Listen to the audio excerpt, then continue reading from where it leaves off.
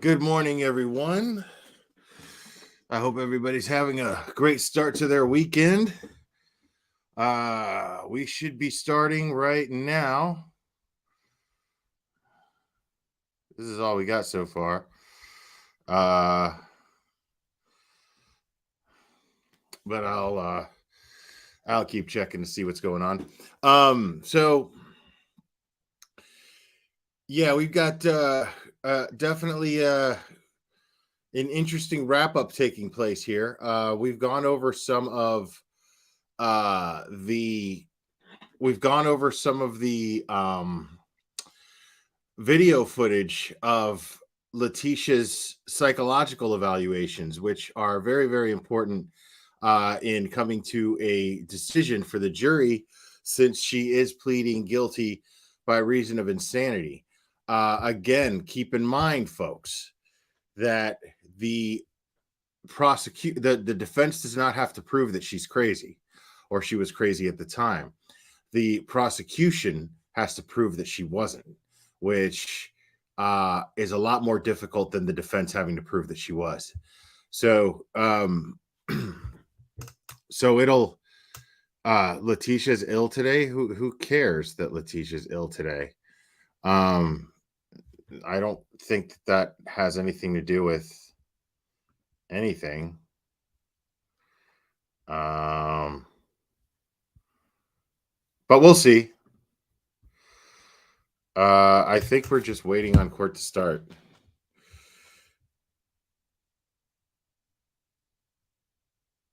Let me check with other sources to confirm what's going on here.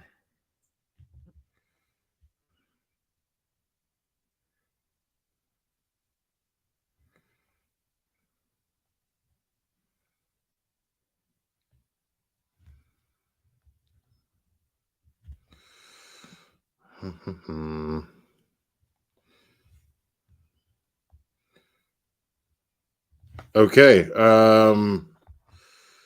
That was a live stream that ended. Maybe. I don't know, man. I'm seeing some people are streaming the courtroom.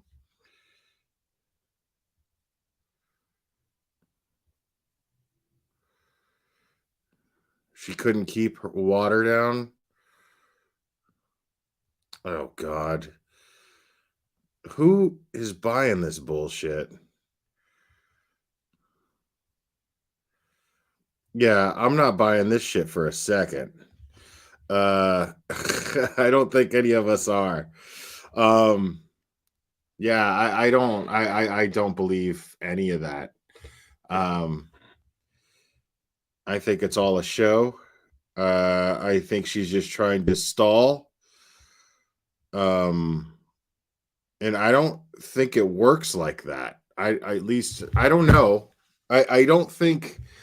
Can they do that? Can you call in sick to your own trial? Can you do that?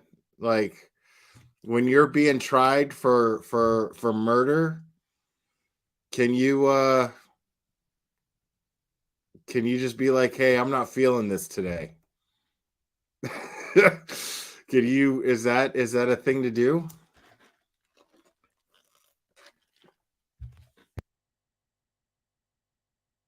Oh, you're the wishful thinking lock pickings gal.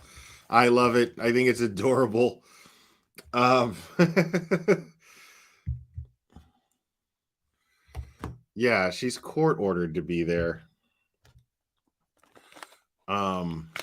So I mean, they could proceed without her. You know what I mean? Uh they will proceed without her if they have to, as far as I know. But I think they're giving her maybe, I mean, because all I'm hearing is this through you guys. I'm not seeing anything in the news about Letitia being sick. Maybe somebody was streaming the courtroom and somebody said something about it. Maybe one of the attorneys did, and but let's just for fun See what's happening.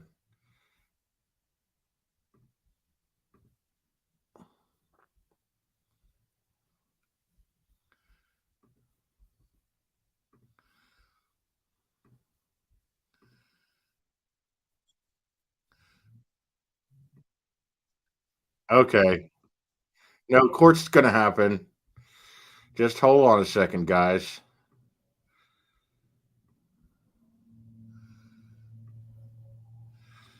Um, Now I'm not running the WebEx, but as soon as they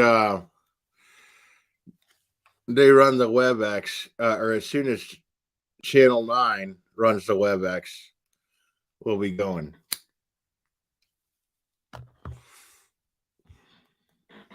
And I can get off camera and eat my breakfast.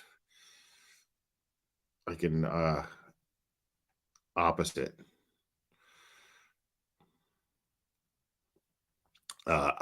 MGL. So this is what Channel 9 is running so far. I'm going to refresh it just to see what happens here. Oh, yeah, absolutely bupkis. That's what I say. Give her a bucket. Let's get I got an idea.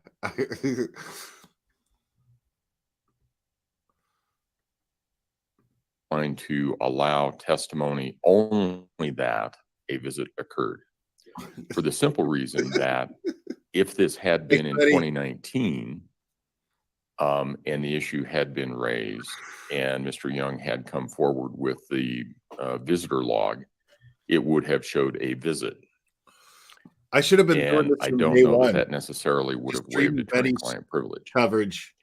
However, if there is any testimony that they found Gannon's body in Florida, I think that likely would, because it conveys two facts.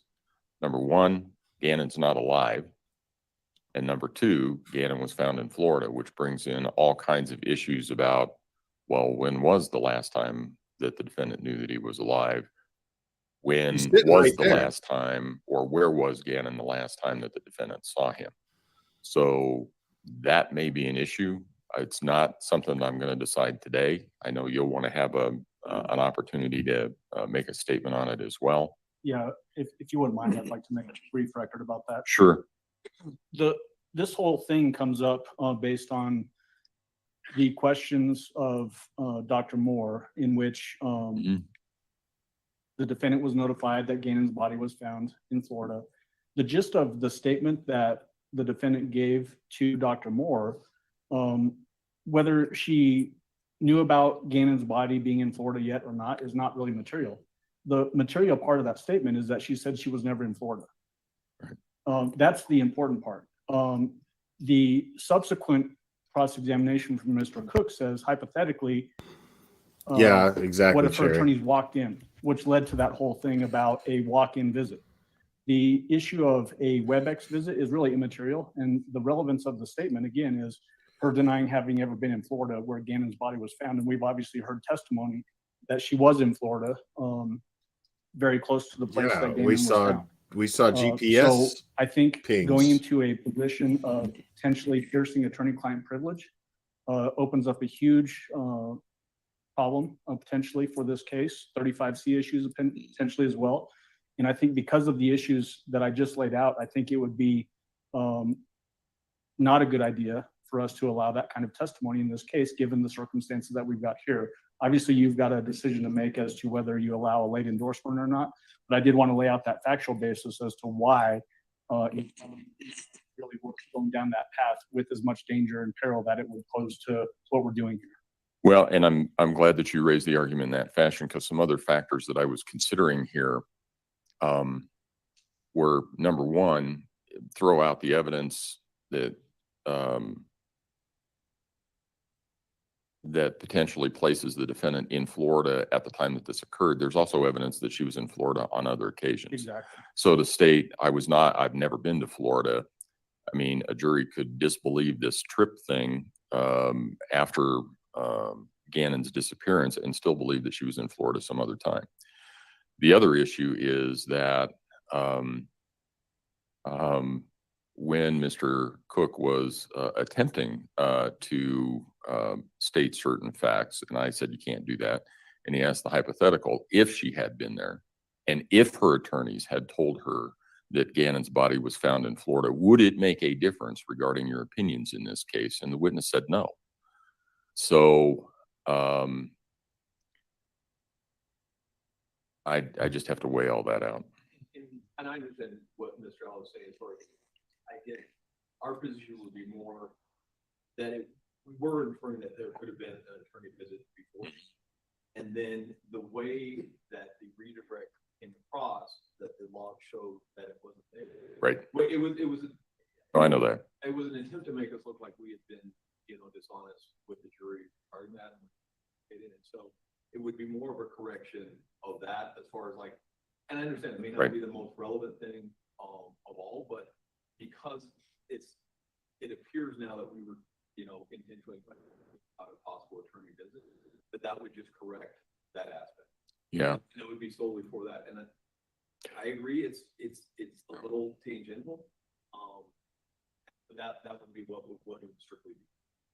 Yeah, and do they have records of the time? So we have that, Judge. So Oh. there was a WebEx visit. It was Okay. at, I think, 12:30-ish in the afternoon on March 20th.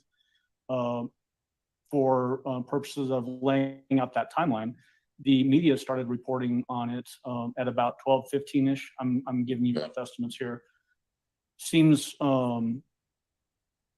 difficult to believe that they were able to get that information that quickly, get a WebEx set up, and then do all those things, but it could happen. The point, though, is still that Mr. Cook, I don't think he was intentionally trying to mislead the witness, but he still used specific words, which was, what if her attorneys walked in? That's the advantage. No. Yeah. And the other thing that it is verifying there was a WebEx visit by her attorneys at 12:30. The other possibility would just be a stipulation to that, that her attorneys did have a WebEx visitor at 12:30 on 3/20, and then there's nothing else other than that. And I think that would solve, the issue. But part of, the thing is that things are fluid. Right. And we're getting information. Thank you, Melissa. Thank you, Melissa. Because my streamer's not working, so might as well put Bullhorn to use. You're given information that there was a visit, and then Might as well do something useful. So yeah.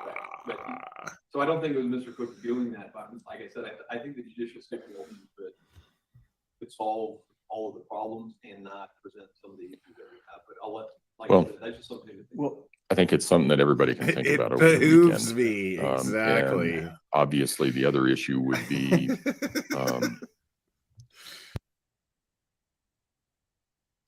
sorry, I'm blanking on the witness's name. That was Dr. Moore. Dr. Moore, I don't know whether she has the date, but I don't know that she has the time. She must have, because it's been referenced in a lot of other questions. So there must be a time as to when she had this conversation with Ms. Stout. And again, it wasn't immediately obvious to me at that point in time whether or not that conversation would have occurred before the WebEx or not. But there's a lot of things, a lot of moving parts. I think we can talk about it further on Monday. It's not a decision that has to be made now. It looks as though Ms. Stout is feeling better. So I think probably it's a miracle. time would be better used by it's a miracle moving forward with what we have, as opposed to debating what we might do. Yeah. And go from there. Just to clear up your questions, though, about Yes. timing of everything. The WebEx visit on WebEx that day on March 20th was at 12:35. Dr. Moore's notes is dated March 20th at 6:27 p.m. So it would be after the visit from Ms. Strobel. Thank you. The one thing that I want to just have as a point of consideration is that if we then go into a stipulation or the court makes some statement to the jury about that there was a WebEx. There's no indication, and nobody's alleging this from defense, but we also don't want it to appear that we were misleading the jury, which we weren't. Oh, I know that. And if that sort of a stipulation comes in, that potentially could lead to a juror thinking that we were intentionally misleading the jury. And I know that's not Mr. Tling's intent. So we just need to think about those dynamics as well. No, and I think that's fair. So we'll, Maybe I'll talk to Mr. Allen, maybe we can come up with something. Yeah. Something Yeah. that it can satisfy both of us. I bet there was a WebEx did, but the law that Mr. Young was looking at didn't reflect that. So, and we'll talk, and I think maybe we can come up with something to take this out of courts. yeah, and I know that, see, 320, that would have been right on the precipice of all of the changes. So it was new for everybody. It was. So, okay. Let's go ahead and bring the jury in. It sounds like you're going to ask Dr. Torres some questions. Dr. Torres, if you would resume your seat in the witness stand, I remind you, ma'am, that you're still under oath. Does he have a trash can? Does he have a trash can? All right, guys, here we go. All right, guys. You guys want it on Letitia? Good How do you guys want to do fucking this? Lord. You guys want it on both?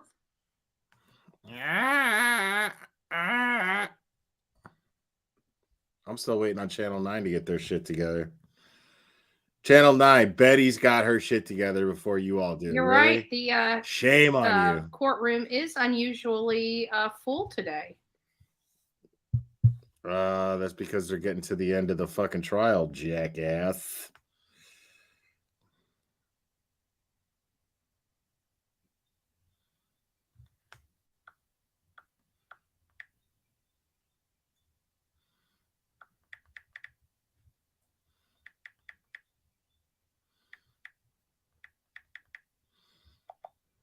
All rise for the jury, please.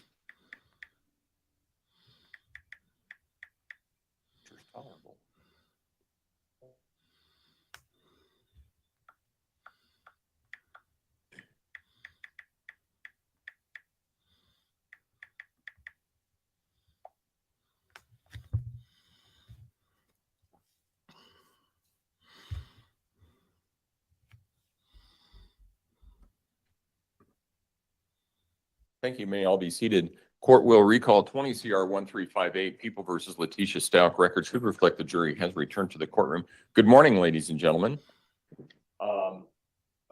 Sorry for the delay, but has anything occurred since we were last together that causes any of you to believe you could not continue to serve as a fair and impartial juror in this case? If so, please raise your hand. No response. All right, when we took our break, we were in the midst of the testimony of Dr. Torres. That's where we will resume. Mr. Young? Thanks, Shannon. Good morning, Dr. Torres. Good morning.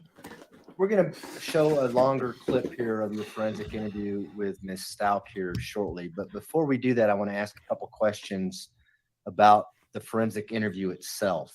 And you as a forensic interviewer, a forensic psychologist, what are you trying to accomplish, especially when you ask an individual about the reason why they're there, the crime or the event that happened that puts them in that situation? At this part of the evaluation, what we're trying to do or what we're trying to get at is the defendant's story, their perception of everything that had happened to them, what they were thinking, what they were feeling, what actions they took. This is important to an evaluation of insanity because as an evaluator, we are trying to get at what symptoms of mental illness, if any, might be impacting those emotions, those behaviors, intentions, motivations, and the perception of reality at the time of the actual offense. So it's important for us to get from the defendant's own mouth their story. And so is part of that role where you may ask them questions, much like a lawyer might do in a cross-examination? Wait a minute, you said this on such and such day, now you're saying this. What do you mean by that? Is that something you would do in a forensic interview? That can come up, and it's going to depend upon what the inconsistencies might be. there can be inconsistencies that are maybe less relevant to the particular issue of sanity, in which case we might not ask questions about that. But if there are inconsistencies that are important to our understanding of what they're trying to communicate to us, then we will ask about it. And in Colorado, would it be common practice to have an attorney present during this forensic examination and the attorney cross-examine subject on inconsistencies and things like That is not common practice. that? And why is that? I believe I may have mentioned it the other day, and we don't allow attorneys to be in the evaluation room, particularly because we have concerns that they might try to interfere or try to influence the defendant one way or the other. This would go for defense or prosecution. She Since said we're that there already. since we're there as neutral evaluators for the court, we want to have our own opportunity to ask the defendant questions. And during the course of a defendant, and we'll just talk about Ms. Stout for now, as Ms. Stout's telling you the circumstances surrounding the event, and then the actual event, according to her itself, are you or Dr. Gray suggesting potential mental illnesses that may have occurred during that event? No. Why? Again, we're not trying to feed the defendant or Ms. Stout any particular information that she could then give back to us as it pertains to issues of mental illnesses, diagnoses, symptoms that might be present. We want to get her version as purely as she's able to give it to us. And would that be standard practice for forensic psychologists, forensic psychiatrists, Friday, in Colorado, not to do that, not to suggest diagnoses to the subject as you're interviewing? Correct. And so with that, Dr. Torres, we're going to play this video clip. It's about 1 hour and 14 minutes long. You're more than welcome to sit back here during it if you like. But Your Honor, at this time, we would be publishing People's Exhibit 725 in its entirety. Over here. Yeah, we're going to play it from over here.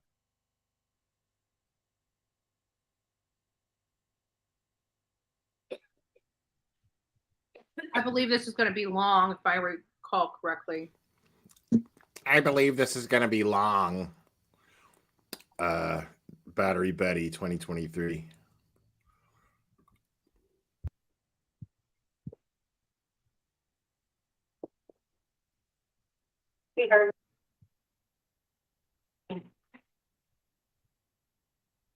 There are some audio issues with their playing of it. All right, so this may be the most difficult part of the day.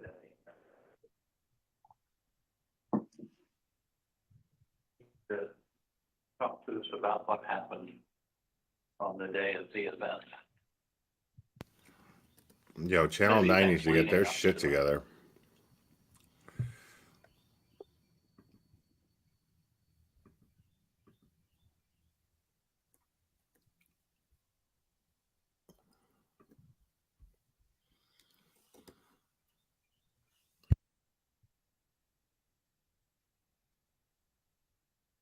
Or do you want me to show you?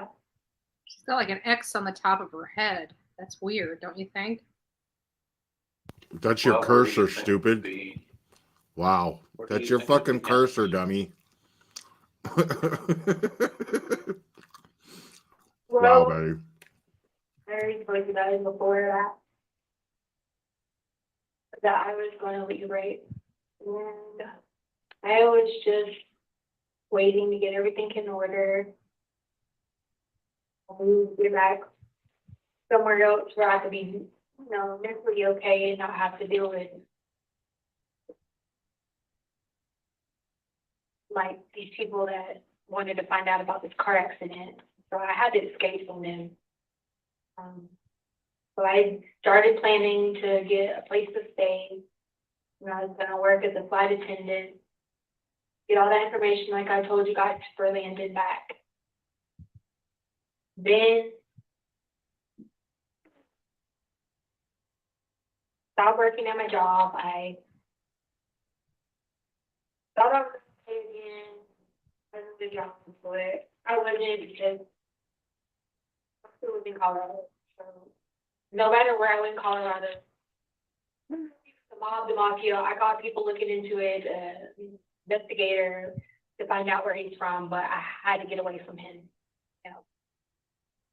So I got a new job and all that, was get ready to go work as a flight attendant. It came back in January, you know, I think it was around like the 9th or 10th, I think it was, when I picked them back up. I picked them back up from the airport. That was that, like, you know, the transition period, getting everybody back, you know, in the mode, in the routine and all that we. Then we went on the cruise. We went on a cruise of January 16th. Me and Albert and the kids stayed at home by themselves with Harvey and the babysitter. And it was weird because, well, I get to the port for Lauderdale, but they had lost my bag. So I was like freaking out thinking that one of these people had took my bag, because I changed my whole route from where I was going.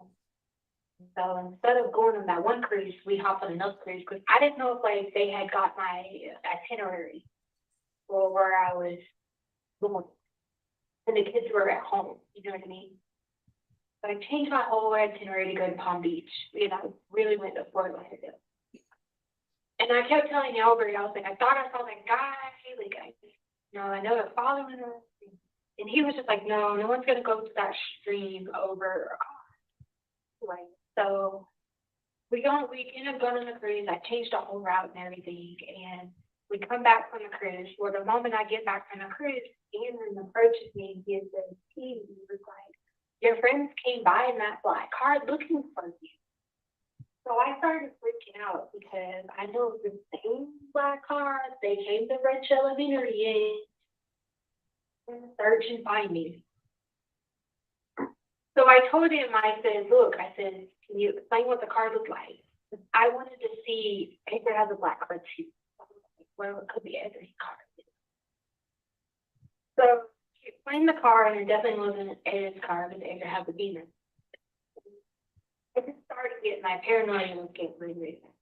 So I wouldn't go to the mailbox. I wouldn't go wherever. I was going to work, and I was putting, like I said, the visors up in my car because I thought that they could see me. I'd go take breaks at work and freaking out because I just started this job at District 20, and I didn't want it to think, you know, like I was. Cochina. So I'd go to my car and try to like figure out what to do.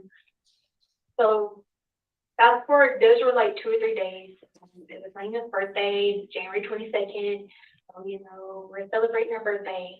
Well, I rode all the way to get Albert's mom because I was scared to stay at home by myself.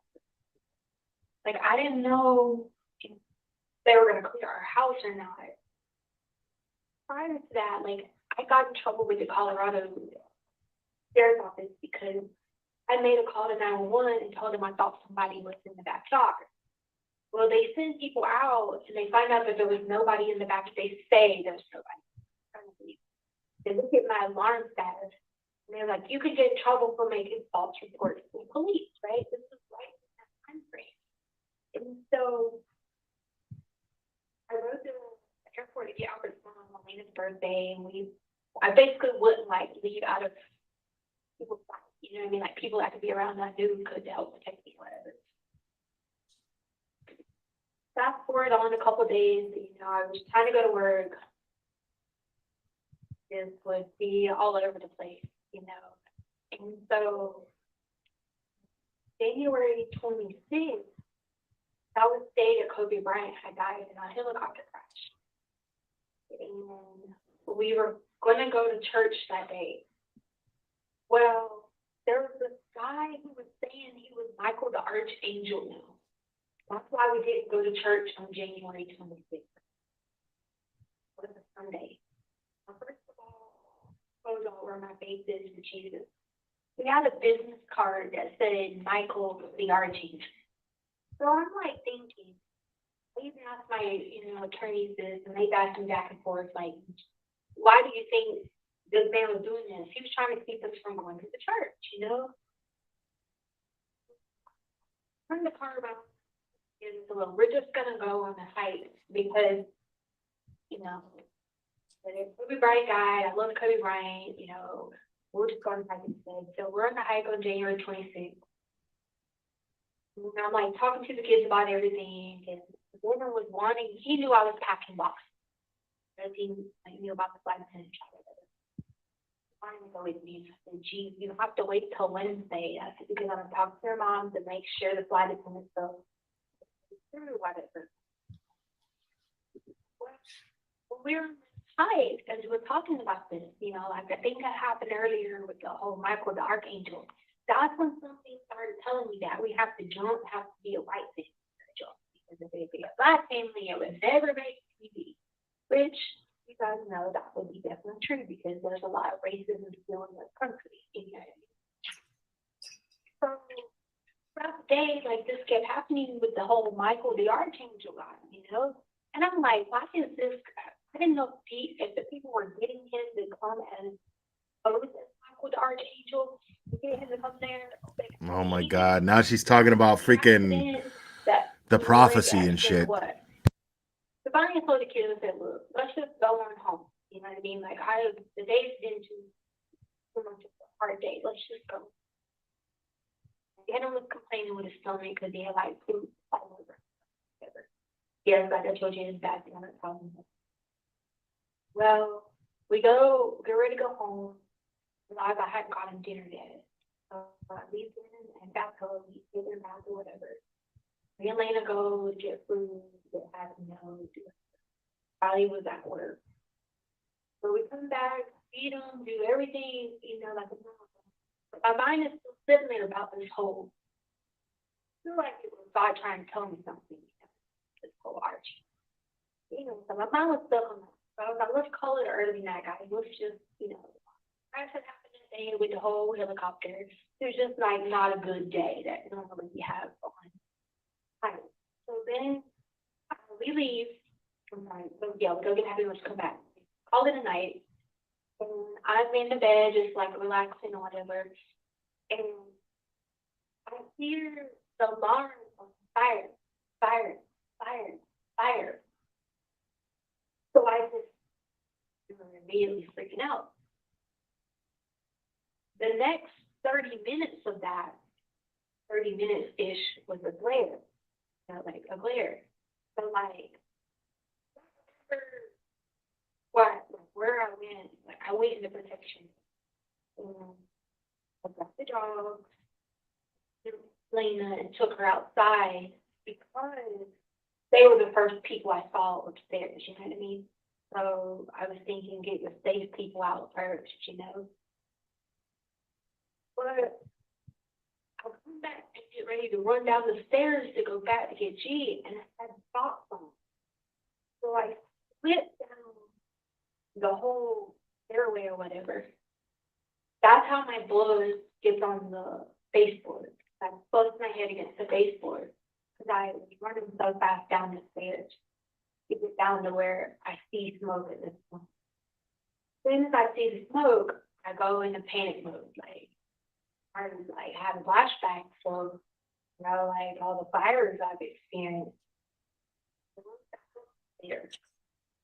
Going back out the front door again, and then realize Gannon's downstairs. Go back down the stairs. And then I went back down the stairs again, and Gannon's on the sofa, and the fire is around the sofa. So I reach over to grab him, and when I do, he was like wrapped in the covers. So I grabbed the covers, I pulled the covers, and when we both go on the fire, last part of that was just being down on the fire. I didn't remember anything again until we were in the truck, but all of us were safe in the truck. So like, I don't remember running out at that point in time. I know that I did because the alarm doorbell camera showed that we run out the house. But I don't know if I did. I just It was just so traumatic. I don't know what happened from the time we went down in the fire to going out to the car, except my doorbell, the camera system. So they have camera footage. Go out, we get in the car, and I just pull off.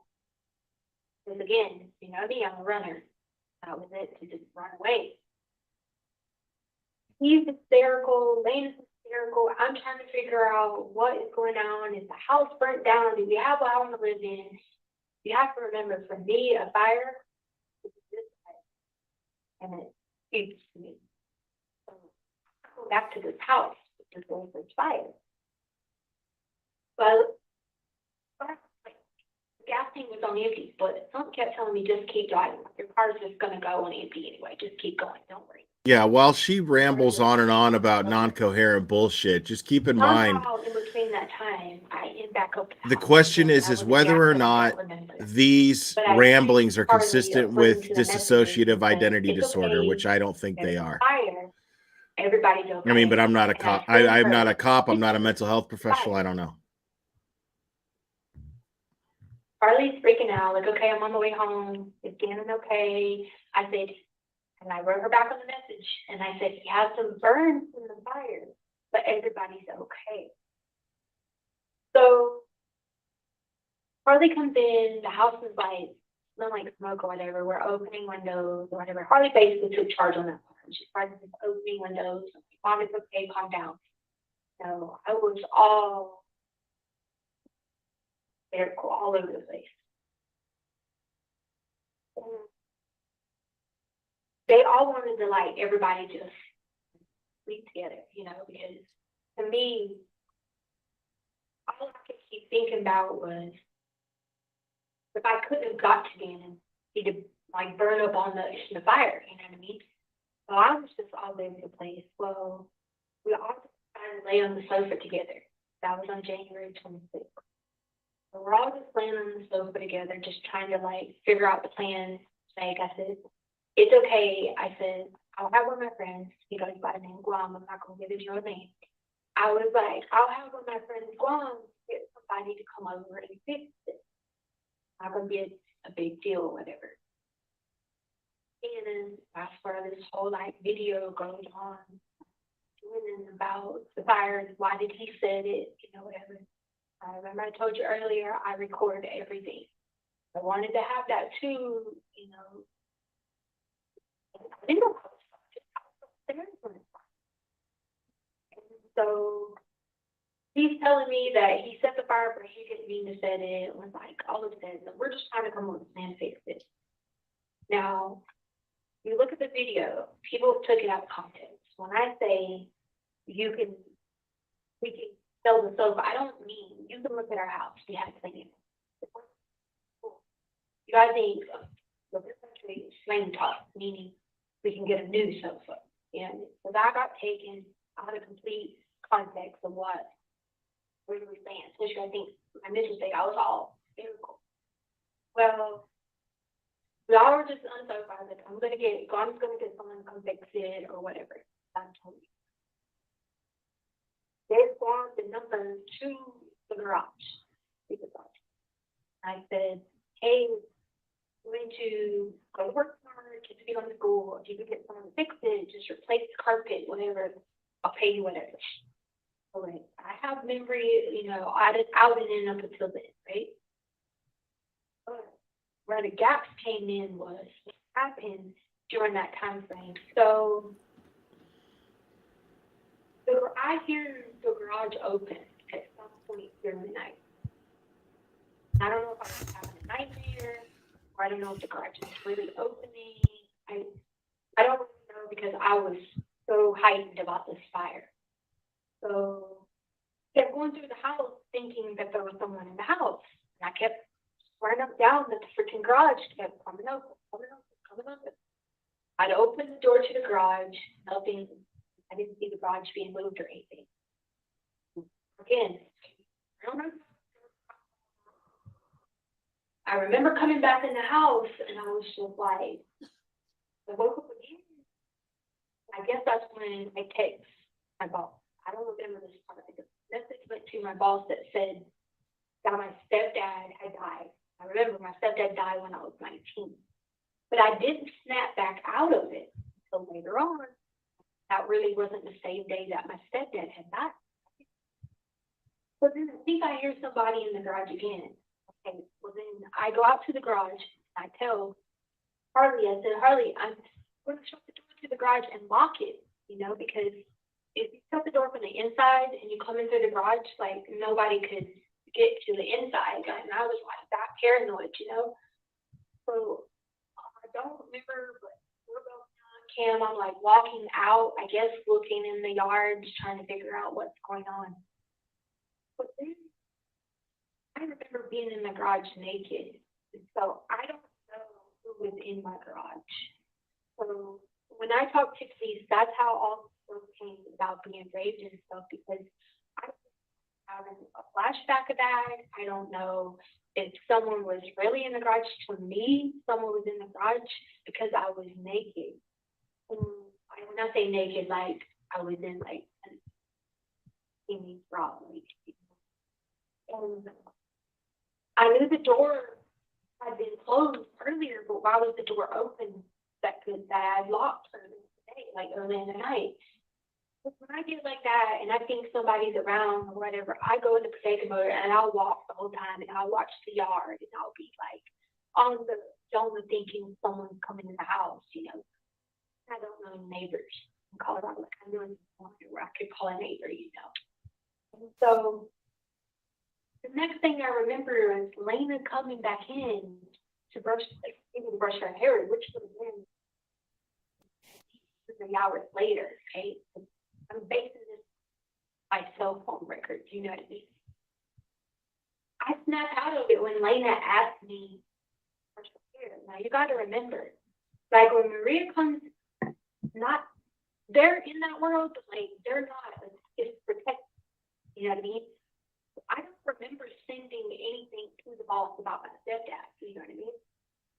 It was 3 or 4 o'clock in the morning. So Lena gets up and I've been brushing her hair and I come back and I'm like looking around and I was like, oh, there was a fire. Why was I in the garage? Why was this? That's when it started being like, did I dream this? Did this really happen? You know what I mean? So I go out to the garage, you know what I mean? That's when I grabbed my head and there was like matted blood on my hair. So I knew that I had really fell down the stairs. Like I thought I fell down the stairs, you know what I mean? And so the matted blood on my hair, whatever. So I just kept like messing with my hair, like trying to figure out what had went on. Well, I knew Gannon had burns on his arms. I evaluated him that next morning when I snapped back into it. She evaluated him, I y'all. didn't think that it was enough to go to the hospital or whatever. As I was leaving, I had an extra cell phone.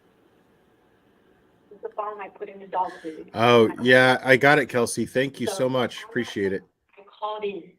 That's how the call came in that Gannon wasn't going to school that day. They couldn't figure out like where this call came from. That's because it came in from the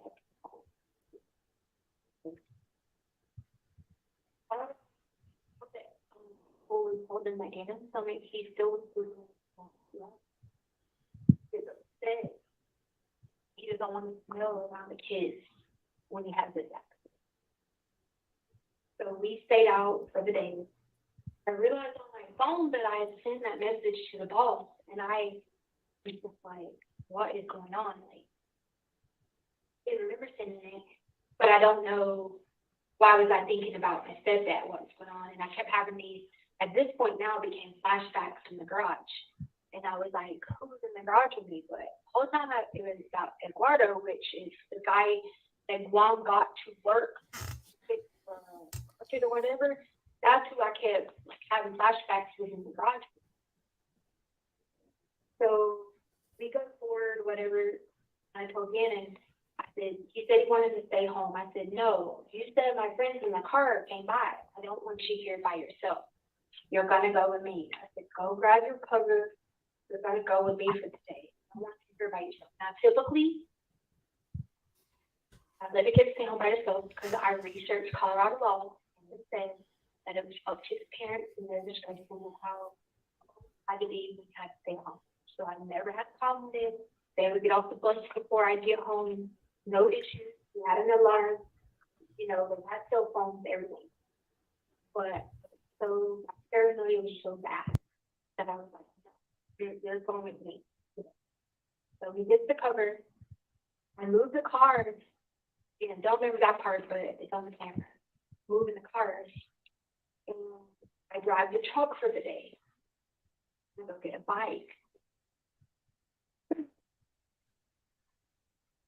Part of the moving process will be like that. I was glad that the truck was less for me to use. You know. So me and him get in the car. I think it says around like no, before we get to 10 o'clock. Albert never writes us back at all that night about anything till the next morning. And he's like, oh my God, I'm fired, right? And I looked at my phone and I didn't see anything. So that's why at first I thought that the fire really happened, because I never got a message back from Albert, you know. But then that You morning, notice he that messaged now back, and I said, yes. I was like, he's okay. So that's she's when just rambling on and on about first bullshit, but none of what she's finished talking about sounds Gannon in the like bed. hallucinations. She's Like, remembering yes, he's fine. He's laying details. down. You know, he didn't go to school today. I called it Nothing in. is consistent with mental illness here. I didn't go into explaining to Albert about me sending a message and losing my mind, don't know what's going on about. I don't want him to be like, you know, freaked out 1,000 miles away. So I told him, I find that let's just go out comical, shopping buddy, for the man. day. Remember we could go Welcome to the go crazy get crew coffee we call that family. morning. Shut the Dunkin' fuck Donuts, up. I think they had me at Dunkin' Donuts.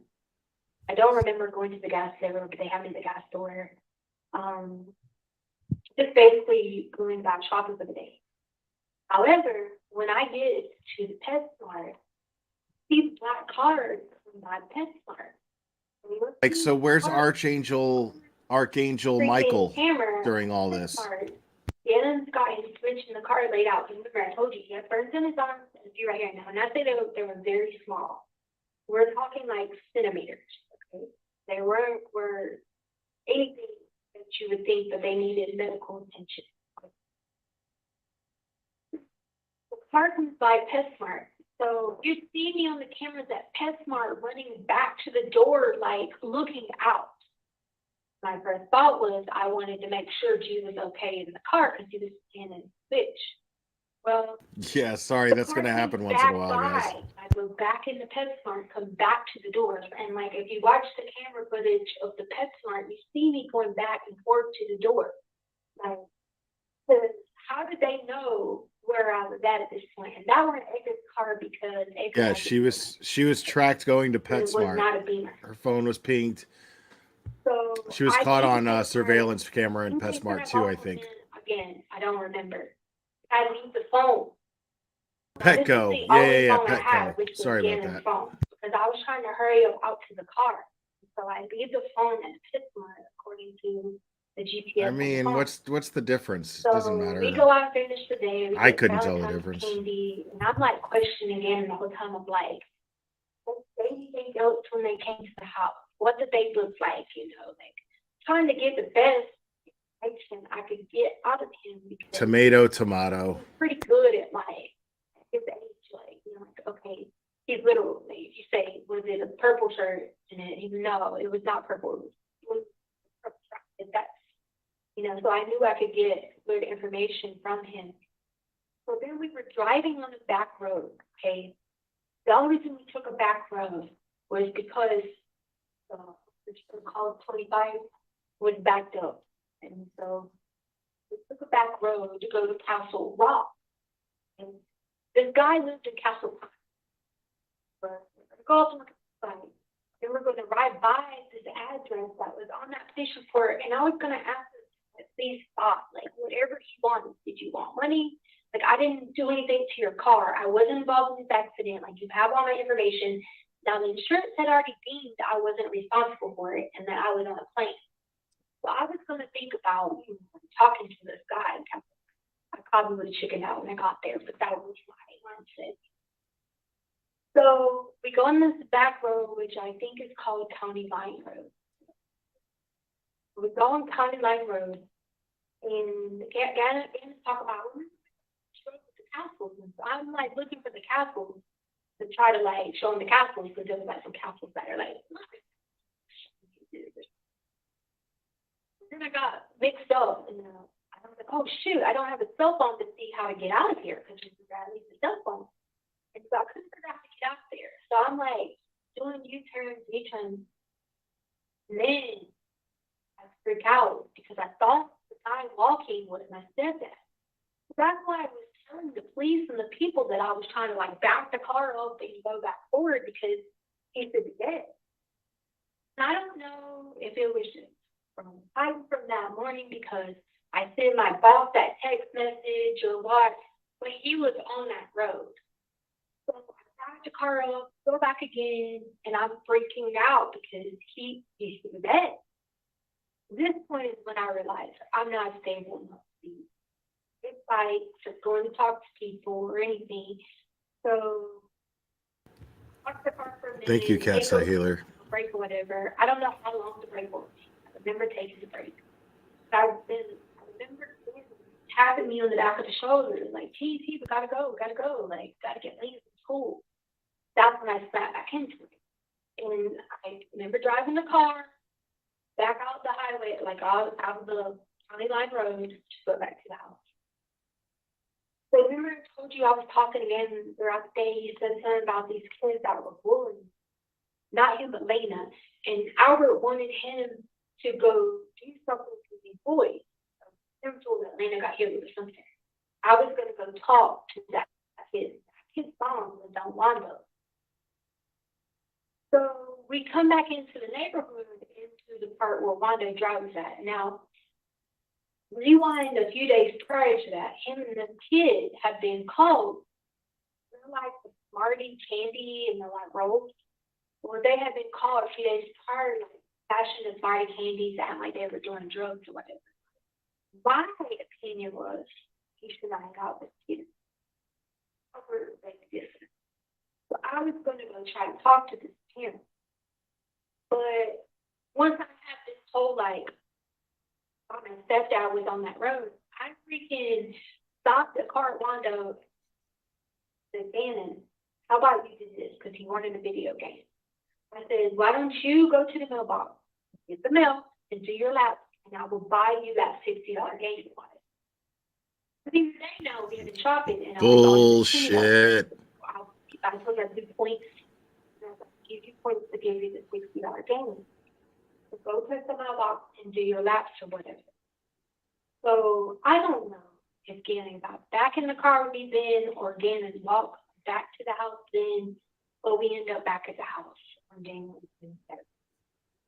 So if you see the videos, you see me like pull in, drive back, do all this stuff. I don't remember all that. I just thought that I was trying to like, what was said that I just remember I went in the house and I just sit down and was like, this is crazy.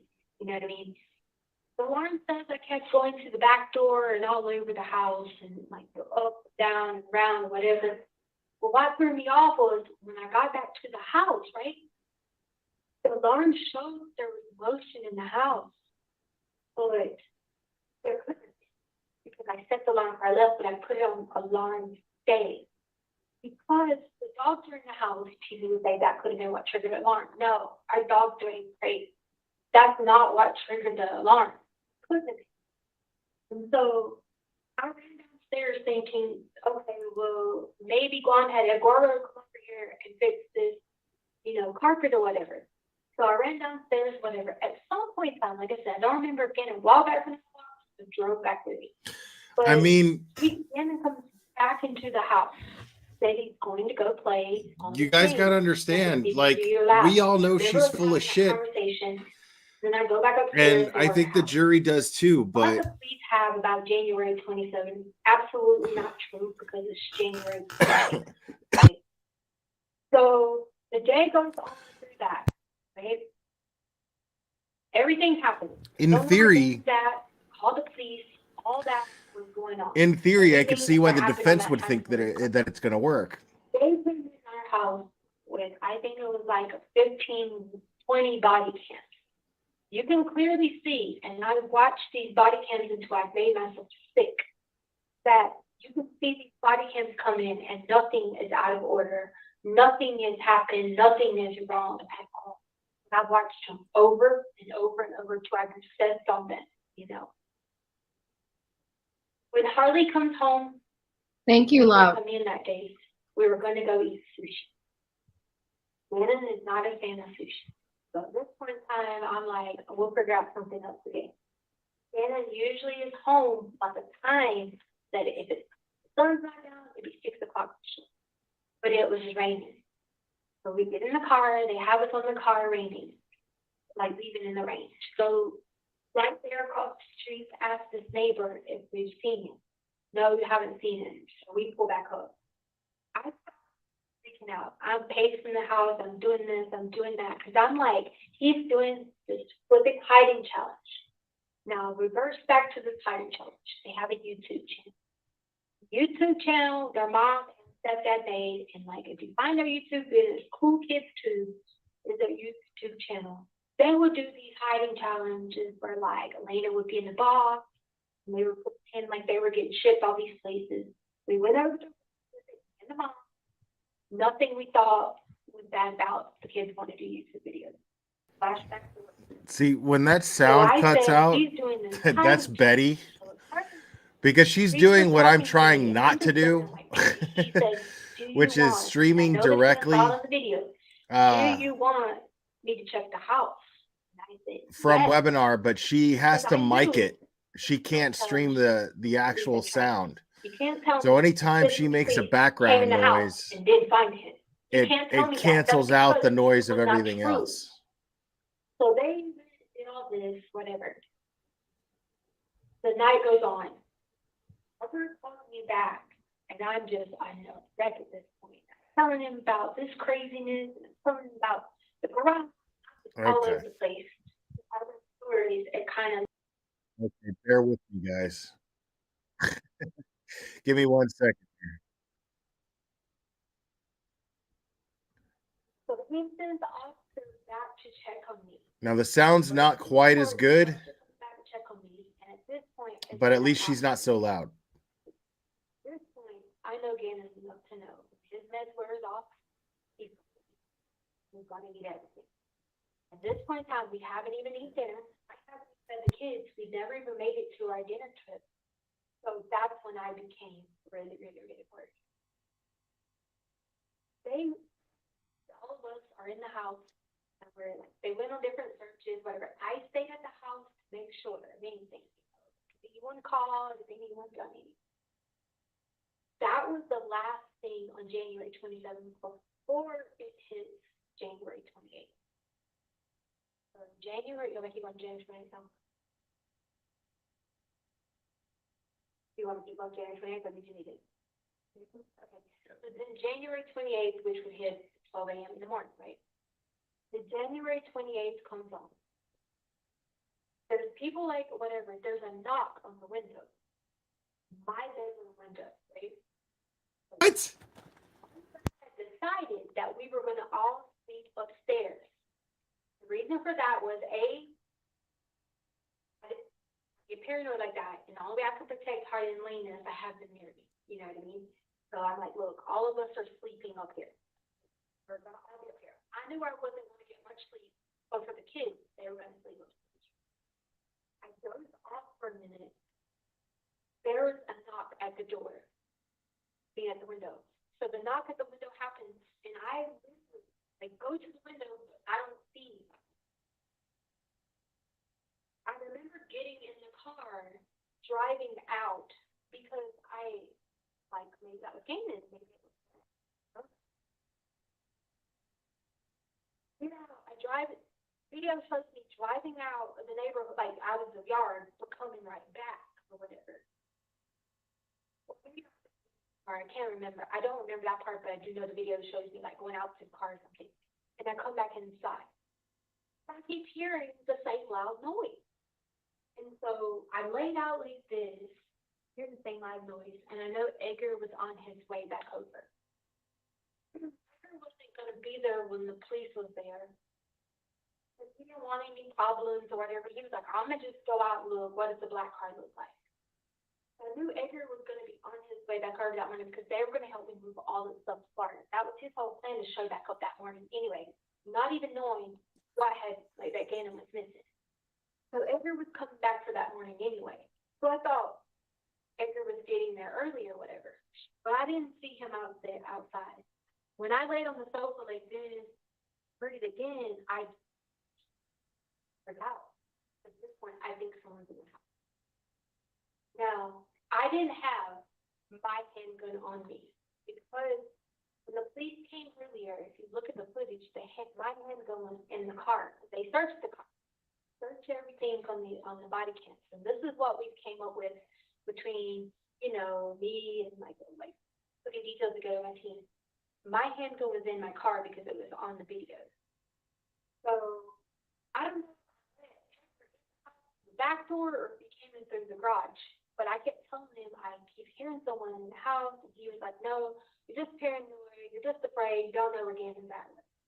So again, me, Edgar, Angelica, that's Edgar's family, and Lena were all in the house. Harvey, Lena, I think Angelica was laying down, and Ty was on his way back. I go to school in Florida. Ty was on his way back here. Whenever that noise again, I realized my handgun is in the car. I said, I never drove my car, it was in the car all day. Me and Edgar don't talk. Wow. Here, and I started going down the stairs slowly, and I went back up the stairs. And I was like, downstairs. Now, I don't know who's downstairs, what's going on. I don't even know if anyone's in the house or if it's just the people looking or what's going on. When we go back down the stairs, Edgar has the other handgun on him. Crossing over the front stairwell, it looks like a cape. So it's like a cape wrapped around it. Goes straight into the back bedroom. As soon as I see him go to the straight back bedroom, I'm gonna instantly go with the protection mode. I went to go grab the gun off, like from Edgar, because I thought the person in the cape. I didn't know who it was. I happened with the whole Michael the Archangel, the whole thing that happened. Good morning, And Antron. I grabbed it from him. The gun hits me and then hits the person in the cape. At the time, I didn't know who the person in the cape was. Oh, standing on top of the bed. I didn't know at the time it was standing on top of the bed. Until later on, when I sat down with my attorneys and we put it together and realized it, I didn't know until that point that it was Gannon standing. Oh, so you put the Prior to story that, together with your I thought attorneys then. Good to know. the whole like cape thing. We've put it together over and over and over, and I sit and I cry with them. I did this with them and everything. The only thing that comes to my mind is that the way the cover was wrapped, that's what had to look like the cape, was the way that he had the cover wrapped around him. They can see what they want, whatever about me. I never was purposely hurt Gannon or hurt anyone that I would have thought it would have been Gannon. Never in a million years, okay? Never. Had these kids all over the country. If I was gonna do something like that, it was somewhere in another country. Like, come on, like people want to kill people doing it because they want to take someone's life. That's not what happened. They paint me as this monster and I did all these crazy things. I never once knew it was Gannon. I, in fact, didn't even know it was Gannon until later on. The reason I did was Lena, I guess the noise was Lena. If you read the report, Lena told you that she helped carry Gannon's body. That report in her interview, she says on that Gannon's body's not moving. That's because she was there and she helped carry Gannon's body to the floor. I couldn't get him up the stairs. I didn't even know it was Gannon at that time until I lose it. Like, I am all over the place, like screaming, crying. That's how Lena hears me. Lena helps me. Now, Harley's still asleep. She hasn't woke up to reading this. Harley's a hard sleeper. Lena helps me tote Gannon up the stairs. I'm throwing up, like, blood, the side of him. Like, I literally don't, Gannon is still alive. Gannon is barely talking. We try to get him up steps. I'm like all over the place. We get out the garage to go to the car. Not going out. Because at this point, I think I was in complete and utter shock. And I know I'm throwing up because I see all this later. So when I tell you I know I'm doing something, I sit back and written a timeline and look at everything and figure, this out. Because I was just on it. Well, they're not going to call Lena. Car on the passenger side. They're just going to look at this as more bullshit. But I was on the passenger side. Okay. Now my leg's bleeding, which if you look at the footage from the hospital, you can see where I got hit with a bullet. Okay? So my leg's bleeding. And that's probably why there was a little bit of my blood on the car. I don't know at this point. I don't know if she went back in the regular party. I don't know anything because I remember waking back up in the car and being like, there's no palm trees. Now you say, what is palm trees? South Carolina, when you go to the hospital. Palm trees, huh? It's Okay. on the Grand Strand. That's why it's called Grand Strand. The beach, and then there's palm trees. I didn't see the palm trees when we were in the car, so I didn't think I was on the right road. I was in the passenger seat, not in the driver's seat. Next thing I know, when I wake back up, I hear a loud noise, like a howling noise, like a noise, and it reminds me of like when my grandpa died, and he made like this noise. That was the noise I heard when I wake back up and I'm in the garage, in the car. Now we look at camera footage, and my car does go out 5 minutes. So leave the neighborhood. So what we put together is that it must have been when I went out in the car hearing the noise, that must have been when Gannon took his last breath, and I was still out of it. Go back in and park the car. Or come back to until Lena must have came back outside to the car, and Lena's asking what's going on, what's everything. I don't know how. Harley's face, Lena's face, they're all just like white, like they've seen a ghost. Like they don't even know what's going on. See, the cameras don't indicate any of what she's talking about.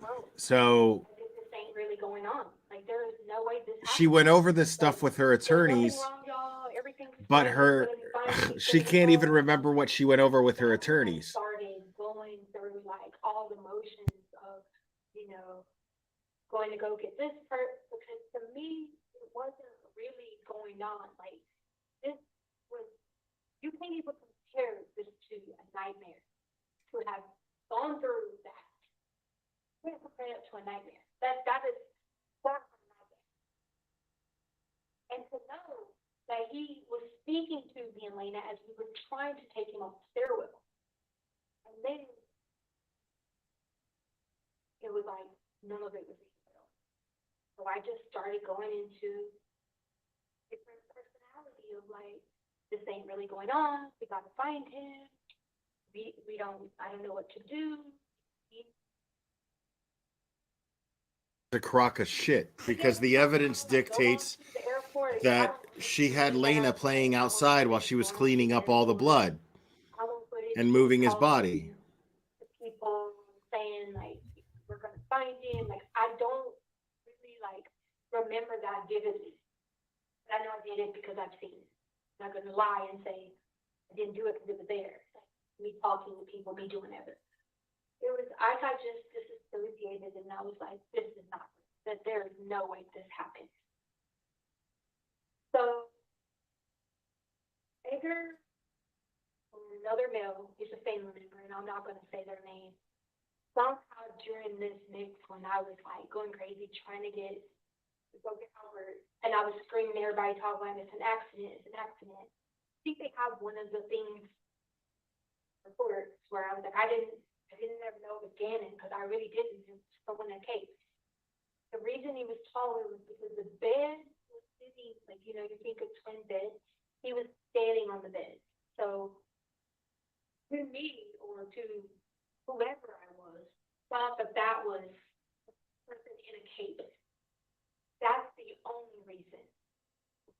At all. That is the only reason.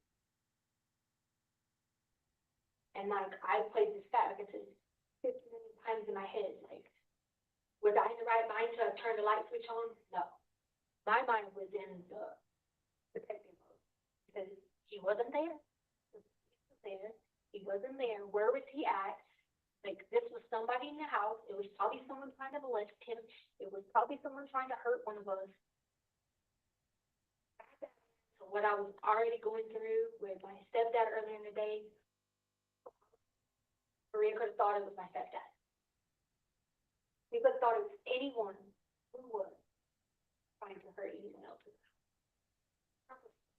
She's going to protect. That part of me, go into protection mode to protect everyone else around me. So there was never a moment. So there's no murder. There's no hurt. There's no intent. Look, I had everything I wanted in my life. Career, this, that, you name it.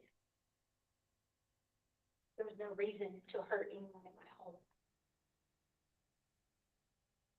I gained absolutely nothing out of hurting a child.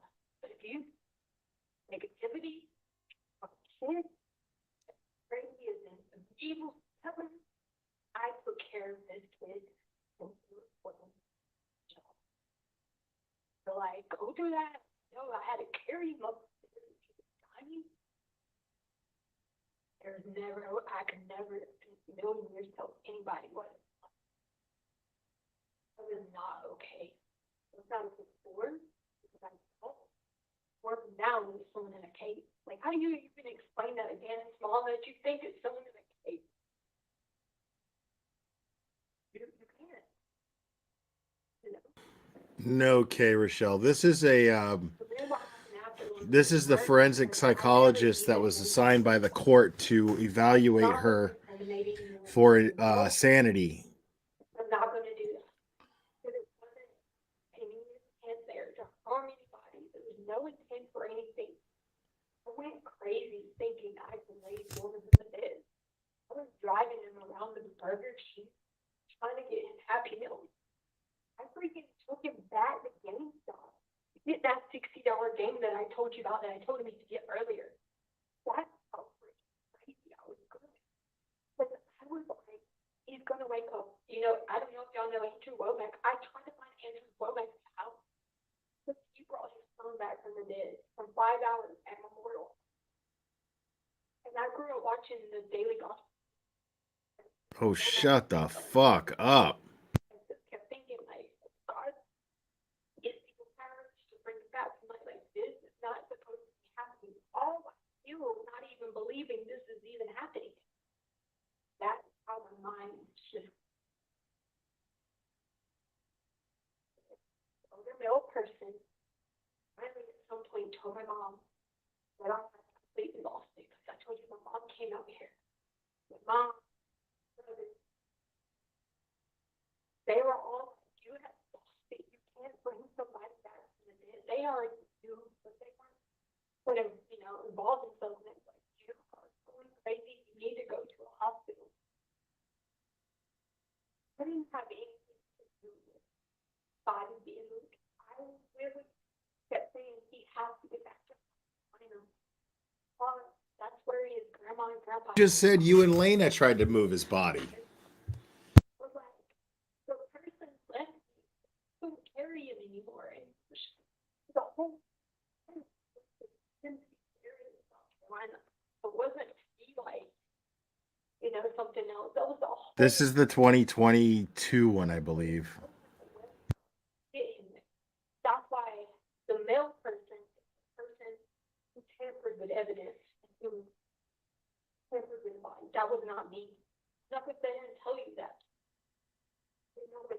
right weapon and didn't do this part. I'm telling you. Start the first case that was out. And then freaking, you think about a cape. What if cobalt colors are on a cape? Red, black. What do I think about? What was going on in my mind during the day for my stepdad? If someone was trying to molest him, someone was hurting these kids.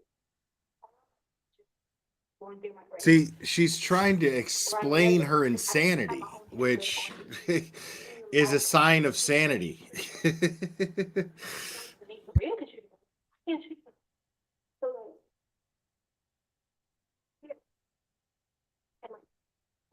To hear the truth of it is like the hardest thing because people are like, oh, why didn't you turn the light on to see if someone's in a cave? Like I sit there and told my therapist and people that like, do you think I had that thought? There was never even a thought to be like, hey, that's not even a thought I had. If it's a thought is when Maria comes, it's protect whoever's in this house. That's exactly what happened. There was no pain, there was no hurt, there was no ill will, there was no anger, there was no passion. I looked at every definition they have in this book because I was spent on it. None of that is right. Wow. You can't even say there's no self-defense. You need to know, I thought this was someone else. Like, how do I know who this is? I'm not in the right mindset to decide, to make that decision. I didn't know right or wrong to who this was, what I was doing. My mind goes to, there's kids in this home, there's Lena, there's Carly, and one of my kids are missing. That's the mindset. That's the truth. So, whatever I've heard, read, seen, whatever, but that is 100% the truth. It was on January 28th, not January 27th. I don't know why they're all wrong.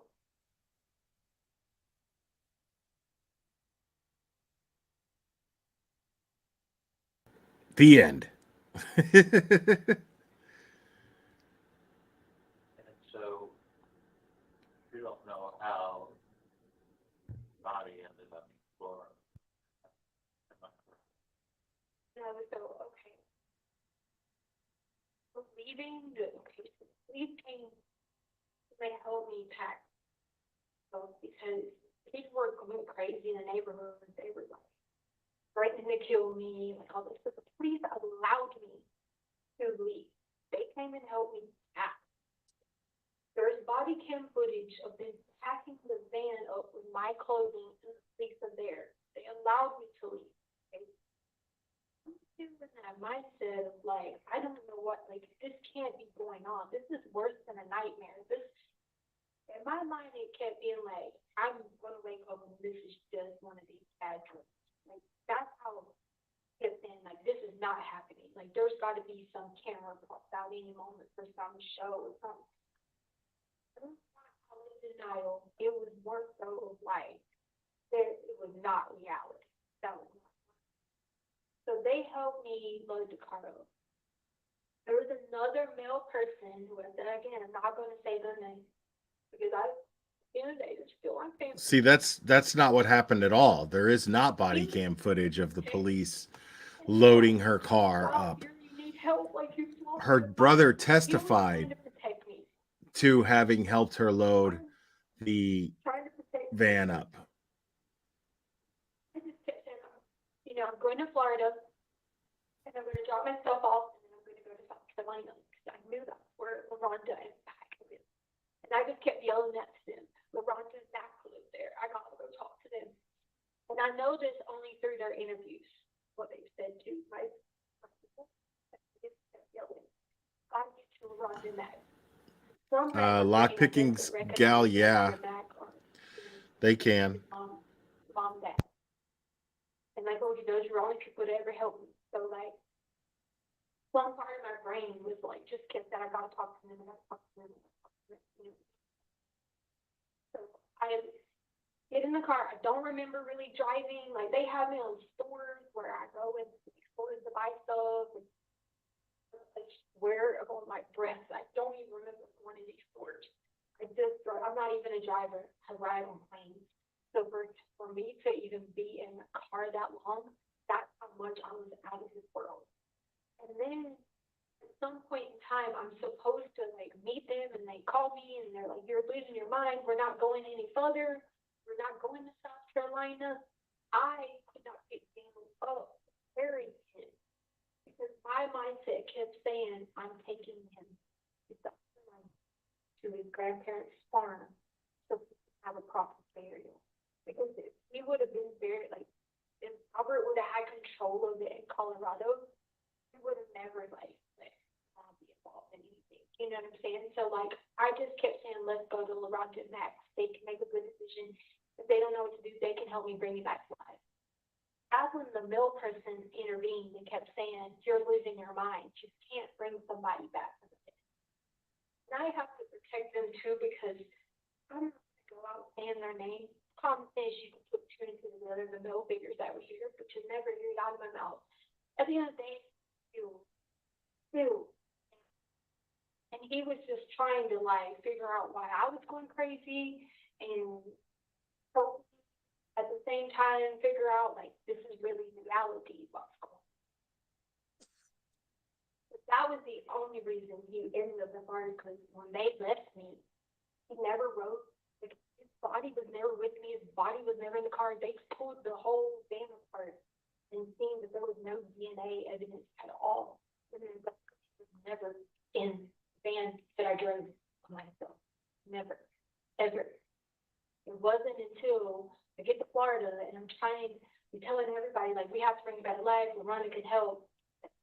Those individuals who flew on an airplane and went to Florida after they got off the airplane, listen, I could not pick them up to carry him. That is the only reason. For else, I don't know. My investigators have asked me, what was your plan? Was you just going to pull up at the farm in South Carolina? And I said, I didn't have a plan. There was, in my mind, that's probably what I was trying to think about doing, is get to LaRonda and Max, but like, there was never a plan. Like, I don't know if I was going to pull up there and, you know, lose my mind, tell them what had happened. I didn't know. I just knew running has been part of my life. So running always makes things disappear. Like, it's not real. So I was under the impression that this was all just a nightmare, that as soon as I got away from this, I was just going to snap back into it, and this was not what happened. But it never happened that way. Then I started, like, when I was in South Carolina. Okay, so wait a the second. Crazy stuff. Wasn't eating. You're saying that the reason why you People, it's not what you think. This is not what happened. It's going to come back to life. And like all my friends in South Carolina kept being like, "What do you mean he's not going to come back? He's going to come back to life. What is going on?" And I know by this point, I'm no medical professional, but I know for a fact. so you're saying that I never that my in life your have mind, been if through you the ran, everything would just I go never in my away. life have been through the things That's I was not. going through to explain that. To think there was a person in the cave. To think that this person was harming somebody. Never had been that height. And it caused me the ruining. It's not about me. It's Landon's life. Luna's life. Harley's life. Like, I don't know. One decision that wasn't even right. Every single day. So yeah, sometimes I do check in our reality. They're like, this ain't real. Be back. And with all my heart, I took care of it. Literally gave him minimum. Freaking took him to school, everything. What? If anything, you know.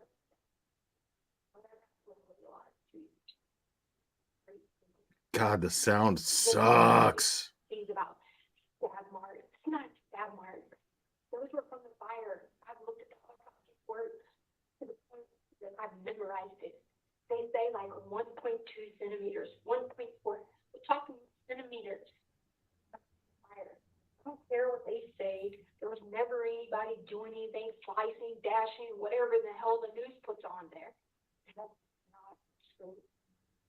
they were marching the virus.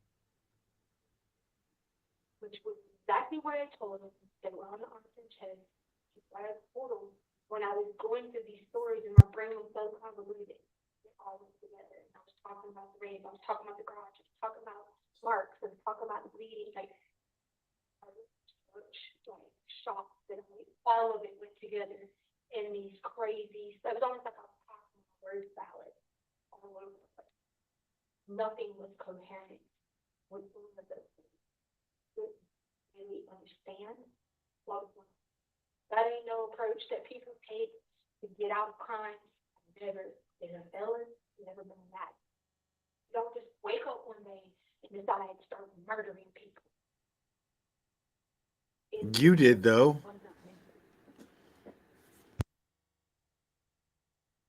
It was missing. Everything in my mind was bad.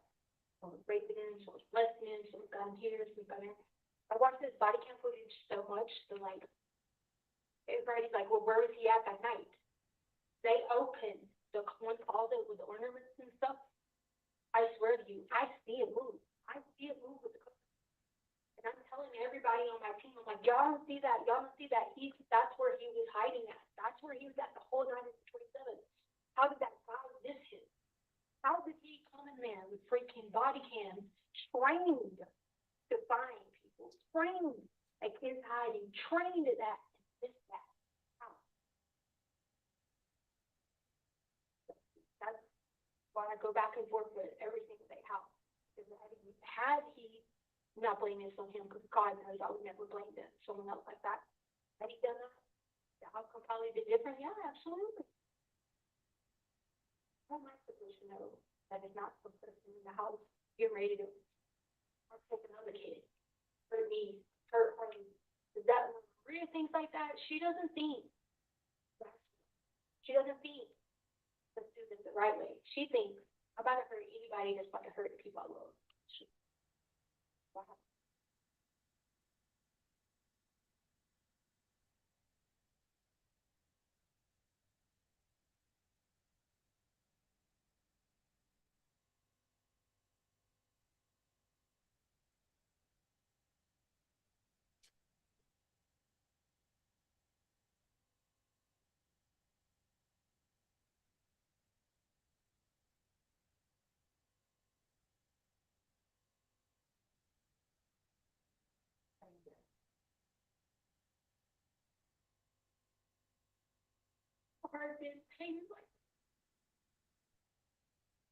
Carbon penguin.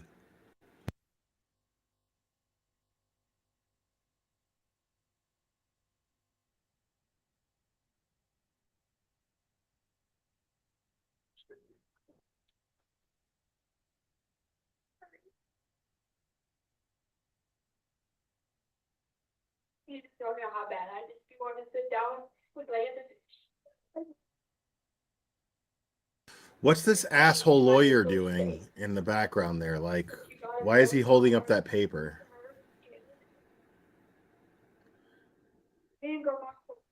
I guess he's just holding up the paper because he's looking at the one under it. Anything, like, even the FBI testified on the stand and the prelim was like, there's no history of any kind of abuse. She did not abuse you. See, she's just trying to like paint herself in an innocent light here. Because I was the one that always came to rescue him for everything. And now I don't even get to like even talk Lena goodbye. I don't get to say anything. And she has to think for the world. I heard her brother, like, come on. Like,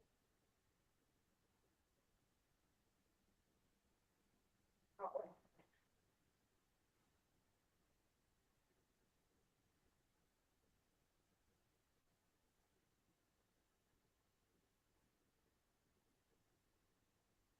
But I looked at I talked to the court and said, like, within the jaw, and it was like,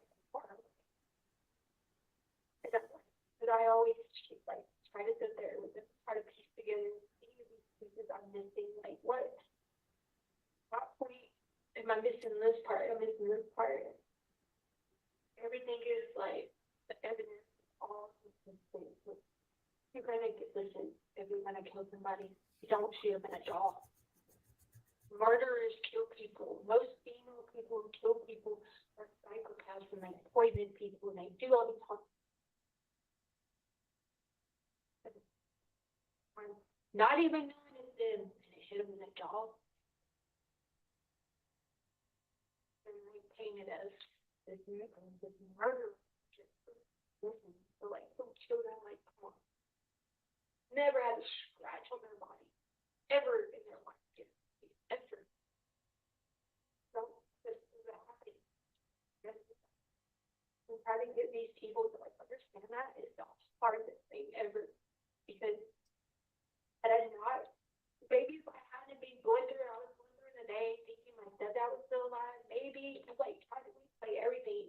Maybe if like I wasn't worried about these people not letting stay home that day.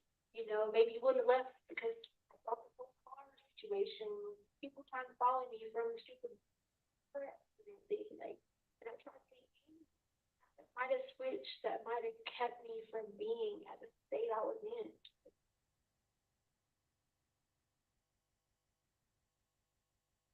And then they like came in this whole thing about cleaning supplies. If you guys have seen the receipt, the carpet. I mean, I've memorized the receipt. It's trash bags, carpet powder, candy, nothing in there. No one's asking her anything. She's just going on and on about the things that she's going on and on about the evidence that law enforcement has against her.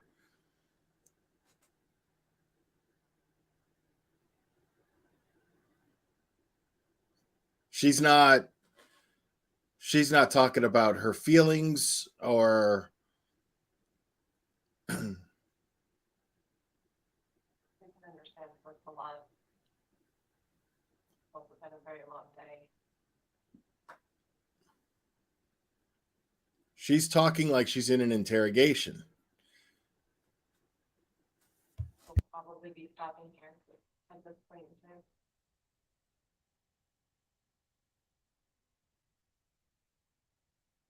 She's like, I've heard enough.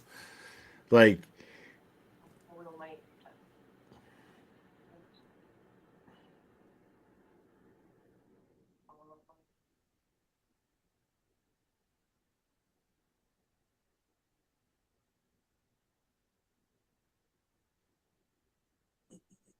You guys hear like a lot of like stuff known to like what people do and stuff. Whatever you do, please just don't ever delete the whole mindset of these people took. You won't ever find it in my history. You said ever nothing like that comes to children.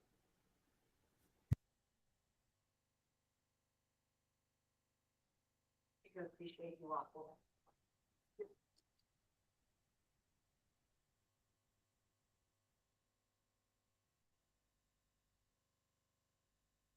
Worked pretty hard to consider all of the.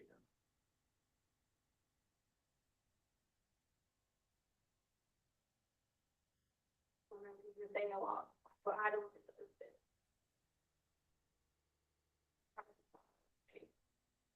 At all.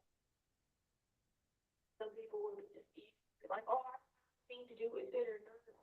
From the beginning, I got. oh shit, my bad, Hackup. Sorry about that. And then I kept being like, this is not real. But at some point it hits you and you're like, okay, no. this can't go Oops, back. that was an accident. Sorry. This is really going on.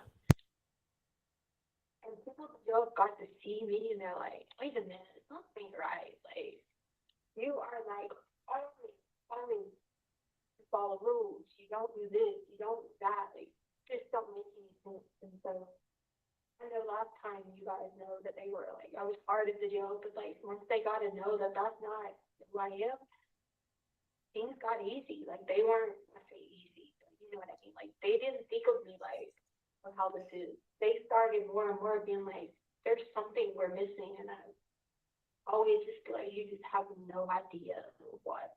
is actually missing from it. It's not, because someone, that's not true. Whether you want to call it that on paper, or on the Bible, it is. There's 100% no determination. Me not turning the light switch on or turning it on, off, on, me determining who was there, who was not, caper, under the cape or not, there was no determination of black stuff. And I've read that, every part of that book I told you I read it. There was no determining black stuff. Because in the reason, he's here, in this house, they need to be protected. I read the book.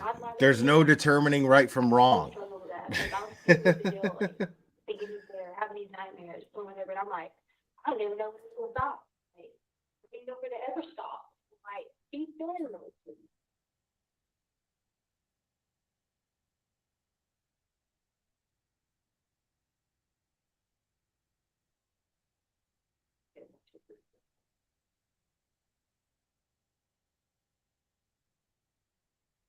Yeah, she just said, I read the book front to back. There's no determining right from wrong in that state. So here she is trying to tell the psychological evaluator how to do their job. Like, you can't say that I wasn't crazy when you walk out of here, or whatever the fuck you're writing down in your little notepad there. You can't say that I wasn't crazy at the time. That's her whole thing right now.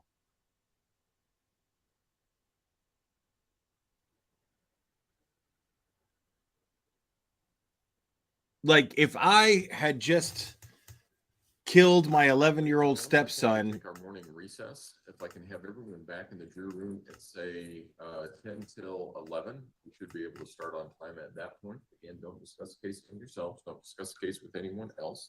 And we'll see you back at 10 till 11. All right, for the jury, please. Okay, so yeah, if I'm if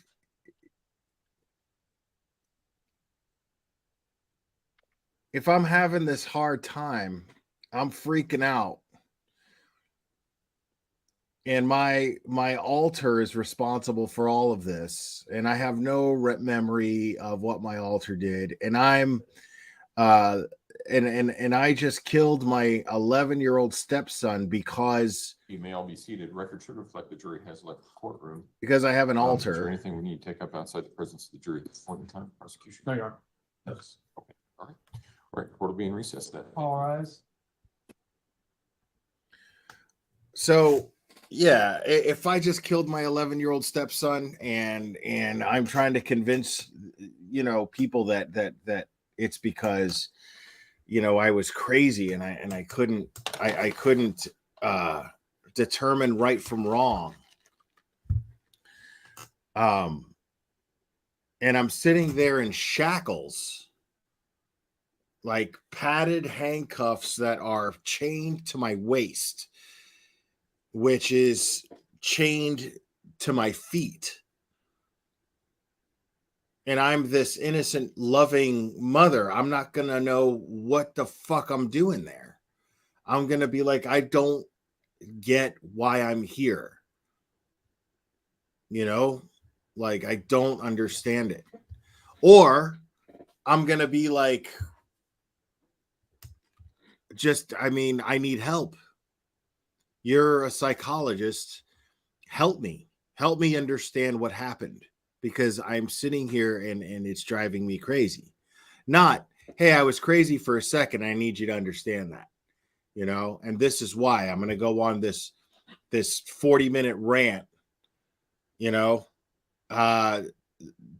explaining to you why I'm crazy. That's not what a crazy person would do. That's not what a crazy person who had a moment, because when the rest of their life and their personality is that of a nurturing, wonderful person who misses her family and love this stepson that she had so much. I'm gonna be like, just do whatever you got to do to make sure that I never do anything like that again. Whatever it takes. You know? Like HBO Max just dropped 3 episodes of this new miniseries that they got going on about Candy Montgomery. You guys know about Candy Montgomery? I watched a little bit of a documentary about it last night. I only caught the end of it. But so Candy Montgomery is this lady who, and this is why I want you guys to understand, because all of you guys are sitting here going, bullshit, bullshit, bullshit. I'm going bullshit, bullshit, bullshit too, right? I'm not trying to deny this. You know what I mean? But I'm trying to help prepare you guys for the possibility that this might not go the way that you want it to go. Okay? It's quite possible. And even though this defense is court appointed, it's quite possible that they may have come up with a foolproof defense. Maybe not foolproof, but they may have come up with a defense that works. You know, I mean, here's the thing with Candy Montgomery. Let me explain my my method to my madness here in bringing up this case. So Candy Montgomery, this was 1980, I think this murder took place. 2 years prior to that, she initiates, it's important to say that, she initiates an affair with another man. Okay. She's very active in her church. Everyone in the church loves her. They think that she's just the greatest person in the world. She's they're Methodist, you know, so they're not like hardcore Baptist, you know, Pentecostal handling snakes kind of, you know, dancing around and getting slain in the Holy Ghost type Christians, but they're good Christian. It's a good Christian community. You know what I mean?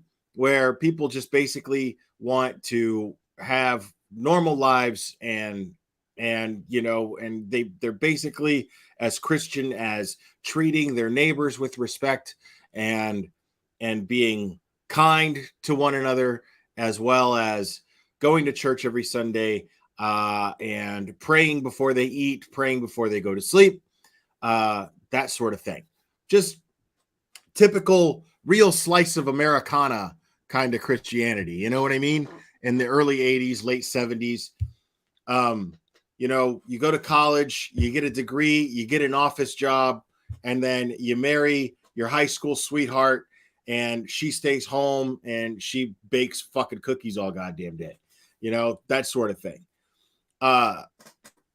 Now, in that sort of things, in the boredom of that sort of thing, Candy Montgomery decides, playing a church volleyball game, she gets knocked down by one of her teammates who happens to be a married member of her congregation.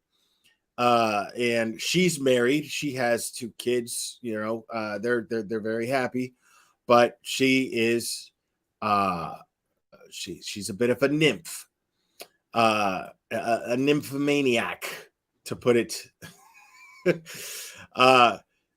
correctly. And she gets knocked down by dude, and he helps her back up. She notices his pheromones, becomes sexually attracted to this guy, even though he's not very physically attractive. But basically, the idea of getting something different than what she's absolutely used to excites her. So she tells this man that she wants to have an affair, right? So they end up having this affair. The dude is reluctant because his wife is pregnant, just became pregnant with their first child. But his wife is a very, let's just say, frigid. I don't know if frigid's the right word. I'd say definitely beyond vanilla. Some of you who don't know what the term vanilla means, that means that you're vanilla, just so you know. So if you don't know what the term vanilla means, that definitely means that you're vanilla, for sure, without a doubt. Yeah, definitely. I mean, prude. Yeah, I guess so. Maybe, but anyway, this dude was apparently this guy, his wife is the first woman that he's ever even been with. And his wife is, she's just a moody person. She's not necessarily a bad person. She's just a moody, kind of bitchy, just kind of shitty. You know what I mean? Just, short tempered with and easily annoyed with little things, and uptight, just all around. Basically a Karen. You know what I mean? And he's married to her, and it kind of sucks. He doesn't really realize that it sucks until Candy Montgomery throws herself at him, and then he knows. Now he's been exposed to what sex can actually be, and he gets really, they engage in an affair, and not after careful planning. She wanted to jump right into bed with him, but he was like, real important that we don't hurt anyone's feelings here. I love my wife, but there's something missing, and this seems okay to do as long as nobody else gets hurt. So they plan all this shit to where her husband doesn't find out, his wife doesn't find out, nobody finds out. It's a big secret, blah, blah, blah, blah, blah. Even though she's bragging to her best friend, who she goes into business with, that she's planning on seducing him, and then finally does. So she knows everything. She confides into her pastor, who's female, and the pastor, she doesn't tell her who the guy is, but tells her that she's planning on cheating, and having an affair. And yeah, totally a 70s affair. Yeah. And so they have this affair for like a good year or so. And then 2 years later, Empire Strikes Back comes out. Their kids like to hang out together. So Candy says, Candy's daughter wants their daughter to hang out together and take her to go see Empire Strikes Back with them because she likes Star Wars, blah, blah, blah. So anyway, then, Candy says, well, we're going to go swimming before we go to see the movie. And do you have a bathing suit? No, you don't have a bathing suit. Okay, I'll run by your house and pick one up.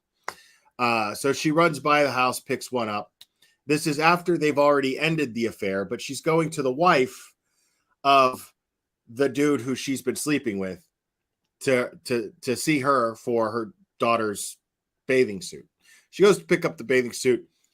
The wife is a little manic, and she kind of jumps to this conclusion, and she says, are you having an affair with my husband? Candy says no. She's not lying because the affair ended. But then she's like, well, did you ever have an affair with my husband? And then I guess she admits to it. So Betty, the victim's name is Betty. She goes to the garage, gets an axe, comes back, has an axe, says, why were you sleeping with my husband? Blah, blah, blah, blah, blah. Candy gets the axe from her and then chops her up. I think she was hit 41 or 43 times. I'm not totally sure. 41 or 43 times. She kills her with an axe, right? So after she kills her with the axe, she jumps into the shower, the victim's shower, right? And she bathes, she takes a shower, right? And she leaves blood everywhere. Back then, there's no DNA, there's none of that. But they basically find out that she does this. They arrest her and they charge her with murder. But Candy pleads self-defense because she came at her with the axe. Now, the problem with that is if it was self-defense, why did she hit her with the axe 40 something odd times? Why? Why over 40 times with the axe? And apparently she testified that she did so because she was because she was just tired. She got to a point to where she hit her with the axe until she was tired. Long story long, jury finds her not guilty. Yeah. So here's this lady. She fucks her church member's husband, her church mate's congregation person, her husband, right? Behind her back for like a long ass time. And then she gets confronted about it. And then as she's confronted about it, she kills the person confronting her about it, who's rightfully confronting her about it. Now, with an axe, that's pretty inappropriate to say the least. But nevertheless, she kills her with the axe. And just because she came into the room with the axe, and her defense is, now get this, her defense is that she was triggered by being shushed. Okay? Nobody likes to be shushed. Nobody does. But apparently, this was a good enough defense that when she took the axe from her, she was triggered because she went shh at her. And she doesn't like to be shushed. Now, I can't imagine a scenario where if I'm getting, if I'm going to attack somebody with an axe, you know what I mean? I'm going to tell them to shush. I'm going to go shh. Shh. I don't even see it happening. But maybe it did. But apparently it's because she shushed her. All right, court will call And she was 20-01 found not guilty, Before and now this she's a Letitia counselor in a record should school. reflect the jury is not present in the All courtroom. these Is there years anything we later. need to Take up at this point in time, Mr. Young, No, Your Honor. Mr. Tellini. Mr. Tellini, anything we need to take up? at Oh, this no, point? I'm sorry. Okay, all right. Let's go ahead and bring the jury in.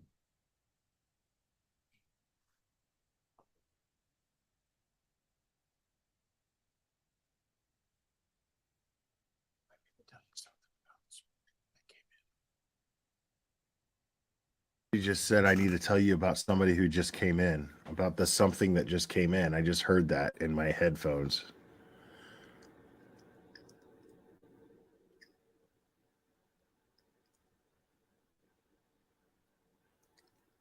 Agreed, KB investigates. Candy Montgomery totally got away with fucking cold-blooded murder.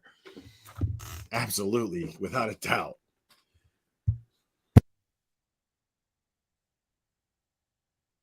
But she's never killed anybody since.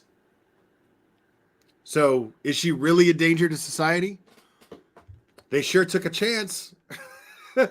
They sure took a chance by letting her go, but she's never killed anybody since. So, All rise for the jury, please.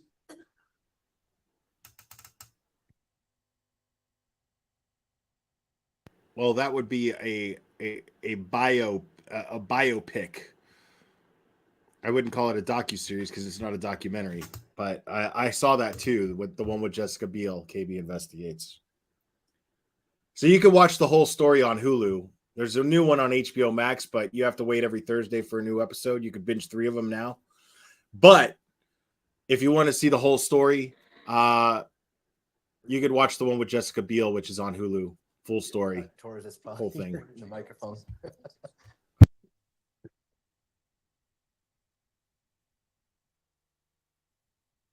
Thank you. May all be seated. My bad. Sorry about that. All right, court will call 20 CR 1358. Letitia Stout, record should reflect the jury has returned to the courtroom. Mr. Young? Thank you. You might be surprised, but I have some questions based on the last clip that we just saw. This guy's got So the jokes. jury understands. Is this You the might be last time you surprised. talked to Ms. Stalk on March 24th, 2022. That was the first time that we spoke to her for our sanity interview, because we saw her again in June. I meant because we saw some other clips that took place, and it looked like there was breaks and sessions where she would leave. Is this the last session on that day that you talked to her? Yes. Okay. And at the end, you said you're going to have her come back, and we're going to talk about June in a moment. But did she eventually come back and you asked her some more questions? She did. Now, in this particular clip, you and Dr. Gray didn't ask a lot of questions. I think Dr. Gray asked one with about 20 minutes left. Then you said some things towards the end there. Was that unusual? It depends. Every case is different.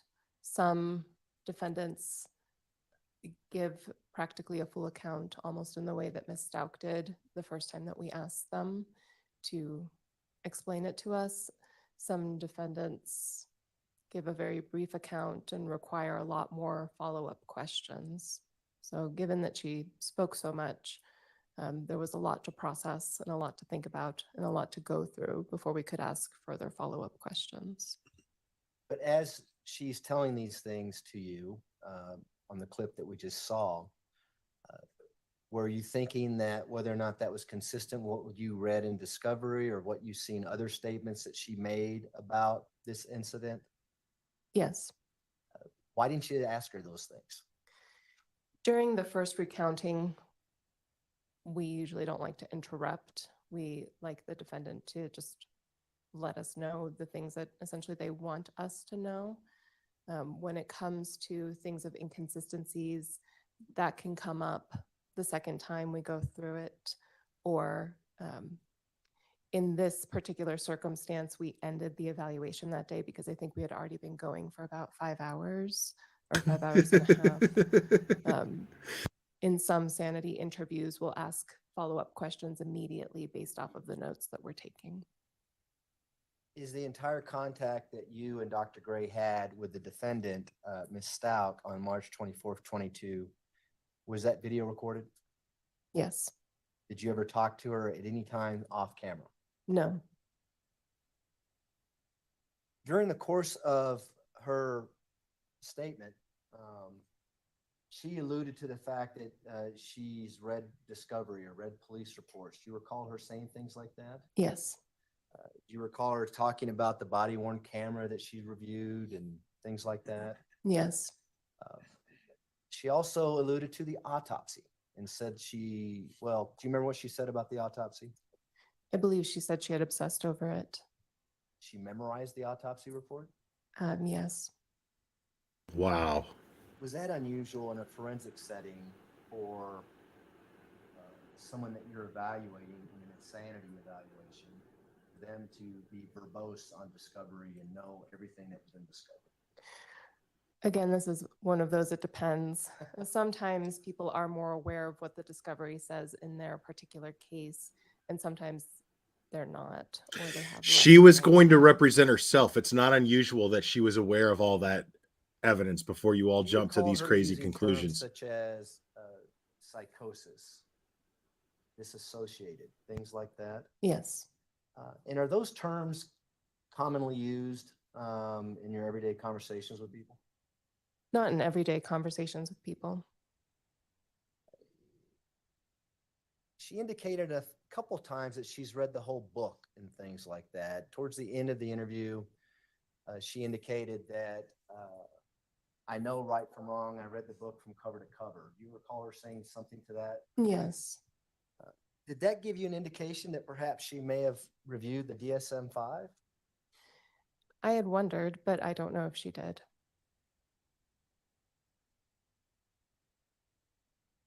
You know what I mean? We approach.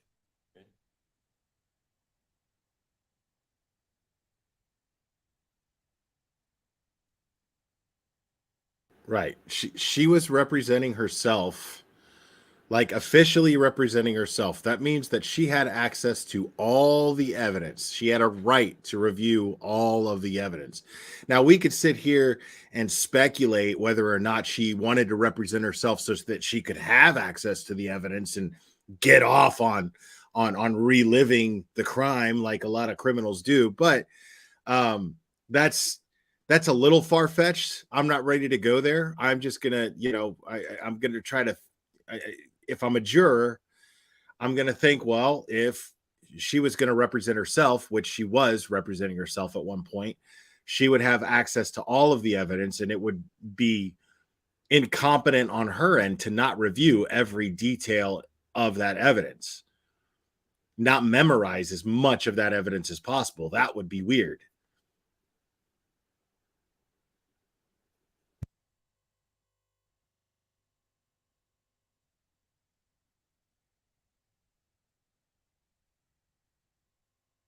Hey, congratulations, Christina Benedict. That's great.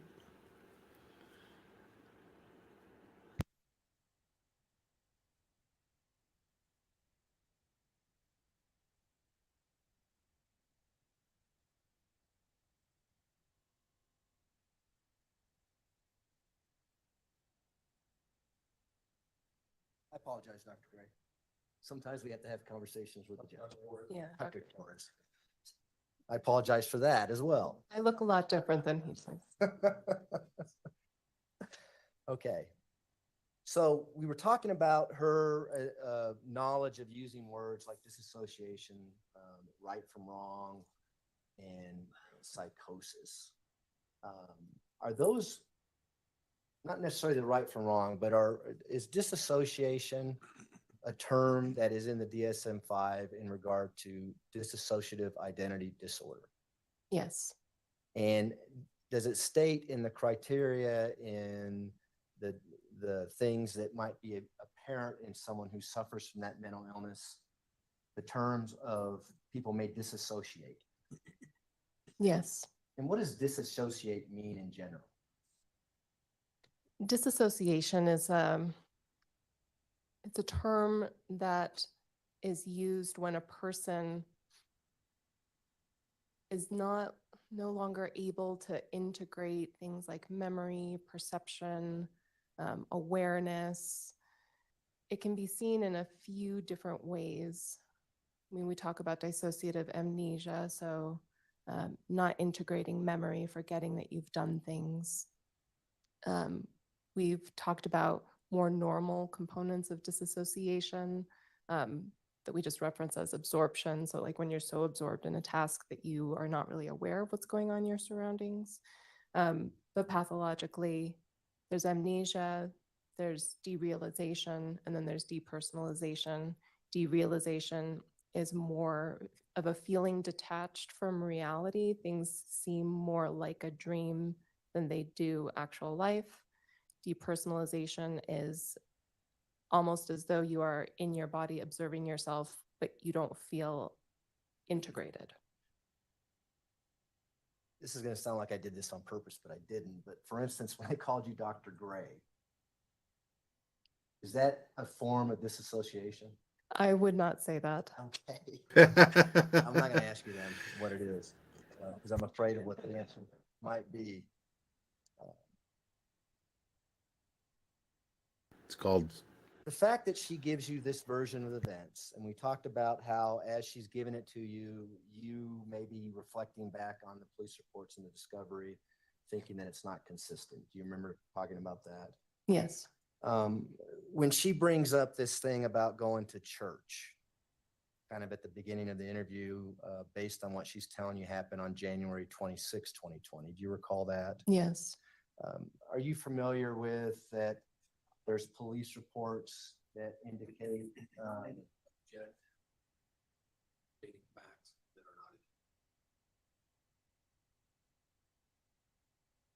well, the question's not all the way done.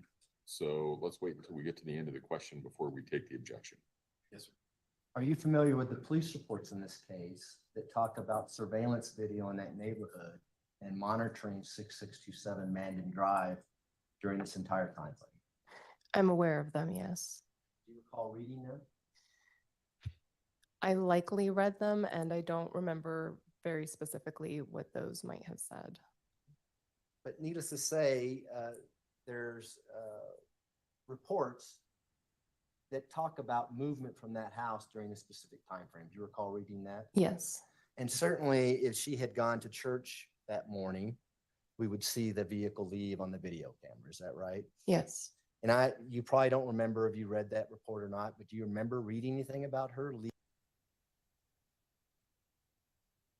leaving the morning of January 26, 2020? I don't remember that. The other issue is, are you familiar with reports with regards to her vehicle, the Tiguan, and the GPS data that was on that Tiguan? Some of it. If she took the Tiguan to church, would that be reflective in the GPS data?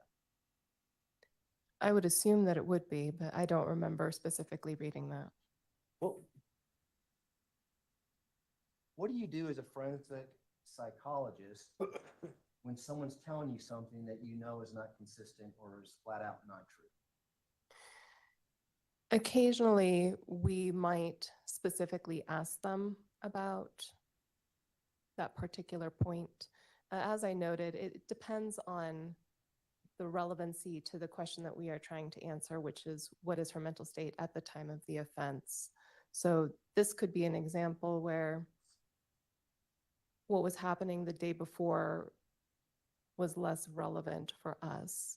As evaluators, we're not there as investigators. We're not there to fact find. We're not there to find out, is what she's telling us the truth or not, but we are paying attention to whether there are inconsistencies in self-report from one conversation to another, as well as in the other data that we have, because that speaks to issues of credibility.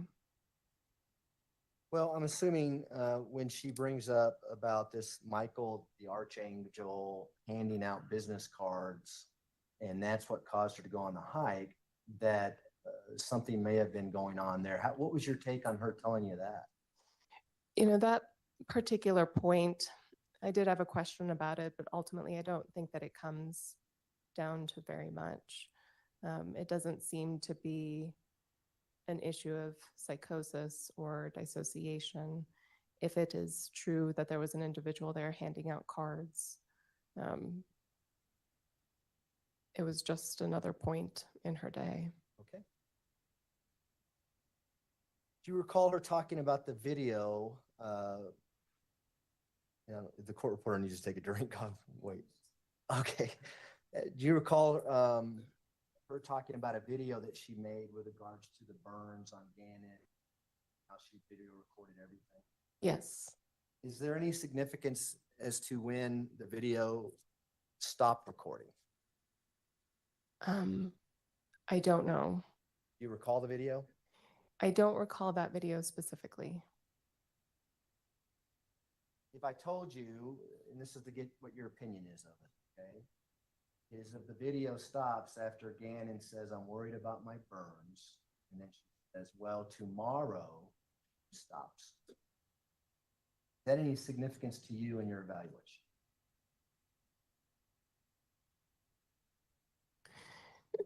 For the purpose of our evaluations, it just helps corroborate that there were burns on Gannon. I don't know about the severity of the burns, but it's interesting that he was worried about them. And then in terms of stopping it at tomorrow, I wouldn't know what to make of that. Okay.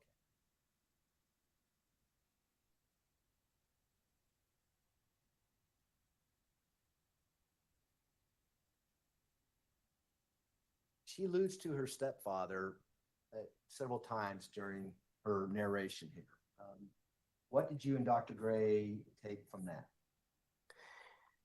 The references to the stepfather, to me, sounds like she's trying to tell us that she was having flashbacks of her stepfather. At this point, I think we've established her self-report that she had an abusive childhood. So that is our take specifically whenever she mentions him. is that she's trying to make that point.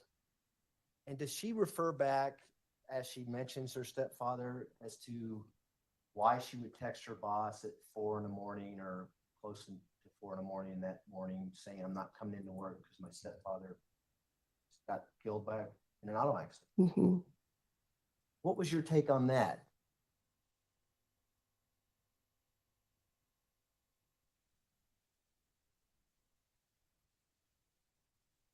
When Ms. Stout was talking to us, she told us that she doesn't remember specifically doing that, and that she knows that that happened because it's in discovery. And that was going to be my next question. Did Ms. Stout appear to refer to things that are in discovery as she's explaining her accounts? Yes.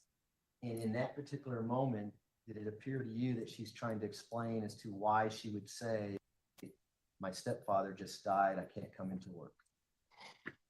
It's possible. I would say that whole interview, the first time around, we had concerns that she was explaining evidence more so than trying to give us her version of what occurred, which is something that we tried to address the second time that we spoke to her. And we're going to play that later, maybe this morning, maybe this afternoon. Yay. During the course of her interview, she repeatedly said, my team, my attorneys, we came up with this. There it is. What was your take on that? Again, it was concerning for us as evaluators because we picked up on that language as well. As I noted earlier, we are trying to get a pure version of events from a defendant during sanity evaluations. So when she says things like, this is what we came up with, it does make me wonder a bit further There what it that is. means, because it does sound like, again, trying to explain the evidence that is available. Is it consistent with how she did on the psychological testing that stated she was exaggerating symptoms? I don't know that I would say those two things are specifically consistent, but I think that throughout this case, there were concerns about Ms. Stauch's credibility, whether it was in regards to the way that she told us what happened that day, given the inconsistencies, in addition to the exaggeration of mental health symptoms on the testing that we did. She talked to you about falling down the stairs. You recall her saying that? Yes. And then later in the interview, she talks about being in the garage naked and noticed that her head was matted with blood. Do you recall that? Yes. Did you recall reviewing a report by a SANE nurse in this case by the name of Van Ness? Yes. And were there pictures associated with that report as well? I don't remember. Do you recall the SANE nurse mentioning anything about any injuries to her head? No, Did she have any injuries to her head? not that I'm aware.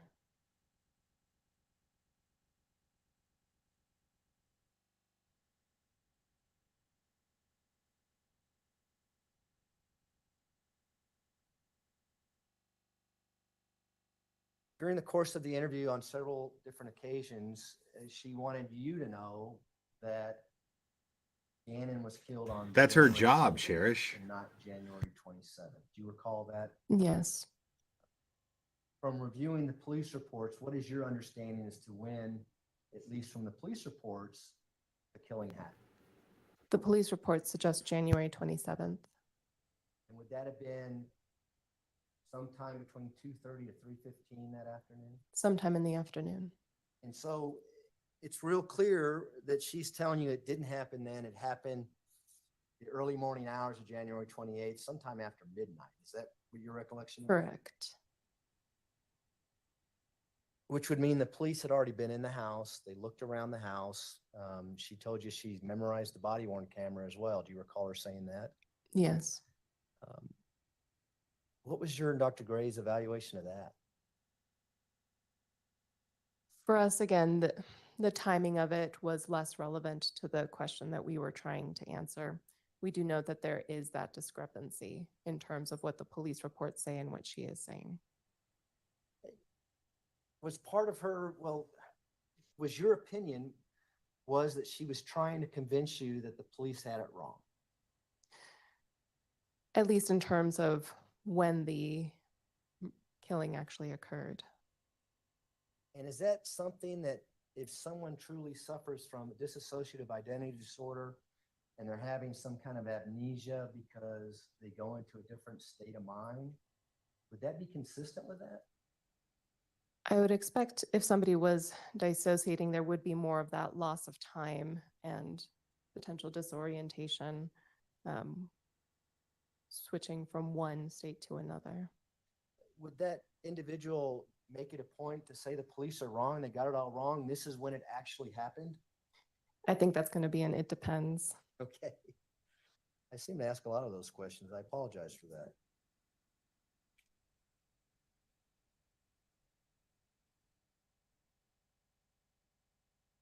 Now, when she's talking about the incident that she says happens on January 28th, 2020, sometime after midnight, just so we're in reference here. She talks about, we all decided that all of us were going to sleep upstairs. Do you remember her saying that? Yes. And she's referring to herself, Harley, and Lena. Yes. And then she goes into the details as to what she thinks happened to Gannon. Yes. And she somehow says, or she tells you that a person by the name of Edgar comes by, Yes. and Edgar has a relative named Angelica. I don't remember. Okay.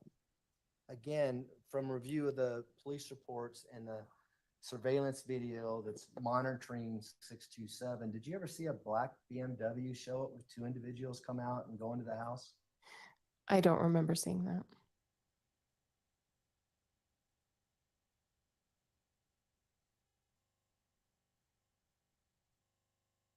She talks about her and Edgar going downstairs. Do you remember that? Yes. And what do you recall her saying that she sees as they're going downstairs? She says she sees someone in the house, someone who's wearing a cape. And in your expert opinion, is that when, if it happens, the triggering event occurs and she changes into Maria Sanchez? It's a little hard to tell from her self-report. I guess It Eduardo seems is as though that's Batman. what she's trying to imply Batman. to some degree, because she talks about going into protection mode, and she often references Maria as the protector. And at the same time, in her self-report, it seems as though she's explaining what she is seeing, presumably as Letitia Stout, in terms of seeing someone in a cape. And that's what I was going to ask you about, is someone who has dissociative identity disorder, are they going to be able to recall what happens as a different person? I know that's a weird question, but I think you understand what I'm saying. Once that triggering event happens. In terms of how Ms. Stout has explained her dissociative identity disorder, she doesn't have access to Maria. She can't tell us what Maria is thinking at any point in time. So I would think that if Ms. Stout had dissociated into Maria, there would be a lack of awareness or understanding or memory for that period of time from Ms. Stout's perspective. And would it be common if someone is truly legally insane at that moment? Would it be common for them to say, I blacked out, I don't know what happened after that moment? That happens a lot. Does that happen a lot in criminal cases? Where I suspect it insanity- happens often enough in criminal cases. Where insanity is an issue. Where insanity is an issue, it's common, I would say, for people to have periods of not remembering, especially if they are having some sort of acute mental health crisis at that moment. So in this particular case of Ms. Stout, if she had dissociative identity disorder to the point where it turned into a severe mental disease or defect as defined in the insanity statutes, would you expect her to have recall of the events that took place after she went to a different persona? I would expect her to report more loss of memory for those things. I think that answered, I think we're saying the same thing. So you wouldn't expect her to give you details about Gannon standing on the bed with a blanket around. Not if she was dissociating at the moment. And did she ever explain to you and Dr. Gray how she could go from protected mode, where Gannon was part of this protected mode, to killing Gannon? We never asked her that question specifically. However, her self-report to us implies that she didn't know it was Gannon and that she thought it was somebody who had come into the home, possibly an intruder.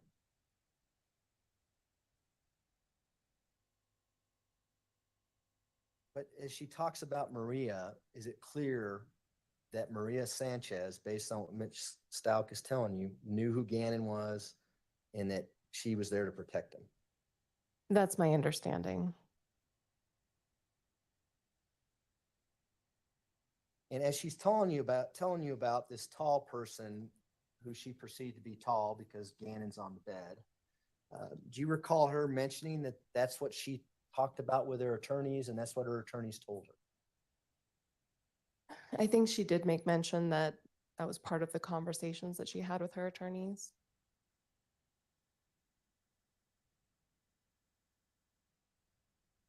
And you know the circumstances of how Gannon was found in Florida? Yes. Do you know the bedding material that is wrapped around him in the suitcase? Yes. Is it consistent with what she's telling you he has wrapped around him, this red and black blanket?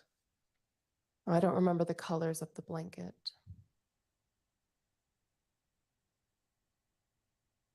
At some point, she says Lena wakes up.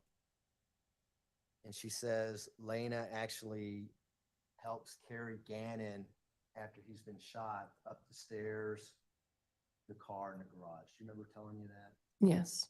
Did you review the interview that was conducted with Lena Stout with regards to this investigation? I did. Do you recall the last time she said she saw Gannon?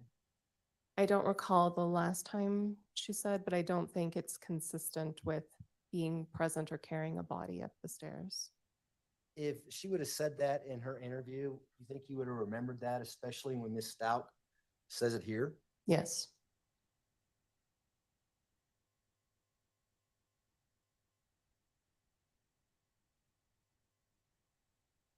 Do you remember other interviews that Miss Stout gave where she talks about Lena coming home from school and that she had to do her laps and went to the mailbox and rode her bike and didn't come into the house? Yes.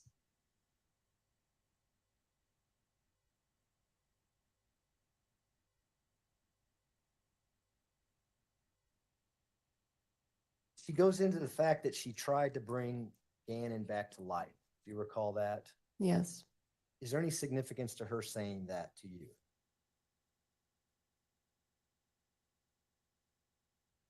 We considered that. So I would say that it does have some significance. However, as it pertains to the issue of insanity, again, insanity is such a narrow focus. This is stuff that would have happened following the actual shooting. So it doesn't speak so much to the time of the offense as it pertains to the issue of a murder.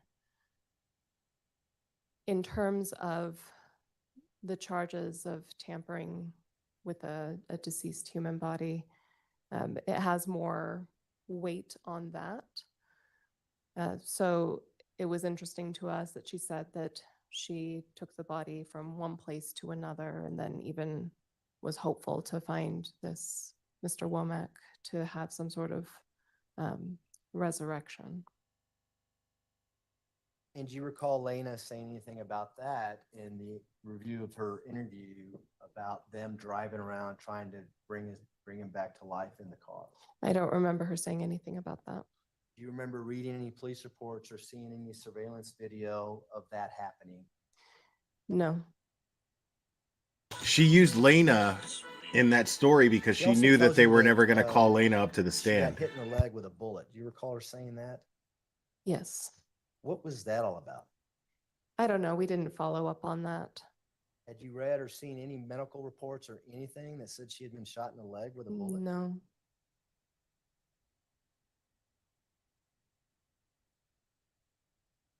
At some point, she says that Harley and Lena's faces are white, like they just seen a ghost. Do you remember her saying that? Yes. Would you expect Harley to recall that if that actually happened? Yes. Would you expect Lena to recall that if that actually? Possibly.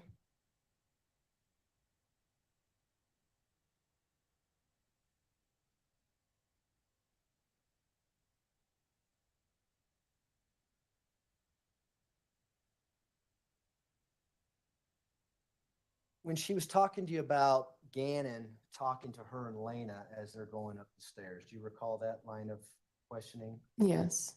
She said that she was switching, or she was having different personalities at that point. Do you recall her saying that?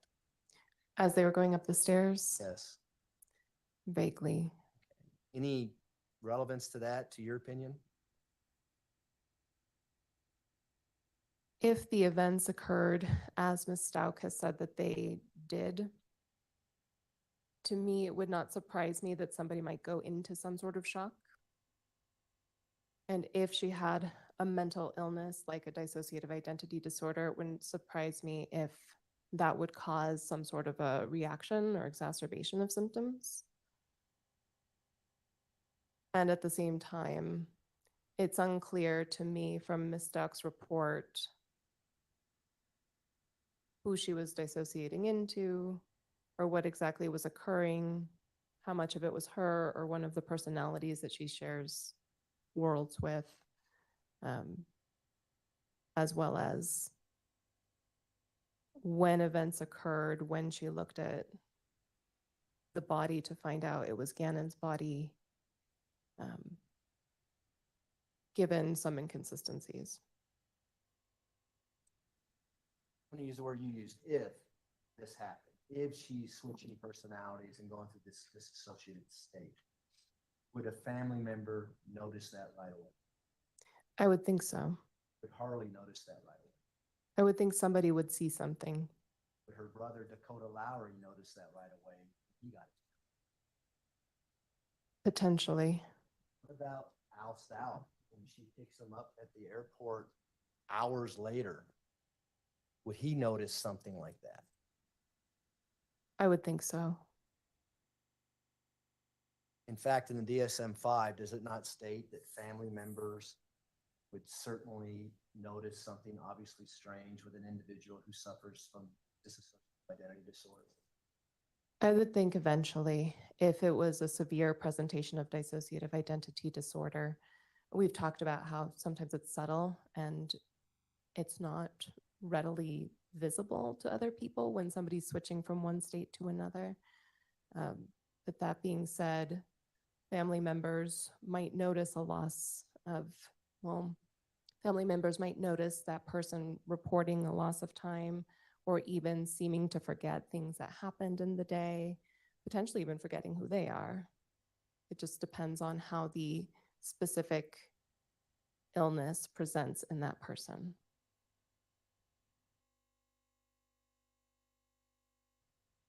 She talked to you about not knowing how to shoot a gun. Do you remember her saying that to you? Yes.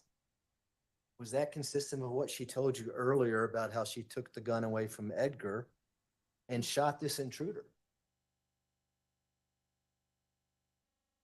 It is somewhat inconsistent, and at the same time, I could see somebody saying that they don't know how to shoot a gun, but still being able to carry out that act. Is it common for people who own guns not to know how to shoot them? I would hope that people who own guns know how to shoot them. Good point. Do you remember saying that She memorized the autopsy. The autopsy was wrong. It was only one gunshot. Yes, You remember attributing the stab wounds to saying they weren't stab wounds, they were burn marks. yes. What was your take on that? Her inconsistency with what actually happened in the death of Gannon stuff? Again, it was noted that her self-report of the events didn't line up with the police reports or the other evidence available. And did she ever mention to you anything about blunt force trauma to the head that was in the autopsy report? No.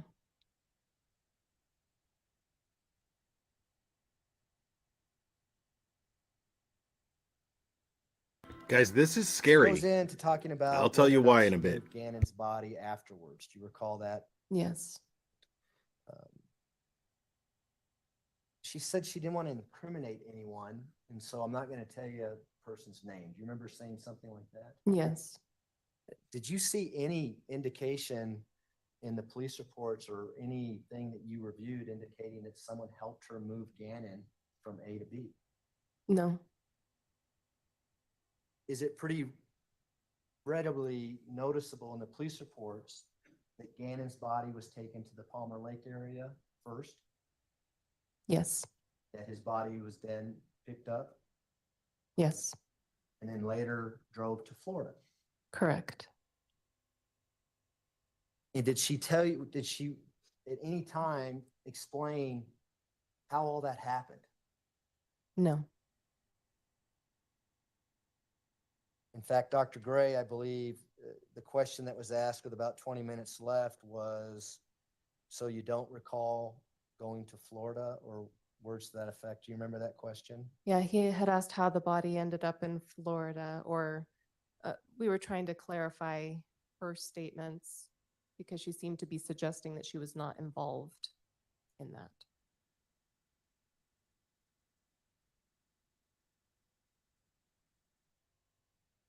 And again, she indicated that she wanted Gannon to have a proper burial in South Carolina on his grandparents' farm. Do you remember saying that, her saying that? Yes. Is that inconsistent with not moving the body to the East Coast, I guess? It's consistent with wanting control because it's not up to It her would where he's imply buried. that at the time of the shooting, or around the time of the shooting, that she had some thought that the body should go to South Carolina.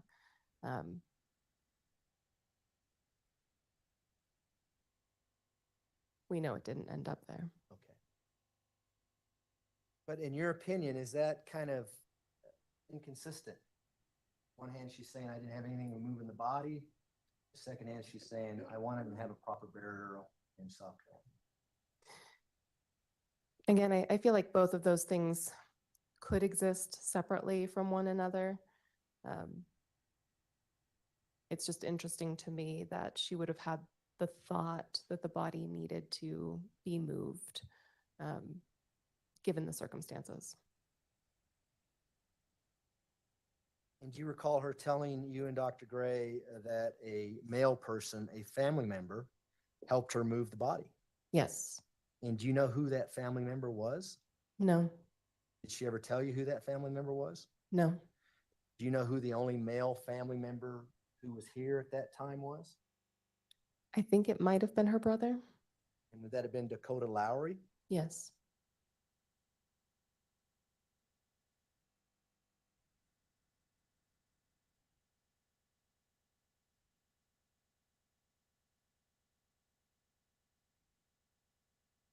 Let me just have a second, Your Honor.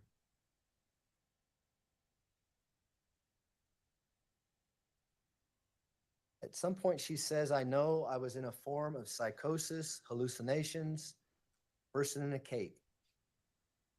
Yes. Is that common for someone to say those words if they are truly, in fact, experiencing a psychotic event? Only if they have good enough insight after the fact to be able to relay that information. And she said that she read certain books cover to cover. Do you remember saying things like that? Yes.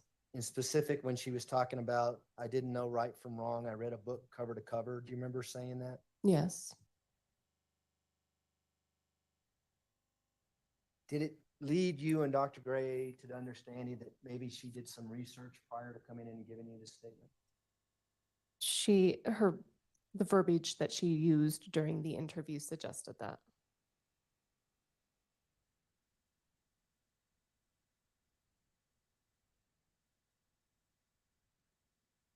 And when she said that, is that when she said, I'm telling you the 100% of the truth?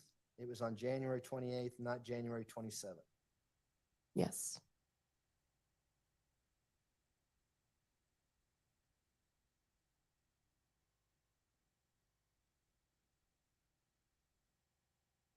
She showed emotion, what appeared to be emotion during the video. Do you remember that? Yes. Did that happen when she would talk about what others were saying about her? Yes. Did she show any emotion when she talked about bringing Gannon up the stairs and his last breath that she talked about? Not in the same way. Does that contribute to your initial diagnosis of, correct me because I'm going to wing this, is it borderline narcissism? Yes, a personality disorder. Is that the narcissism you're talking about where she cares about herself? I think it can be expressed in that manner.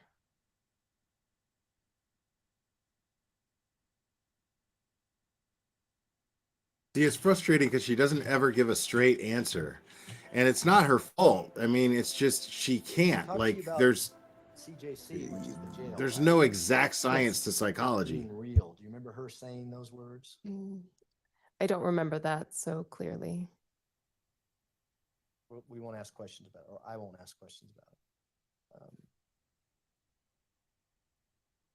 Towards the end of the interview, she says,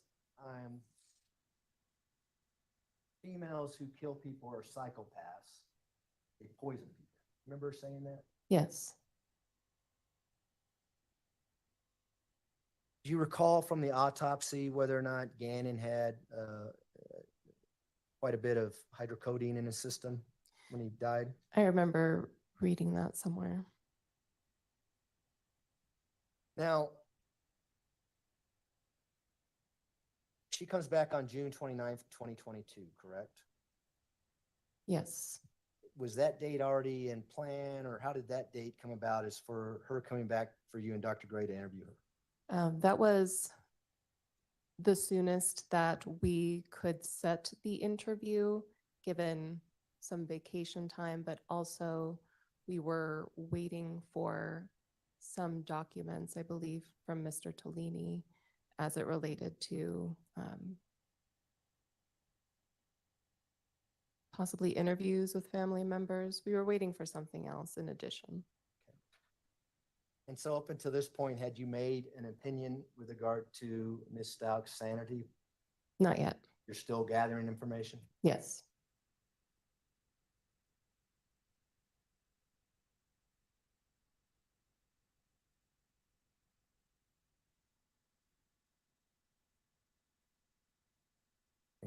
Okay. So at this point, I'm going to play a portion. Let me see how much time we have, Your Honor. Do you want to start it now, or do you want to wait? And Council approach for a minute.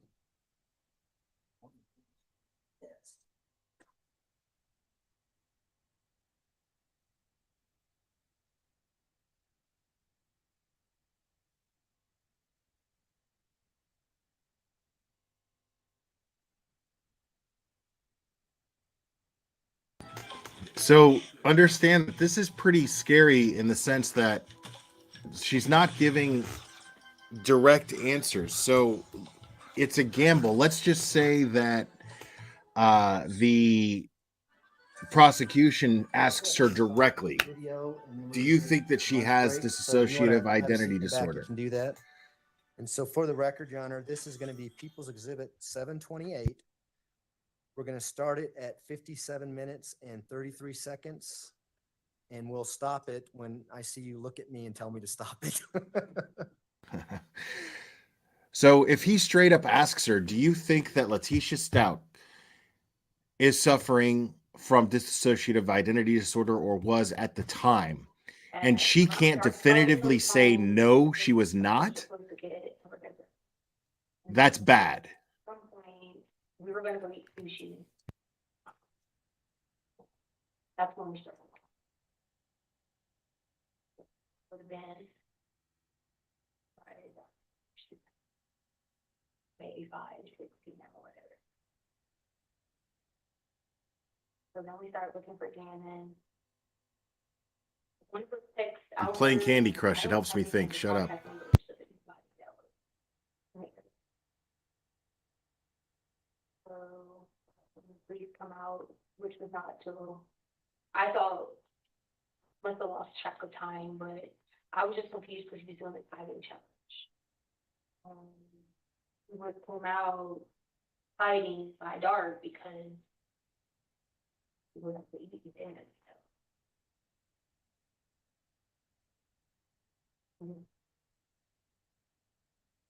He just wasn't there, so I was just so confused, like, I know him well enough to know he was going to be dinner. So that's why I didn't get worried, so when it got really, really dark, because at that point in time, I'm like, hold on, but then it was raining outside. Leaving. Wasn't sure why maybe didn't walk home, so we tried to go find him. But that's when we called the police. Well, the police showed up, which would have been hours late, but they know I never left the house. Evidence.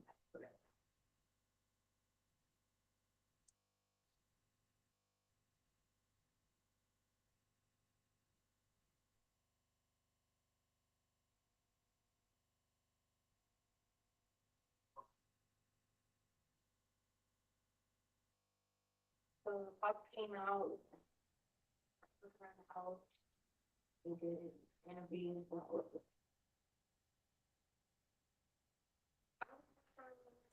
because I couldn't figure out where this hiding spot was at. Because when we did this, whenever all the YouTube challenge rules, they went over like, don't do this, don't do that. Don't hide in certain spots that you can't breathe. Or don't, you put yourself in a bind. And the kids have their own YouTube channel, so they did this when they went to their moms too. So.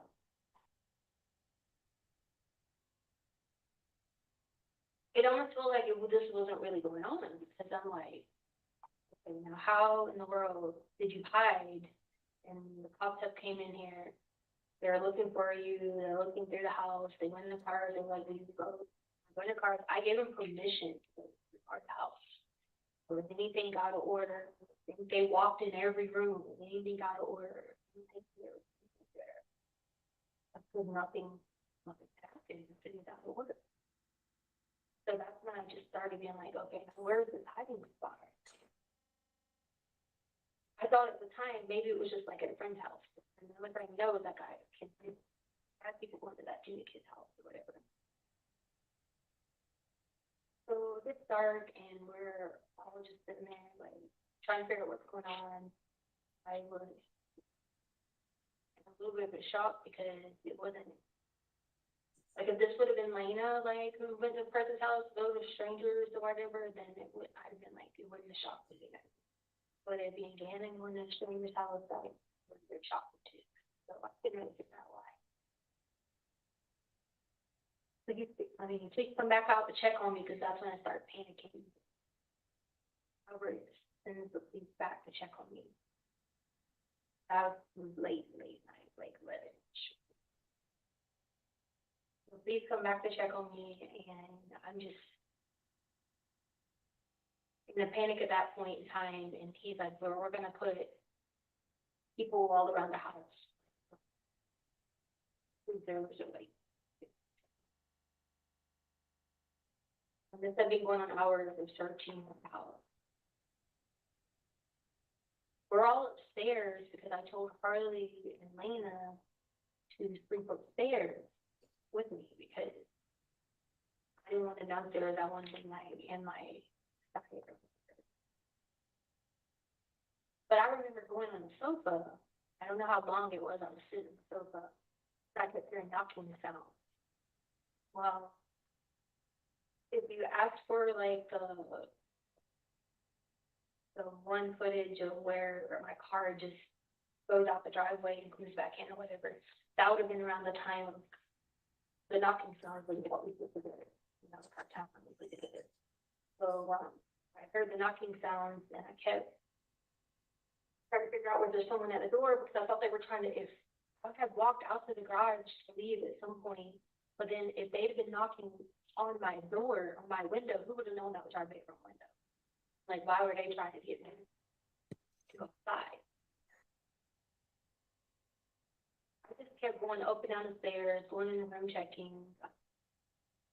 One of the times I fell down the stairs, that's how my blood got on the stairs, because I would like hit my head with socks on running downstairs or whatever. That's how my blood got on the stairs or whatever. Kept hearing knocking, I kept going and searching, I kept asking girls if they hear that. Then Guy's dad came by. We're still coming during that during the late night or whatever. At some point, I remember laying back on the sofa and just kind of like dazing out for a while because I thought this was all just like some nightmare I was talking. But then, hear the noise. I ran down the stairs. I don't know exactly how. My handgun was inside car. I was already like earlier, like, is this your handgun? Yes, I told him, no, be careful, there's a handgun in the car, like all that. So I don't know if he had the possession, that I got possession of them. I don't know, but at some point, somehow, I saw come across the. Thank you, Mistaken Reaper. Down the stairs, it's like someone's shadow. I seen a shadow running across. I ran back up the stairs, started freaking out, and then came down the stairs.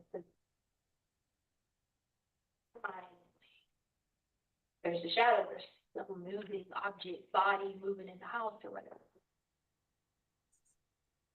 Then I didn't hear anything, and I heard a loud noise when I was back upstairs. If you've seen the views of the house, there was top floor, bottom floor, so I was going up and down trying to figure out, you know, where these noises were coming from. So I heard the loud noise upstairs. And his room was my room. So when I was in my room, I heard it again. At some point in time, either I grabbed it from Edgar and it looked like someone in a cave. When we were there. I would have. So now his name's Edgar. Where these like, are you familiar, if you're familiar with like the Native American culture, there were these like regalia things. He had this whole red and black thing, and dad showed it to his mom, and it was like someone in red and black. I don't even know how quickly it happened. I just kept hearing the Ecclesiastics 33 in my head. Ecclesiastics 33, Ecclesiastics 33. I'm still, like, you know. Because obviously, my stepdad, when he died, he got carried 602 feet on the car. He got hit and died. And someone's around the road. Notice how she says obviously a lot? Like when something's not obvious at all, it's because she expects you to see things her way. Extremely narcissistic. I don't know how long had transpired after that, but when I came back through, Lena was freaking out. She was just standing there. I don't know what I said to her, but then she tried to help me take Gannon upstairs. Take him to the hospital. If you look at Mimi before, you'll see she talked about trying to help carry Gannon. We just had our days all running together because so it was very traumatic for her too. But when we tried to take Gannon to the hospital, to the car, and it was outside. I don't know how long I was sitting in my car. I just remember passage. Like I was in and out. One minute I could see myself on the passenger side. Next minute, I couldn't figure out who was driving the car. And I didn't see palm trees when we tried to pull out. And that's why I think I must have thought I was in Carolina, because there's palm trees going to the hospital. If you've ever seen a picture of like how like Rodeo Drive goes down with palm trees, that's exactly how it looks in Carolina. Then you go down to the beach and the Grand Strand Hospital there, which I've been to many a times. Yeah, that's Grand Strand. Then on, I think I was completed or something because I was trying to like get a better life. Because if you think about it, like there's a lot it went on in the Bible where Jesus was able to Jairus' daughter bring her back to life. Many situations where he gave his disciples the ability to bring people back to life.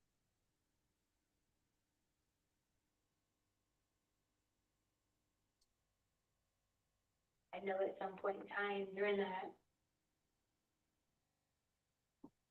Maria felt a threat. What she does, child molester, someone who hurts children, someone who rapes women, not to mention what was going on in the garage. That's the way she protects me. Eliminate a threat. But me and Lena are sitting there trying to go to the hospital, like, I'm realizing, like, what is going on. Road kicked in. I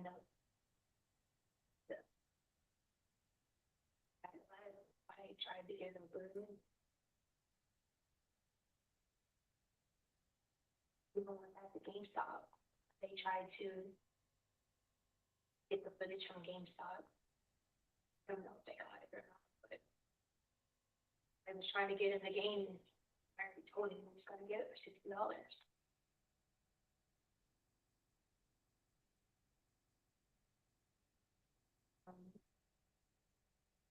Edgar was with me during that time, but I don't know where he went during that time. Well,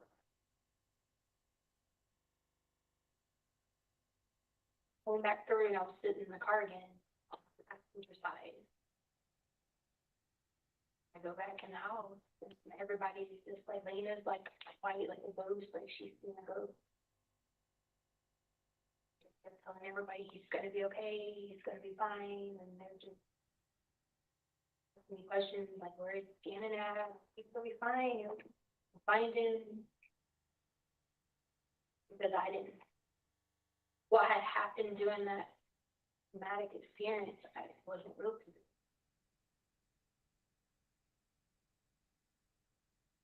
You gotta imagine if you were just somewhere and all of a sudden you're trying to bring somebody back to life, and then now you don't know where he's at, and you're telling everybody it'll be okay. Coherence, all a gap. A little bit of coherency, a gap. As you can see, if you look at the evidence from then on, it just spiraled. Telling people about getting me. What was going on? I was trying to piece together what had really happened. You know. At some point, I know it was Maria telling them about Mike was dead. That's not what she would have done. Eliminated someone who molested them. So the stories that are on the evidence are all over the place because I really didn't know how to put together the pieces. Time memories here and time lapses there, and then visions here, visions there. 1 minute I was in Carolina, 1 minute I wasn't. Bullshit. And then I thought it was just a nightmare I was gonna wake up from. I thought there was gonna be cameras just pop out, like, one horrible joke, you know? So it was a nightmare or a prank? Which one? My word salads. Word salad. Going to Disney World and like, so I have no idea even then. I have no idea what I was talking about. Like, the evidence somewhere it has searched on my phone. I think it was February or January or something. I'm trying to find what to do when someone gets shot and went to shock. Like, I don't remember even putting any of that stuff in any of the searches, but with all of the things that had happened over my life, just all over the world, in and out, doing this and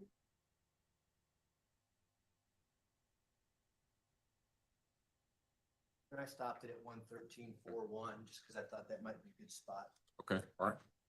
All right, ladies and gentlemen, we will take our lunch break. If I can have everyone back in the jury room a little bit before 1:30. We should be able to start on time at that point. Again, don't discuss the case among yourselves. Don't discuss the case with anyone else. Don't do your own independent research about any aspect of the case. If you go out for lunch, try not to get blown away by our Colorado breeze. And we will see you back at 1:30. All rise for the jury, please.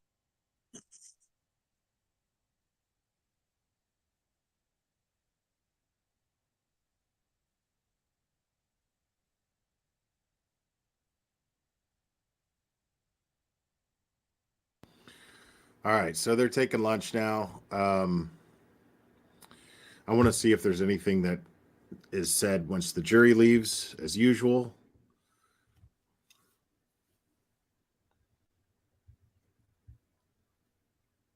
Thank you. You may all be seated.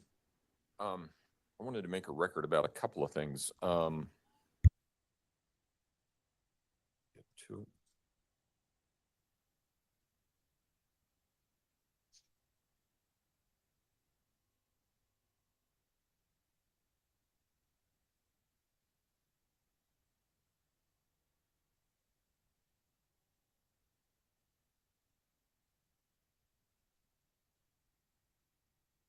Nope, I guess not. I already made the notes. Exhibit 728, 727 and Exhibit 728 have been officially admitted. When my court reporter came in this morning, she gave me an extra sheet because mine ended at 726, so I was adding some things in. That But it was looks the like sheet I that got came it. from us, Judge, just so that Okay. you were tracking with that, yeah. Okay. And we have not yet gotten to 729 through 734, but it looks like those are Dr. Lewis's, so we'll deal with that on Monday. So I'm okay there. I just wanted to make sure we were all on the same page regarding exhibits. Thank you, Hack. Appreciate it. And then I wanted to talk briefly about something that occurred. I don't remember what time it was. It was about an hour ago. It was when Mr. Young had asked to approach the bench. This was after Ms. Stout had responded no quite loudly in response to a question that was asked of Dr. Torres. Ms. Stout, it's been a long trial. I'm sorry. Okay. Okay. Well, let's make sure we're all on the same page. It's been a long trial. I know it wears on everybody. And I know that it has to wear on you especially. I also know that you're not feeling well today. So I do know that too. But remember what I told you a couple of weeks ago about the conduct I expect in my courtroom. You can't just blurt out comments or express your disagreement with someone. I've already given you an advisement of your right to testify. You do have a right to testify. And when it comes time, you can testify if you want to, and you can tell the jury what you want to tell them. But you can't do that while you're at counsel table. Please tell me You she just can't does. start talking God, I hope she from does. Counsel table. You can't express disagreement with anything that is being said by a witness, or even agreement with anything that's said by a witness. So just be careful going forward, because again, I could have you removed. That's not in your best interest. It's not in your lawyer's best interest, but it can occur. So just remember that. And I'll leave it at that. Is there anything else that we need to take up at this point in time, prosecution, No, Your Honor, thank you. defense? Yes. Okay. All right, court will be in recess then. Thank you. All rise.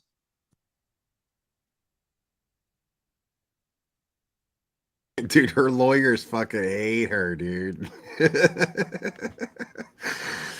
I mean, her lawyers are just like, can you imagine? I've gone over this before. I've discussed this before. But can you imagine having to sit with her and come up with some sort of defense strategy? Like they basically have to control her. They have to babysit her. And this is somebody who doesn't like to be told what to do. This is someone who does not like to be not in control. And any hint of not being in control drives her batty. So I can imagine I could just imagine what it's like for her attorneys, because I get that there's times where it's just so easy for us to villainize these defense attorneys because they're defending this person that we know to be this horrible, shitty person. I get that. But I can't help but empathize with her attorneys as well, because I can't imagine what it's like to have to defend someone like her. I actually give them a lot of credit. I mean, the thing is as I was saying before, we have to take into consideration that the one thing, actually not even just taken into consideration, we have to understand this fact, this one fact, which is that the prosecution has to prove that Letitia did not have dissociative identity disorder at the time of Gannon's murder. She has to prove it. They have to prove it. They have to prove that she didn't have it. That's a lot more difficult than it is for the defense to have to prove that she did. And the defense does not have to prove that she did. The prosecution, as they say, the burden of proof is on the prosecution. So, keeping that in mind, understand that this expert witness, this person who psychologically evaluated Letitia, because there was somebody in my chat earlier who was basically saying, why is this person telling half truths or lying by omission, is what they said. And she's not. She's going to avoid answering questions. And this is a good thing because it shows that she's impartial, that she's not being paid by the prosecution, even though she's the prosecution's witness, and she's a court-appointed forensic psychologist. Sorry. Because of that, I mean, it's very difficult. It's going to be extremely difficult for the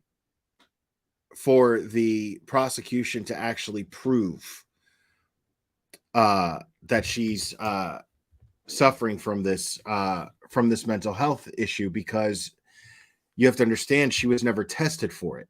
This is why it's a decent strategy for the defense. The defense has created this strategy because they know that she was never tested for dissociative identity disorder. So there's no way to actually prove beyond a reasonable doubt that she didn't have it. So the only chance the prosecution has here is to convince the jury that she didn't have it. Is to allow them to present as many facts as they can so that the jury can make up their own mind. And that's what this witness is doing, basically. But she's not up there to say, oh, I think she's a liar, or I think she's guilty. I think she did it. She's not there to talk about whether or not she thinks Letitia's guilty of the crime or not. She's there, and not even like I said, not even to give her opinions on the facts of the case itself. She's only there to testify as to her findings when making the decision that she was sane at the time of the murders. So the fact that she's not giving a straight answer, yes, I get it. It's frustrating. And you have to understand that it's going to be bad that if the prosecution gets to a point to where they just straight up ask her, hey, listen, you're a mental health expert. Was Letitia, in your opinion, was Letitia suffering from dissociative identity disorder at the time of the crime? Now, if she can't straight up say no, that's a tricky situation. That leaves it up to the jury to figure out. And nobody on the jury are mental health experts. Probably not anyway. So it's going to be real interesting to find out what happens there, because they're probably avoiding this question like the plague, just because of the way that she's answering. She's answering these questions just never, ever a straight yes or no. It's always, it depends. It depends on the situation. It depends on the person. Because of course you can't just straight up say that person right there has dissociative identity disorder. We can't sit here and go, Letitia's a narcissist. We can't do that because we're not mental health experts. You know what I mean? We could say, well, like, in all honesty, responsibly, what we can do is go, well, she's showing signs of someone with narcissism and personality disorder. You know what I mean? They're showing signs of narcissism, but you know, we can't. Nobody here has sat there and been like, okay, I sat down with Letitia and I talked to her and I evaluated her for 72 hours, or I evaluated her for 2 weeks. None of us can do that. We could just look at her and go, oh my God, I know somebody like that in my life, and they're totally a narcissist. And chances are that person that you're comparing her to was never diagnosed with narcissism. So we can't just sit here and be like she's a narcissist. As a responsible juror, we can't sit here and be like she's a narcissist, right? They can't do that. So if there's no definitive, if there's nothing definitive telling the jury that she was not suffering from dissociative identity disorder, then that could go either way in that deliberation. The jury there could be one juror that's just like, I'm not sure. This lady never gave us a straight answer. You know, they're claiming that she had dissociative identity disorder, but I mean, who's to say that she wasn't? You know, they just have to take all of the testimony given by Dr. Torres. They have to take all of the testimony given by Dr. Torres and the findings of Dr. Gray and Dr. Torres, and they have to come to their own conclusion. Was this woman evil when she did it? Is she lying? Is she lying because she's sick? What kind of sickness does she have? What that does is that creates a whole lot of doubt, which is exactly what the job is of the defense. The defense's job is straight up to make the jury leave that courtroom to deliberate and go, fuck, this is a lot. I don't know. I'm expecting a long deliberation. Okay. I'm expecting either an abnormally long deliberation or a very quick one. Because either the jury is just simply not buying any of this shit like we are, which there's a very good chance that that's the case, right?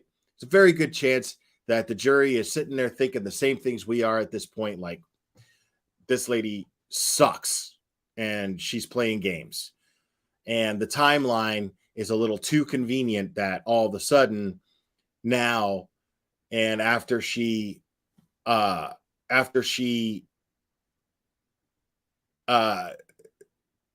talked to her lawyers, to her team, and came up with the story, right? I mean, that it's very likely, it's very possible and very probable that the jury will see all of these things and go, no, this is all just smoke and mirrors. This is all just misdirection by the defense. This is just some crazy, slick way for them to come up with a way for us to not be able to come up with a guilty verdict. I mean, I know if I'm sitting on that jury, I'm going to take all of this stuff into consideration the way that I'm doing right now. I'm going to listen to every single little detail. I'm not going to be allowed to play Candy Crush and help me listen better, but I'm going to listen and pay attention to every single detail. And I'm still going to have that factor in my mind, like the timing's all too convenient.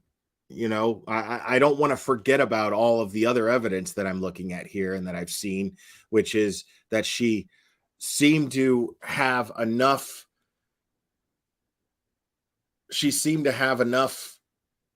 control of herself to lie, dispose of Gannon's body, lie about that, lie about her whereabouts, lie about everything. I'm going to look at all that stuff. I would think if I'm on the jury. So, but just understand that there's a very, very good possibility that the jury is going to be hung up on confusion, and they may not be able to come to a verdict.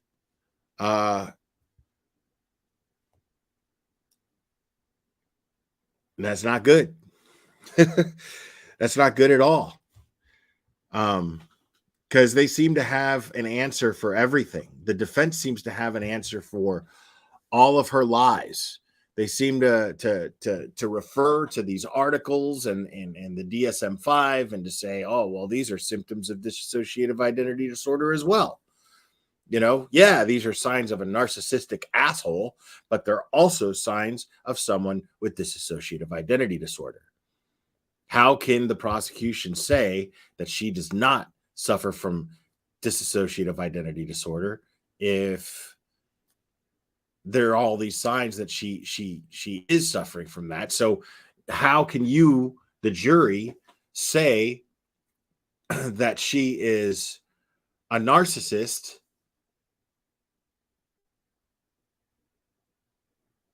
any quicker than you could say that she's not suffering from dissociative identity disorder? If I'm the defense, I'm gonna point that out. I'm gonna be like, you guys don't know. You're not sure, are you? Is anybody here sure? You never once heard this Dr. Torres say that Letitia was not suffering from dissociative identity disorder.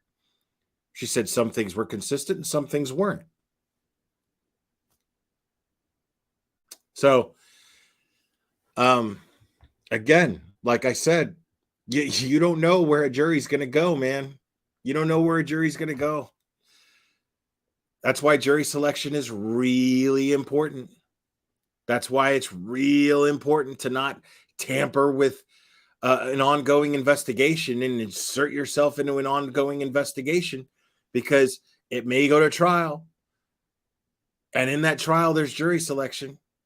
And you may be influencing potential jurors or witnesses or suspects. I mean, this is why jury selection is extremely important. Yeah, I know she talks nonstop, man, and I know it's tough to deal with and listen to. I get it. I absolutely get it. And I love, a lot of us are thinking about how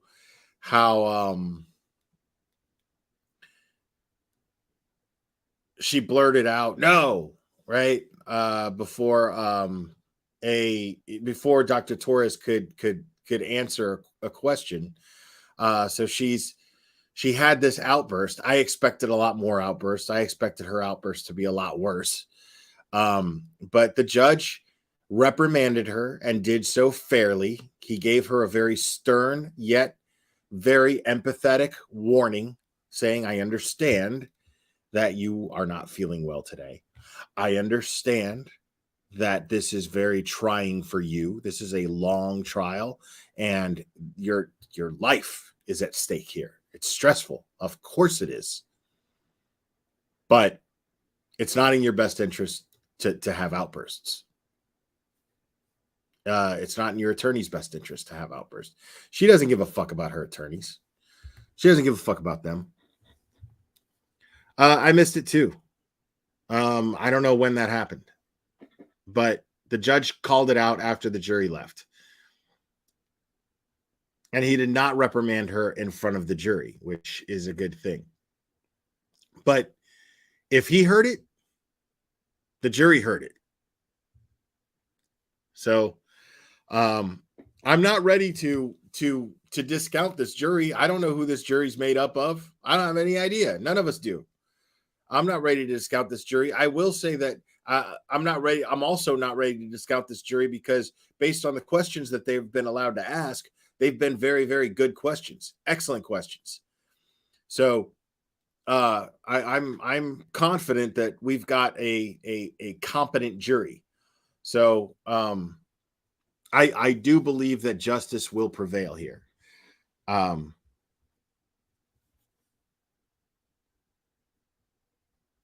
But yeah, man, that remember Candy Montgomery, she was found not guilty, not even by reason of insanity, by self-defense. Self-defense. She axed the fuck out of this victim, Betty. I forget her last name. It's crazy that I can't remember the victim's last name. But the thing about that is nobody liked this lady. The lady that got killed, nobody liked her. Gore, thank you so much. Betty Gore. Nobody liked her. And Candy didn't like her. Candy didn't like her. So, she was fucking her husband. There was motive all over that shit. But all because she came with the axe. You know what I mean? Like, that's crazy to me. Just because she had an axe, it was self-defense. And I don't buy that. But she was found not guilty. She moved on with her life. She changed her name, moved to a new town, became a school counselor. This woman brutally murdered somebody with an axe. And here's the thing is everybody was like, what? Because even people who liked Candy Montgomery were like, you don't kill somebody with an axe and hit them over 40 times and call it self-defense. And she was banging her husband. These are a bunch of churchgoers. You know what I'm saying? Like, she soiled the sanctuary of their congregation. Like, that's a Jezebel right there, man. Like, your husbands, basically, these women in this congregation are looking at Candy Montgomery like, dude, that could have been any of our husbands.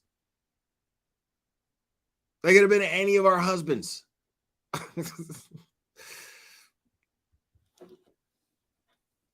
Oh, you just never know how these things are going to turn out, people.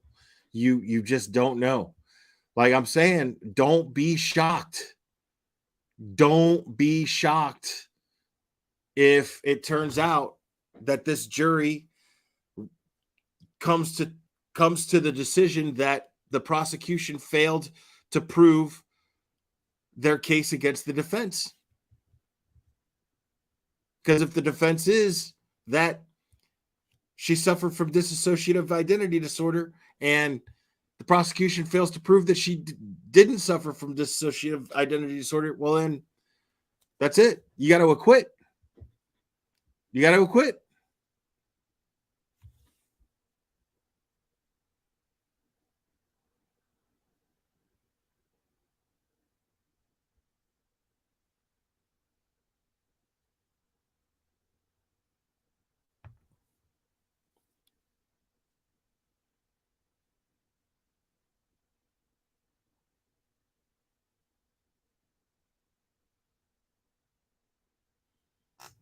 Yeah, man. I mean, people get, yeah.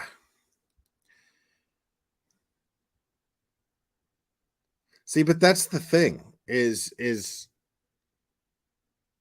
I'm not convinced that Candy Montgomery is a cold-blooded killer either. You know what I mean? Like, I'm not convinced of that. I'm convinced that Letitia, if let out, is likely going to kill again because she justifies her actions. She thinks that she was justified in her actions. She killed an 11-year-old boy, completely defenseless, who trusted her with his care. I just don't see. Yeah, she needs to be locked up for life. She is absolutely a danger to society. I'm not 100% convinced that Candy Montgomery is a danger to society. You know what I mean?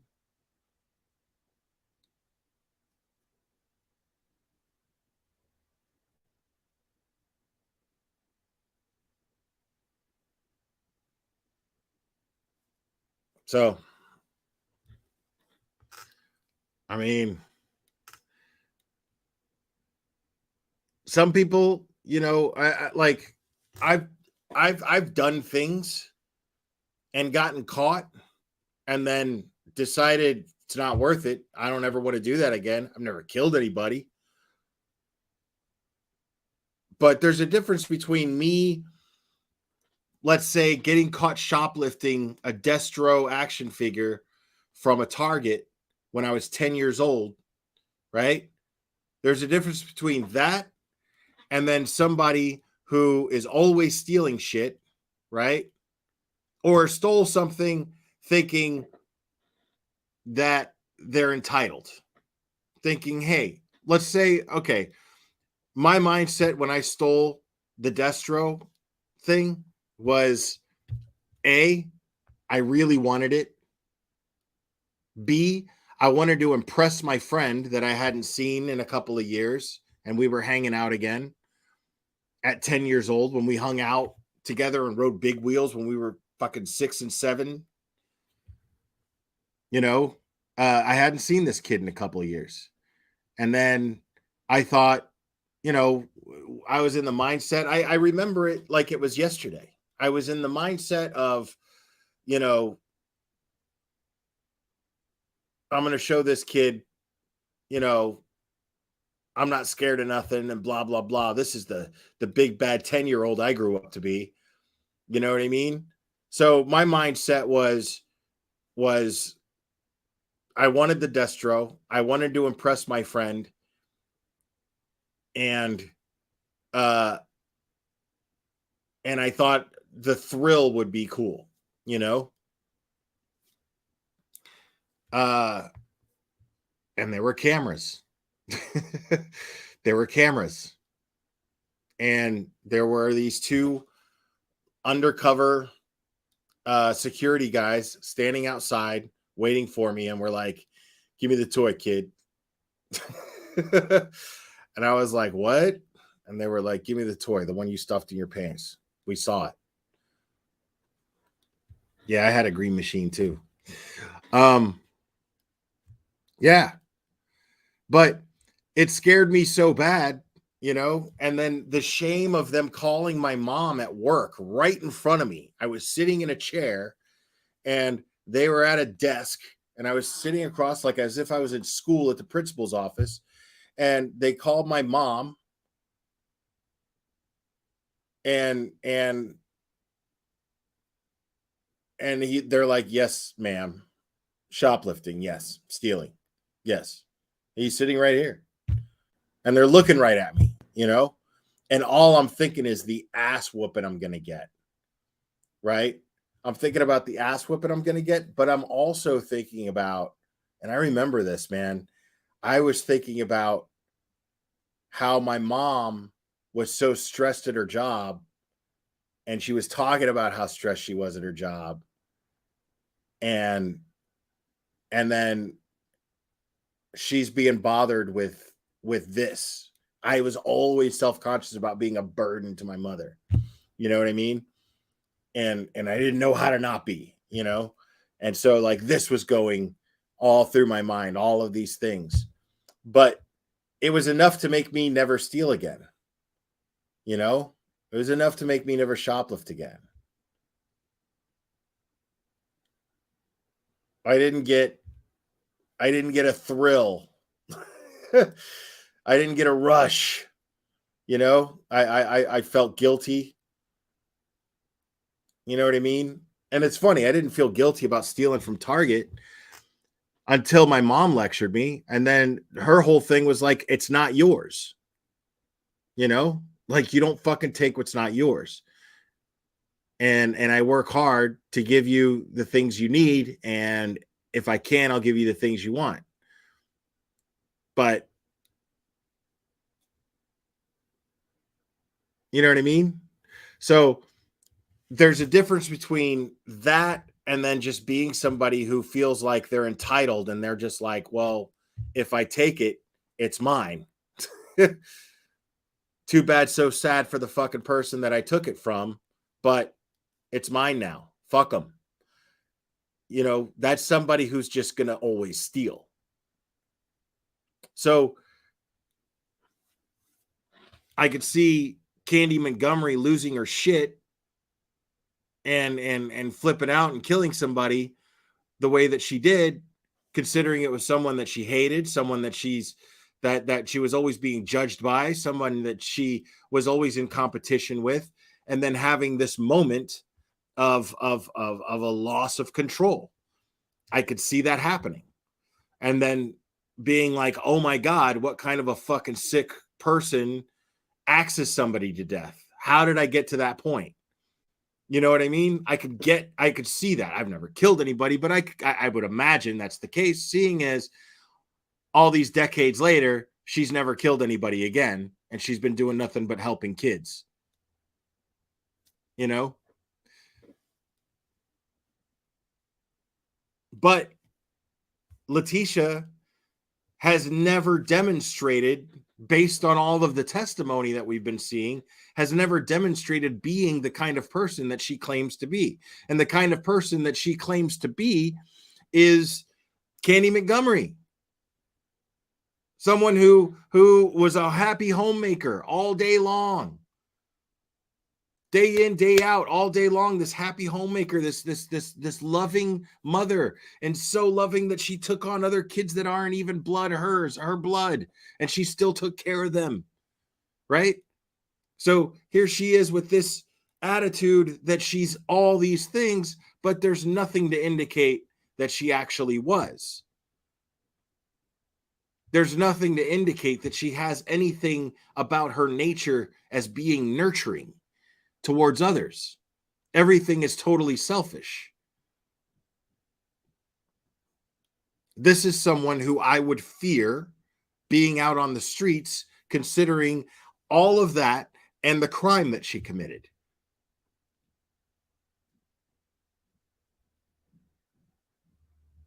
Because this defense simply doesn't work. Not for me, anyway.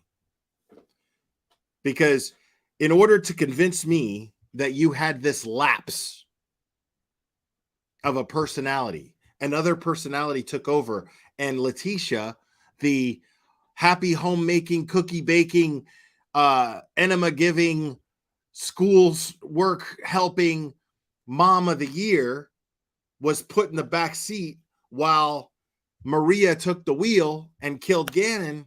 Well, I'm not buying that. The reason why I'm not buying that is because this Letitia that she's claiming took the back seat never existed.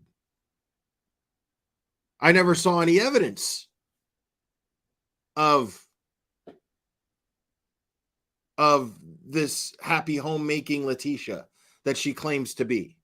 That's the issue here.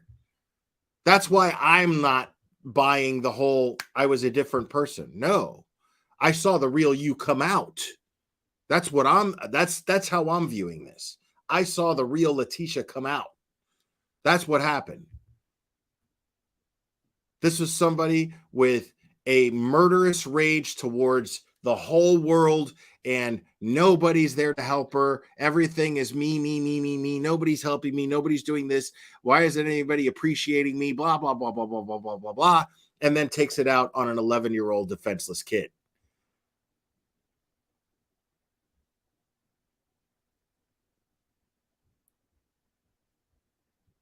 The problem with having these two different personalities that she's claiming, that these two key principal personalities in this scenario, one being this trained killer, blah, blah, blah, something made up out of a goddamn fucking movie. And it doesn't even fit the MO of what happened to Gannon. It doesn't even fit that. But you have that one personality that supposedly took over the personality over Letitia. But the problem is I've seen more behavior consistent with the person who killed Gannon than the behavior of the person who being consistent with the Letitia that she claims to actually be. And she's just not. There's no evidence to dictate that she is this happy homemaker, loving person. We're talking about somebody who stole thousands of dollars from Al and then tried to gaslight him about it.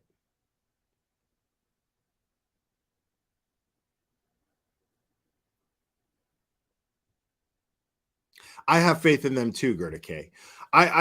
If you're asking what my opinion is, I believe that the jury's going to come to the same conclusion that the rest of us are. I truly believe that, for sure. For the reasons that I just explained. I'm not seeing any evidence of a happy homemaker. I'm seeing the evidence of somebody who hated the world and thought that the world owed her everything and felt pissed off at the fact that she had to work for anything.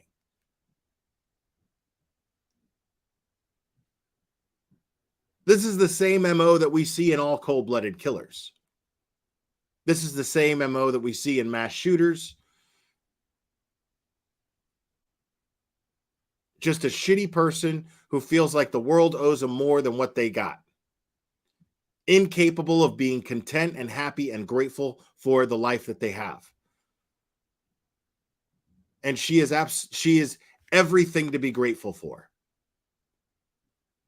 She had a possibly promising career in the education system.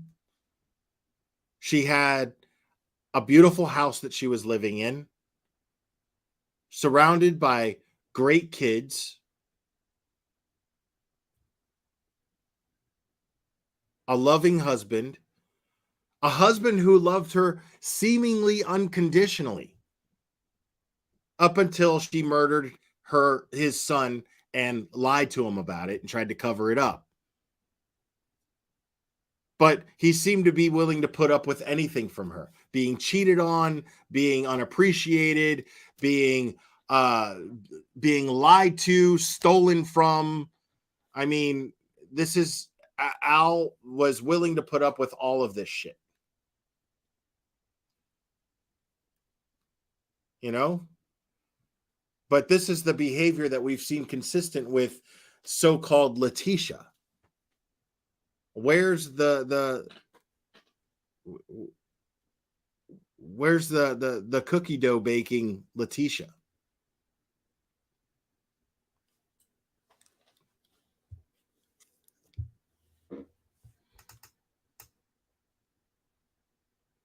I mean, that's crazy too. I got to tell you guys, I got these ice cream sandwiches and they were made with instead of like the traditional ice cream sandwiches, they were made with like these cookie dough biscuits, right? I don't know what people are doing, but they're taking cookie dough and they're making like these things out of them that they sometimes they're soft, sometimes they're crunchy, and they got like chocolate chips in them and whatnot, just like the cookie dough, right? But somebody decided to do something cool with the cookie dough. I can't even that's good stuff, man.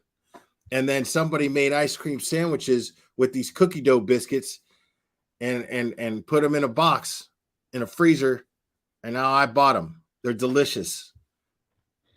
Cookie dough biscuit sandwiches are my favorite thing now, just so you know. I love cookie dough biscuits. I'm not going to eat any cookie dough biscuits right now, but I am going to go take advantage of this lunch break, and I'm going to leave the chat open, let you guys hang out, kick it, and I'll see you guys when lunch is over and they resume court.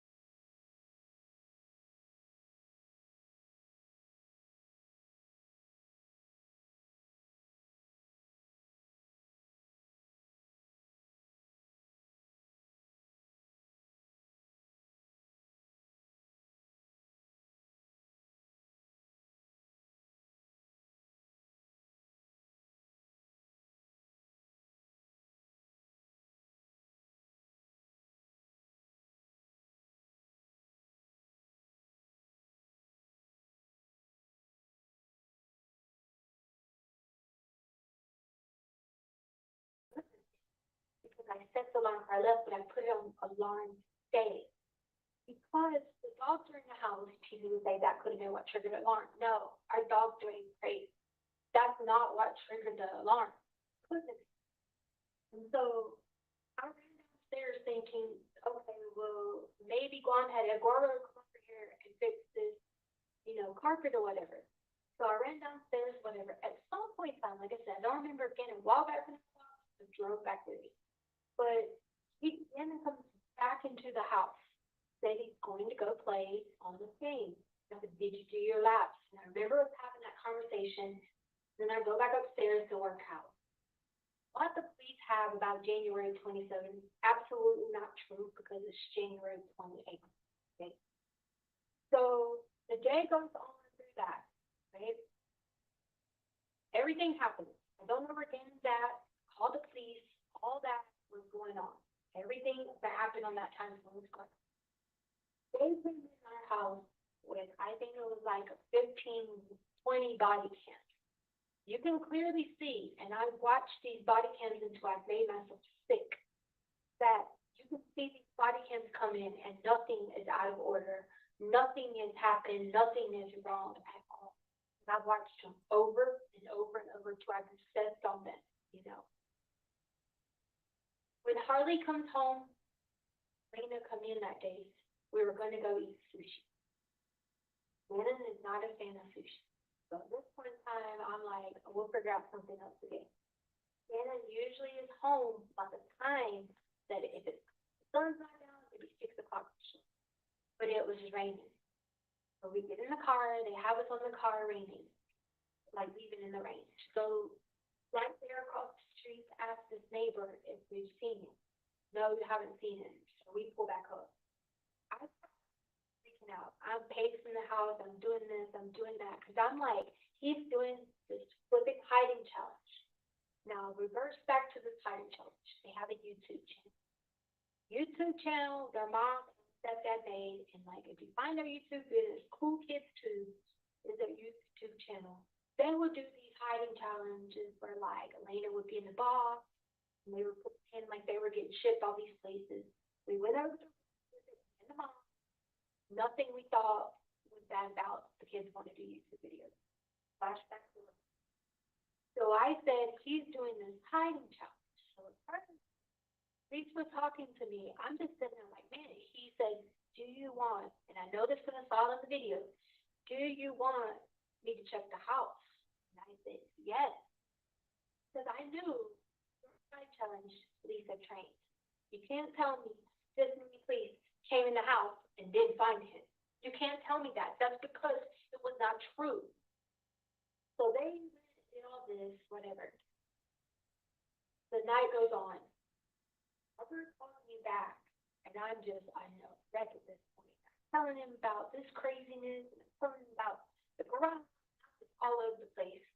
All those stories, it kind of like started like throughout the day, it was convoluted. Rings all over the place. I'm going back and forth like this and the fire. So he sends the officer back to check on me. According to the report, the officer comes back to check on me, and at this point is when I got scared. At this point, I know Gannon is enough to know. His meds wears off, he's gonna need everything. At this point in time, we haven't even eaten dinner. I haven't even fed the kids. We never even made it to our dinner trip. So that's when I became really, really, really worried. All of us are in the house, and we're like, they went on different searches, whatever. I stayed at the house to make sure of anything. If anyone called, if anyone done anything. That was the last thing on January 27th before it hit January 28th. January, you'll make it on January 27th.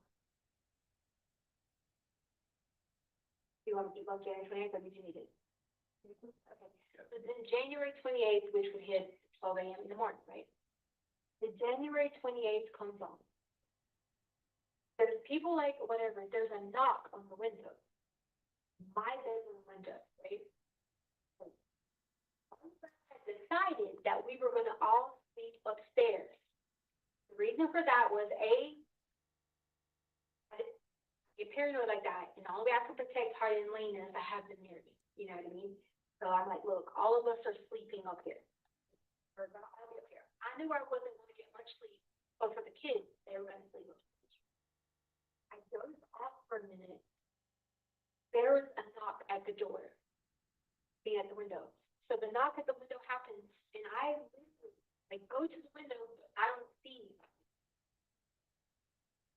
I remember getting in the car, driving out, because maybe that was Gannon, maybe it was. Maybe I was supposed to be driving out of the neighborhood, like out of the yard, but coming right back, or whatever. Or I can't remember. I don't remember that part, but I do know the video shows me like going out to the car or something. And I come back inside. I keep hearing the same loud noise. And so I laid out like this, hearing the same loud noise, and I know Edgar was on his way back over. Edgar wasn't gonna be there when the police was there. He didn't want any problems or whatever. He was like, I'm gonna just go out and look, what does the black car look like? I knew Edgar was going to be on his way back over that morning because they were going to help me move all the stuff to Florida. That was his whole plan, to show back up that morning anyway, not even knowing what that Gannon was missing. So Edgar was coming back for that morning anyway. So I thought Edgar was getting there early or whatever. But I didn't see him out there outside. When I laid on the sofa like this, breathe again, I forgot. At this point, I think someone's in the house. Now, I didn't have my handgun on me because when the police came earlier, if you look at the footage, they had my handgun in the car. They searched the car, searched everything on the body cams. And this is what we came up with between, me and like putting details together with my team. My handgun was in my car because it was on the video. So I don't know if the back door or if he came in through the garage. But I kept telling him, I keep hearing someone in the house, and he was like, no, you're just paranoid, you're just afraid, you don't know where Gannon's at. So again, Edgar, Angelica, that's Edgar's family, and Lena were all in the house. Harley, Lena, I think Angelica was laying down, and Ty was on his way back. I go to school in Florida. Ty was on his way back here. Whenever again, I realized my handgun is in the car. I never drove my car, it was in the car already. Me and Edgar jumped up, okay? Here, and I started going down the stairs slowly, and I went back up the stairs. And I was like, downstairs. Now, I don't know who's downstairs, what's going on. I don't even know if anyone's in the house or if it's just the people looking or what's going on. When we go back down the stairs, Edgar has the other handgun on him. Crossing over the front stairwell is someone it looks like a cape. Okay? So it's like a cape wrapped around them. Goes straight into the back bedroom. As soon as I see him go to the straight back bedroom, I'm going to instantly go into protection mode. I went to go grab the gun from Edgar because I thought the person in the cape, I didn't know who it was. I happened with the whole Michael the Archangel, the whole thing had happened with my stepdad, and when I grabbed it from him, the gun hits me and then hits the person in the cape. At the time, I didn't know who the person in the cape was. Standing on top of the bed. I didn't know at the time it was standing on top of the bed. Until later on, when I sat down with my attorneys and we put it together and realized it, I didn't know until that point that it was Gannon standing. Because prior to that, I thought the whole cape thing. We've put it together over and over and over, and I sit and I cry with them. I did this with them and everything. The only thing that comes to my mind is that the way the cover was wrapped, that's what had to look like the cape, was the way that he had the cover wrapped around him. They can see what they want, whatever about me. I never would purposely hurt Gannon or hurt anyone that I would have thought it would have been Gannon. Never in a million years, okay? Never. Had these kids all over the country. If I was gonna do something like that, it was somewhere in another country. Like, come on, like people who want to kill people do it because they want to take someone's life. That's not what happened. They paint me as this monster and I did all these crazy things. I never once knew it was Gannon. I, in fact, didn't even know it was Gannon until later on. The reason I did was Lena, I guess the noise woke Lena up. If you read the report, Lena told you that she helped carry Gannon's body. That report in her interview, she says on that Gannon's body's not moving. That's because she was there and she helped carry Gannon's body to the car. I couldn't get him up the stairs. I didn't even know it was Gannon at that time until I moved it. I lose it. Like I am all over the place, like screaming, crying. That's how Lena hears me. Lena's helping me. Now Harley's still asleep. She hasn't woke up to reading this. It's a hard sleep. Lena helps me tote Gannon up the stairs. I'm throwing up like blood, the side of blood, the side of him. Like I lived on Gannon is still alive. Gannon is barely talking. We try to get him up the steps. I'm like all over the place. We get out the garage to go to the car. Not going out. Because at this point, I think I was in complete and utter shock. And I know I'm throwing up because I see all this later. So when I tell you I know I'm doing something, I sit back and written a timeline and look at everything and figure, this out because I was just on it. I remember being in the car on the passenger side and we were taking Gannon to the hospital. But I was on the passenger side, okay?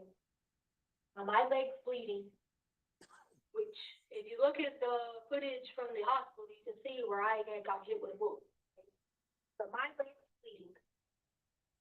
And that's probably why there was a little bit of my blood on the car. I don't know at this point. I don't know if she went back in the regular party. I don't know anything because I remember waking back up in the car and being like, there's no palm trees. Now you say, what is palm trees?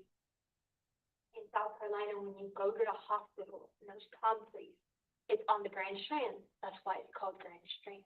The beach, and then there's palm trees. I didn't see the palm trees when we were in the car, so I didn't think I was on the right road. I was in the passenger seat, not in the driver's seat. Next thing I know, when I wake back up, I hear a loud noise, like a howling noise, like a loud noise, and it reminds me of like when my grandpa died, he made like this noise. That was the noise I heard. But I wake back up and I'm in the garage, in the car. Now we look at camera footage and my car does go out 5 minutes. So leave the neighborhood. So what we put together is that it must have been when I went out in the car hearing the noise, that must have been when Gannon took his last breath and I was still out of it. Go back in and park the car. Or come back to until Lena came back outside to the car. And Lena's asking what's going on, what's everything. I don't know how. Harley's face, Lena's face, they're all just like white, like they've seen a ghost. Like they don't even know what's going on.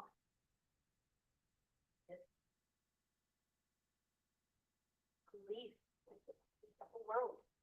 As if this ain't really going on. Like there is no way this happened. Like there's nothing wrong, y'all. Everything's fine. He's gonna be fine. He's gonna be home. That's when I started going through like all the motions of, going to go get this person. Because to me, it wasn't really going on. Like this was, you can't even compare this to a nightmare. To have gone through that. You can't compare it to a nightmare. That is far from a nightmare. And to know that he was speaking to me and Lena as we were trying to take him off the stairwell. And then it was like, none of it was real. So I just started going into different personality of like, this ain't really going on. We gotta find him. I don't know what to do. I guess somehow I go on to the airport. I don't remember any of that, but I want footage going on to the airport. I want footage just talking to people, saying like, we're gonna find him. Like, I don't really like remember that vividly. But I know I did it because I've seen it. I'm not gonna lie and say I didn't do it because it was there. Like, me talking to people, me doing it. It was, I got just disassociated and I was like, this is not real. That there is no way this happened. So, Edgar, or another male, is a family member, and I'm not going to say their name. Somehow during this mix, when I was like going crazy trying to go get Albert, and I was screaming to everybody, talking about it's an accident, it's an accident. I think they have one of the things reports where I was like, I didn't ever know it was Gannon because I really didn't. It was someone that came. The reason he was taller was because the bed was sitting, like, you know, you think a twin bed, he was standing on the bed.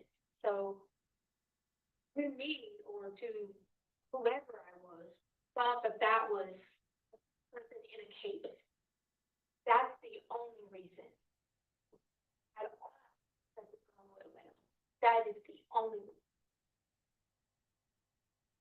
And like, I played this back, like I said, 50 million times in my head, like, was I in the right mind to turn the light switch on? No.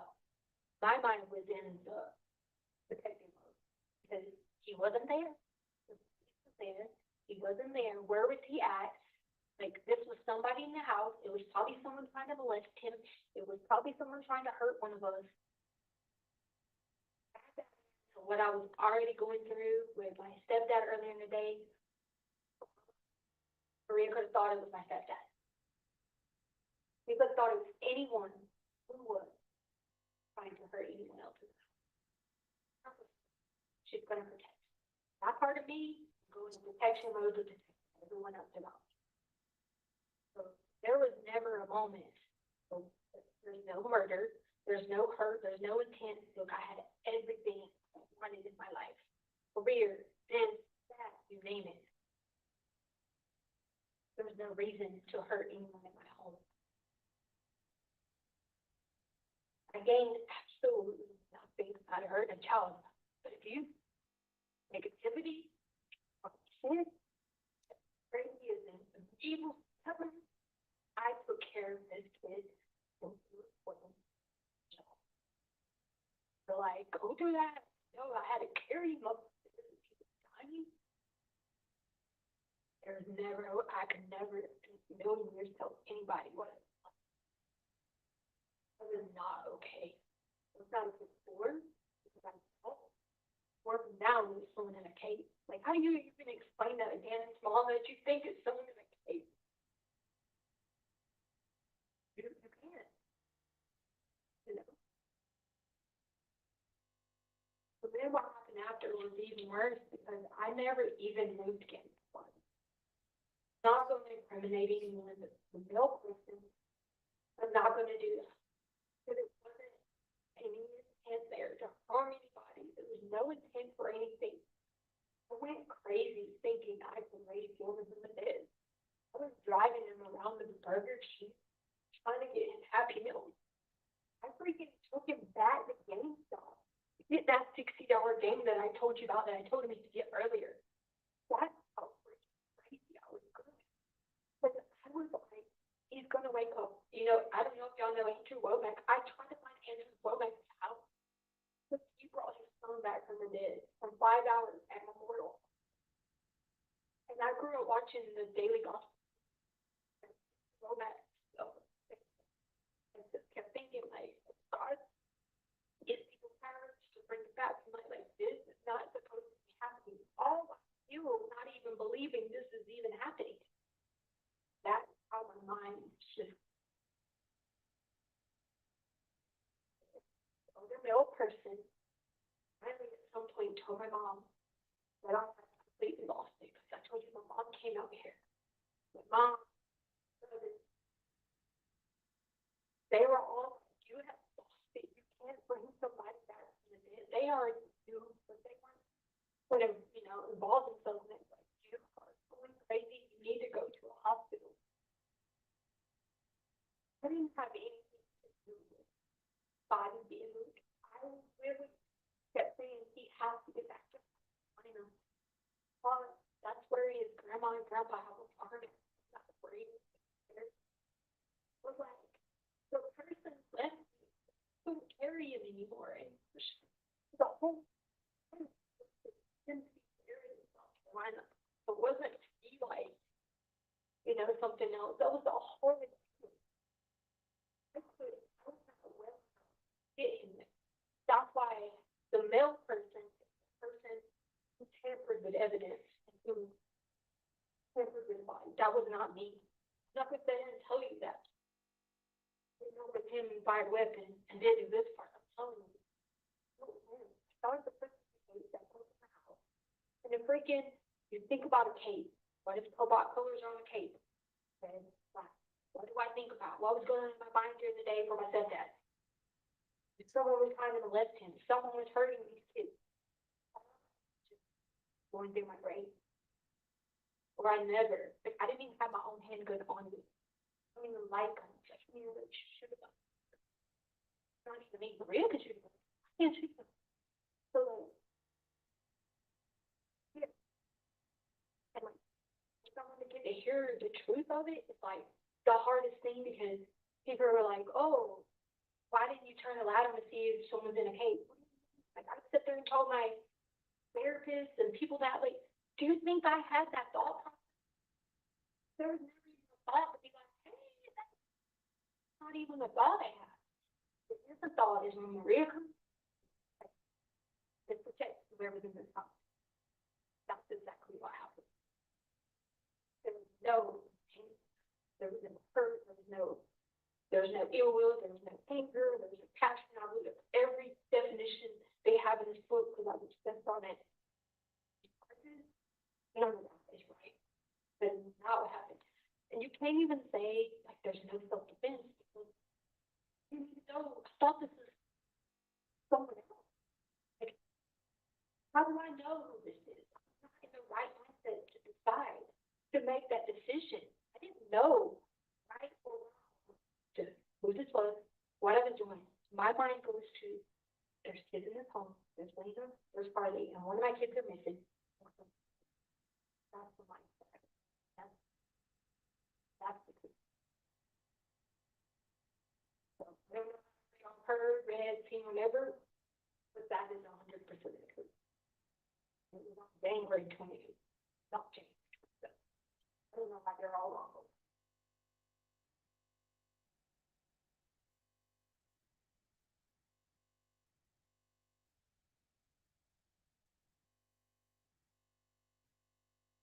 And so we don't know how body ended up in Florida. Am I correct? No, so, okay. So police came, they helped me pack.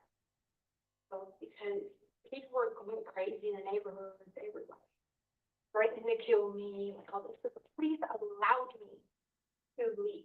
They came and helped me pack. There's body cam footage of them packing the van up with my clothing and the police are there. They allowed me to leave. Okay? I'm still in that mindset of like, I don't know what, like, this can't be going on. This is worse than a nightmare. In my mind, it kept being like, I'm gonna wake up and this is just one of these bad dreams. Like, that's how it kept saying, like, this is not happening. Like, there's gotta be some camera popped out any moment for some show or something. I don't want to call it denial. It was more so of like, it was not reality. That was not. So they helped me load the car up. There was another male person who was, again, I'm not going to say their name because at the end of the day, they're still my family. He was trying to protect me and was like, you need to stop. You need help. Like, you've lost your mind. He was trying to protect me.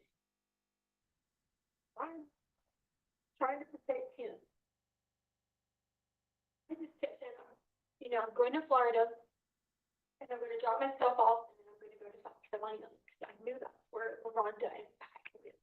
And I just kept yelling at them, LaRonda and Mac live there, I gotta go talk to them. And I know this only through their interviews, what they've said to my people. I just kept yelling, gotta get to LaRonda and Mac.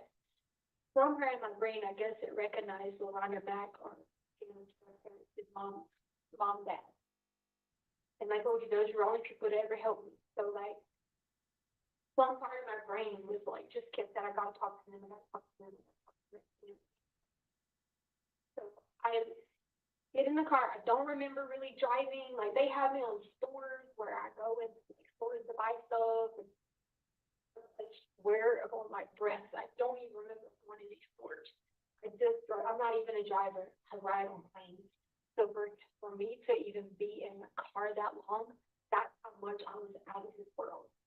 And then at some point in time, I'm supposed to like meet them and they call me and they're like, you're losing your mind. We're not going any further. We're not going to South Carolina. I could not get down up very good because my mindset kept saying, I'm taking him to South Carolina to his grandparents' farm so he can have a proper burial. Because if he would have been buried, like, if Albert would have had control of it in Colorado, he would have never, like, let Mom be involved in anything. You know what I'm saying? So, like, I just kept saying, let's go to LaRonda Max. They can make a good decision. If they don't know what to do, they can help me bring you back to life. That's when the mill person intervened and kept saying, you're losing your mind. You can't bring somebody back from the dead. And I have to protect them, too, because I don't have to go out saying their name. Common sense, you can put two and two together, the middle figures that were here, but you never hear it out of my mouth. At the end of the day, you. And he was just trying to like figure out why I was going crazy and so at the same time figure out like this is really reality what's going on. But that was the only reason he ended up in Barnes because when they left me, he never wrote. His body was never with me. His body was never in the car. They pulled the whole van apart and seen that there was no DNA evidence at all. And then the was never in the van that I drove myself. Never, ever. It wasn't until I get to Florida and I'm telling everybody like we have to bring you back to life. LaRonda could help. Those individuals who flew on an airplane and went to Florida after they got off the airplane. Listen, I could not pick Gannon up to carry him. That is the only reason. For else, I don't know. My investigators have asked me, what was your plan? Was you just going to pull up at the farm in South Carolina? And I said, I didn't have a plan. There was, in my mind, that's probably what I was trying to think about doing is getting to LaRonda and Max, but like, there was never a plan. Like, I don't know if I was going to pull up there and, you know, lose my mind, tell them what had happened. I didn't know. I just knew running has been part of my life. So running always makes things disappear. Like, it's not real. So I was under the impression that this was all just a nightmare, that as soon as I got away from this, I was just going to snap back into it and this was not what it was. But it never happened that way. Then I started like when I was in South Carolina, I was telling people crazy stuff. I wasn't eating, I wasn't sleeping. I just kept saying to people, it's not what you think, this is not what happened, he's gonna come back to life. And like all my friends in South Carolina kept being like, what do you mean he's not gonna come back? He's gonna come back to life. What is going on? And I know by this point, I'm no medical professional, but I know for a fact that I was in a coma. Because I never in my life have been through hallucinations. I never in my life have been through the things I was going through to explain that. To think there was a person in the cave. To think that this person was harming somebody. Never had been that hype. And it caused me the ruining. It's not about me, it's Landon's life. Luna's life, Harley's life, like, I don't know. One decision that wasn't even right. Every So yeah, to me, sometimes I do check in our reality, they're like, this ain't real, you back. They were all my heart, I took care of it. Literally gave him enema. Freaking took him food, over, everything. What? If anything, you know? Well, that's really a lot too. Then people make up these things about stab marks. It's not stab marks. Those were from the fire. I've looked at the autopsy report to the point that I've memorized it. They say like 1.2 centimeters, 1.4. We're talking centimeters of fire. I don't care what they say. There was never anybody doing anything, slicing, dashing, whatever the hell the news puts on there. That's not true. There were marks in the fire, which was exactly what I told them. They were on the arms and chest. What I told them when I was going through these stories and my brain was so convoluted. It all went together. And I was talking about the rape. I was talking about the garage. I was talking about marks. I was talking about the bleeding. Like, I was like shocked that all of it went together in these crazy. It was almost like I was talking a word salad all over the place. Nothing was coherent with any of those things. Didn't really understand what was going on. That ain't no approach that people take to get out of crime. I've never been a felon, never been that. You don't just wake up one day and decide to start murdering people. It's because it was not meant to be. It was missing. Everything in my mind was bad. I was raping him, she was lesbian, she was gun here, she was gun there. I watched this body cam footage so much that like everybody's like, well, where was he at that night? They opened the one closet with the ornaments and stuff. I swear to you, I see it move. I see it move with the cover. And I'm telling everybody on my team, I'm like, y'all don't see that, y'all don't see that. That's where he was hiding at. That's where he was at the whole night of the 27th.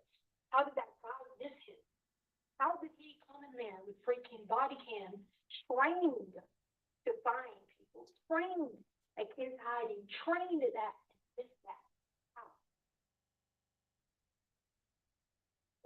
That's why I go back and forth with everything they have. Because had he not blame this on him, because God knows I would never blame it, someone else like that. Had he done that, the outcome probably be different. Yeah, absolutely. Not my position though, that is not some person in the house getting ready to take another kid, hurt me, hurt her. That read things like that, she doesn't think. She doesn't think. Let's do this the right way. She thinks, I'm about to hurt anybody that's about to hurt the people I love. Wow.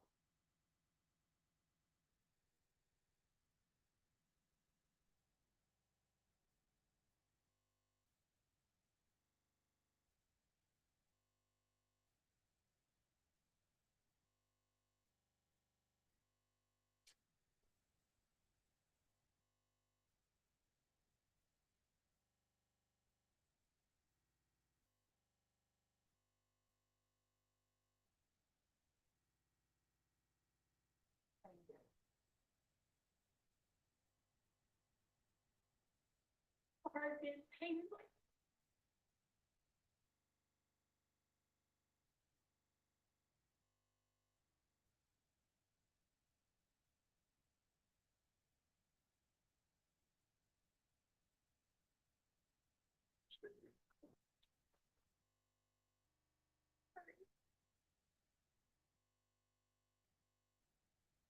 You just don't know how bad I just want to sit down with Landon. I can't change my mental state. But you gotta know in your heart, it's not her. Didn't go back for teaching kids. Never heard like I have no history of anything. Like even the FBI testified on the stand and the prelim was like, there's no history of any kind of abuse. She did not abuse these kids.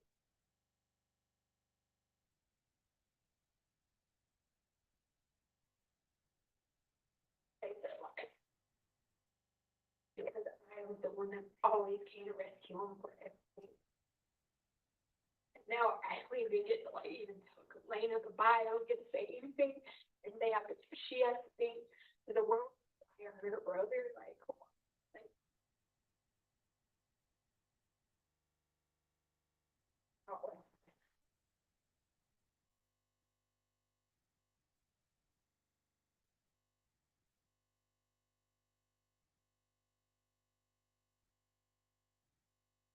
but I looked at I talked to the board and said like, within the jaw, and it was like far away.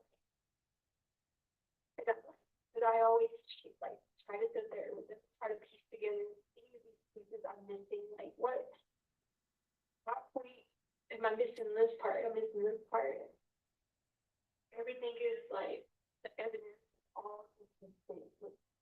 You're gonna get listen if you're gonna kill somebody, you don't shoot them in the jaw. Murderers kill people. Most female people who kill people are psychopaths and they poison people and they do all these harm. Not even knowing it's them and it hit them in the jaw. And they painted as this murderer. So like some children like come on. Never had a scratch on their body. Ever in their life. Ever. Don't this is happening. And trying to get these people to like understand that is the hardest thing ever. Because had I not, maybe if I hadn't been going through it, I was going through it today, thinking my stepdad was still alive. Maybe like trying to replay everything. Maybe if like I wasn't worried about these people and I let him stay home that day. You know, maybe he wouldn't have left because I thought the whole car situation, people trying to follow me from the stupid accident thing, like, and I tried thinking that might have switched, that might have kept me from being at the state I was in.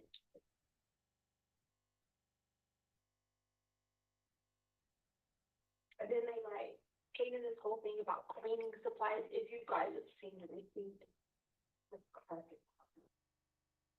I mean, I've memorized the receipt. It's trash bags, carpet powder, candy, nothing in there ever sent anyone to get cleaning supplies. Pull up the receipt all day long and say it. It's not true. Like,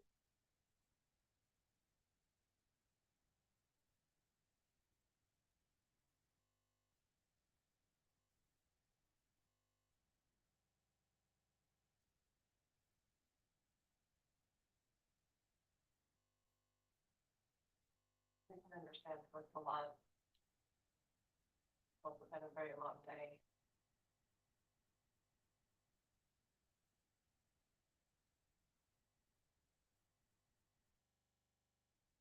We'll probably be stopping here at this point in time.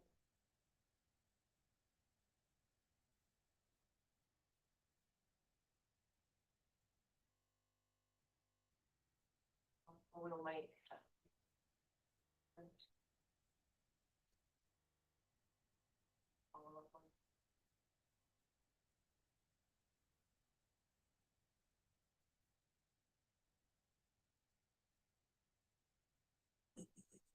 you guys hear like a lot of like stuff known to like what people do and stuff.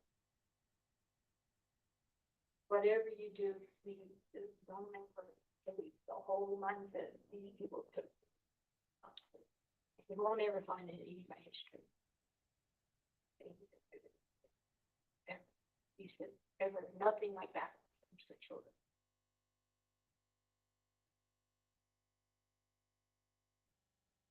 I appreciate you a lot more.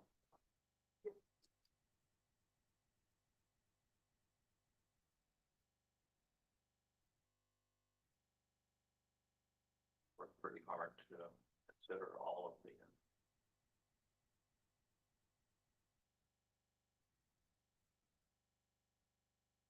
You say a lot, but I don't deserve this.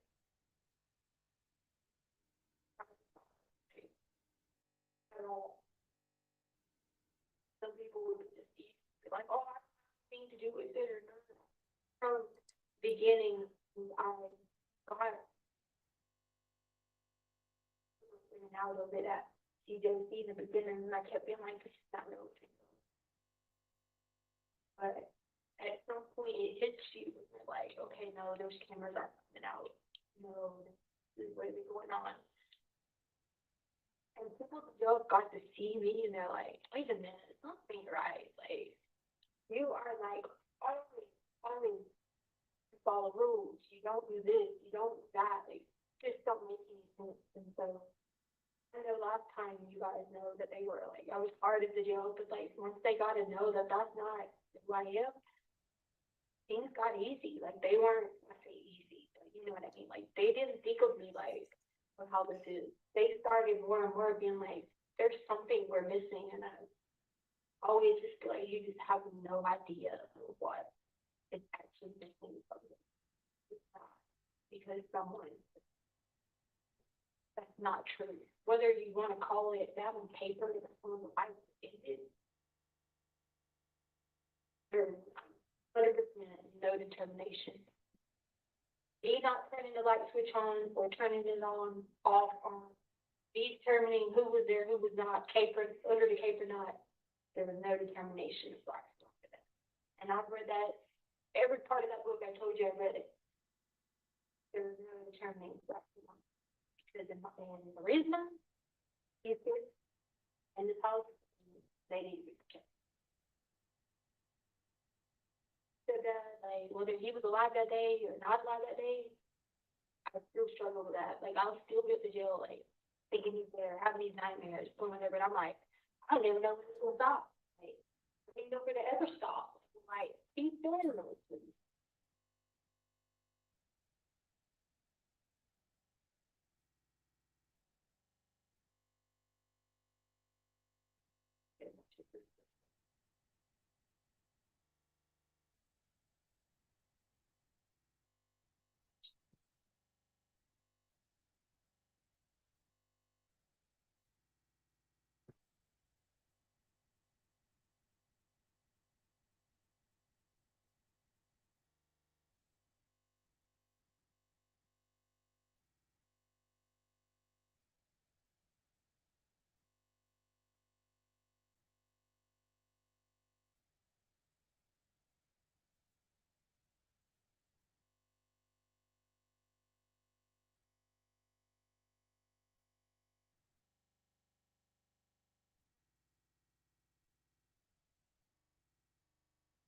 All right, ladies and gentlemen, I think we'll take our morning recess. If I can have everyone back in the jury room at say 10 till 11, we should be able to start on time at that point. Again, don't discuss the case with yourselves, don't discuss the case with anyone else. And we'll see you back at 10 till 11. All right, for the jury, please.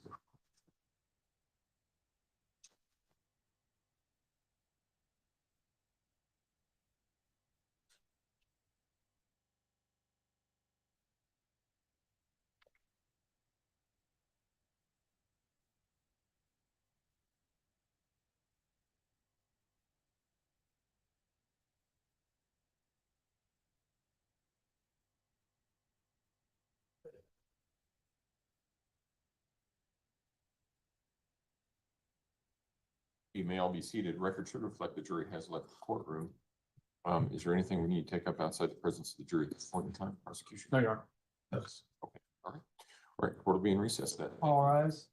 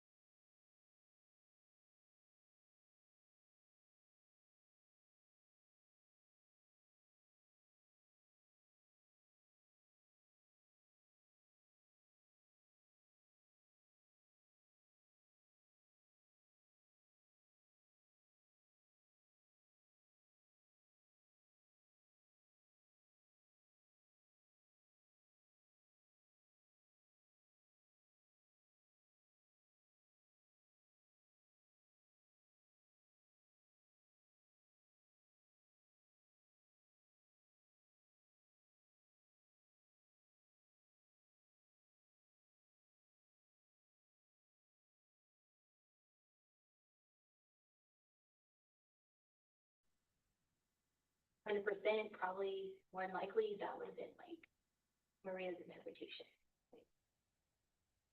I mean, moving back and forth. In Maria's mind, if it's person who child molested, then they need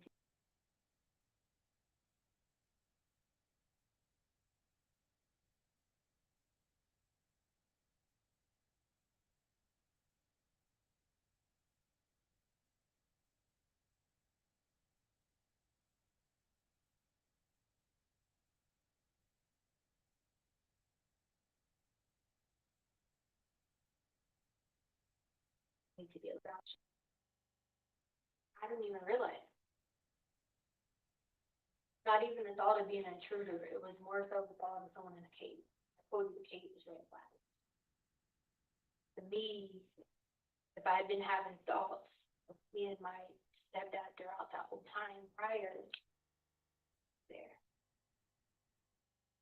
it's not be dead. And I'm constant with that off and on my entire life. Like him being there, him being in a certain situation, or me being back in that house that I grew up in, or the night terrors of all our abuse that we had lived through. So that's why it would be, if he's come now and I'm dealing with all this with Gannon mentally, which probably 100% his stepfather is messing with him, like how could it be? This is how protection instincts work. If you were to give me a test on protective instincts, I'm score 90%, because that's how they work. And you gotta think I got Maria upstairs, being upstairs. So, and how Maria works is it's not always to eliminate people, like take them out. It could be just to remove people from the situation. With everybody.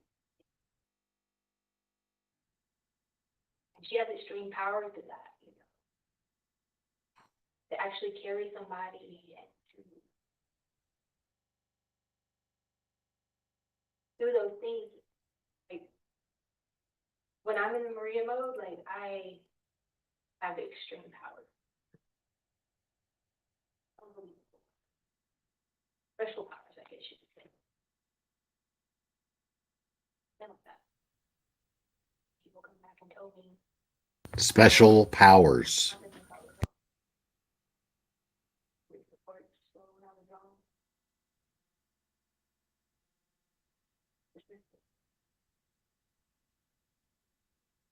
Yeah. Power is eliminate a threat. You know Maria pretty well. I can like an audible conversation, but I can't go through it. But I can have an audible conversation. Or over time, I've been able to. Incidents started happening. My grandpa used to always say, "Something's wrong with that young man." You know, think country stuff. Everybody's grandpa said that shit. Wrong with that young man. She's always hanging out with all these people. And my grandma would be like, "Oh, it's just imaginary friends." Like, no, it was beyond imaginary friends. You're like, I would try to bring my grandpa to be closer. You know, like everybody always thought I was just different. Had I hit my head. As it kept going on, situations kept happening, or like I'd end up in a situation and like dead straight would not even know what.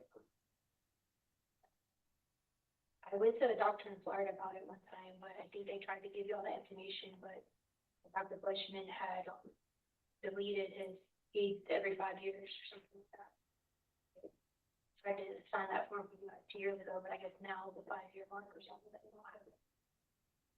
But like I ended up in places like that in Florida, and that's how I ended up at his office. It happened so much that finally I became to know who it was. I was hearing.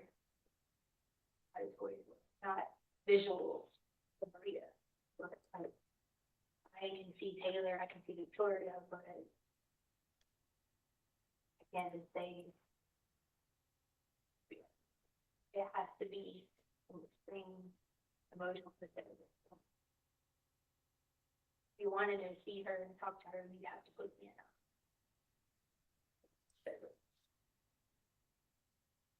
Did you say to have a conversation with her, meaning you can ask her something and she. Yeah, because like, the people that come and see me, they've been coming up and they if I can find out why I have so much traumatic stress about drugs. And I figure out why I feel the way I do about how conversation, because they wanted to feel why I feel the way I do about drugs. So through a lot of those methods, they would talk to Maria. Was younger, my stepdad used to take me to Rainy Ray's house, which was his nephew. And during Rainy Ray, they always said he was just something was wrong with him, but he did bad drugs or whatever. So that's when she triggered things in my memory that I came back to myself and I remember taking Rainy Ray and my stepdad at a very young age to go get the drive in the car. I was just big shit. So that's why I have to wait. That plus, you know, like I'm pretty sure my mom has ritualism or whatever. You always wanted to switch. So.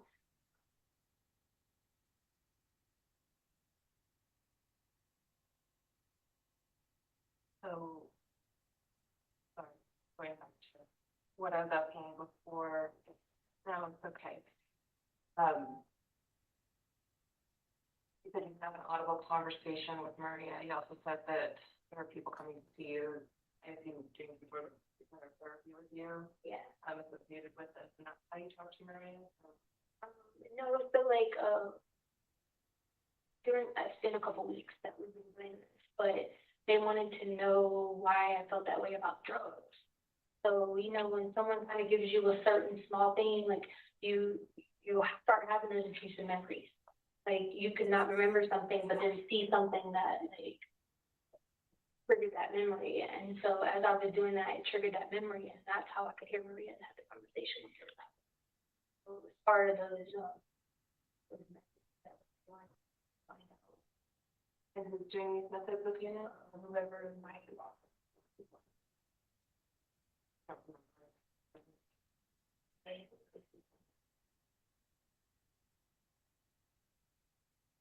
All right.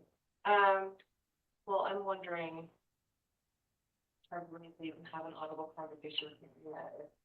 I have a question now, if you can ask Maria, you know, what she was thinking and what she was. Eventually, if you bring it up like traumatic stuff, I can dig myself into harmony, which in depth what any kind of abuse is like. It's very hard because that's the only way you get it like extreme. So like, well, it's around like, but it feels like, and I've had to do that once in this process, and it's very difficult because, you know, for the other person having to hear it, you know, I go back and read their, you know, the report of what they typed about what I said in harmony, and it's very disturbing. So yeah, so it. I definitely don't want to take you back to your childhood. I'm just wondering about, you know, at the time, the alleged defense. Oh, future where, you know, for you, the memory gets fuzzy. Right. Between, you know, you're looking for Gannon, you're thinking someone's gonna have you see the shadow. You're having kind of that repeated thought of, please be out these 33, time to heal. Mm-hmm. And then the next thing you sort of remember is being in the car. And on some level, it sounds like your perspective is an assumption Maria took over at that point in time. And that Maria is your protector. She comes up in these situations where there's a threat. So I'm wondering, you know. Can you talk to Marie through me is what you're asking? Yeah. Okay, if you just said it that way. I'm sorry. Yeah. You said it a lot clearer than I did. Yeah, how we got into work before was I had to just kind of put my mindset, like, I'm conditioned to hang out like that. So like I have to take my mind to hang out in those, reliving it, you know what I mean? And then that's how I can do it. I guess I'm wondering why Maria might have moved on.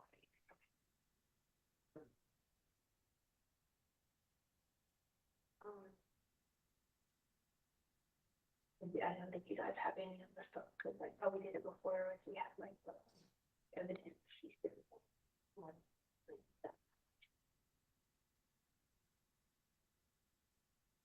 Don't have any of that.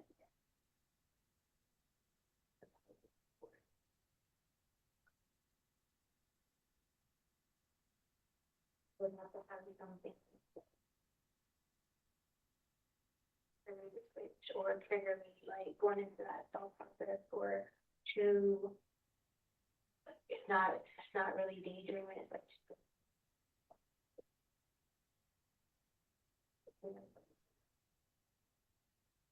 would have to have something do that in order to hear.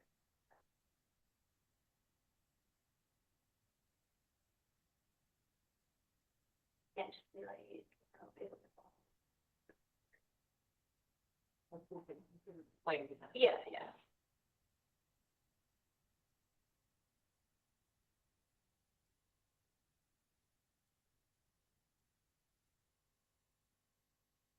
Any other questions about?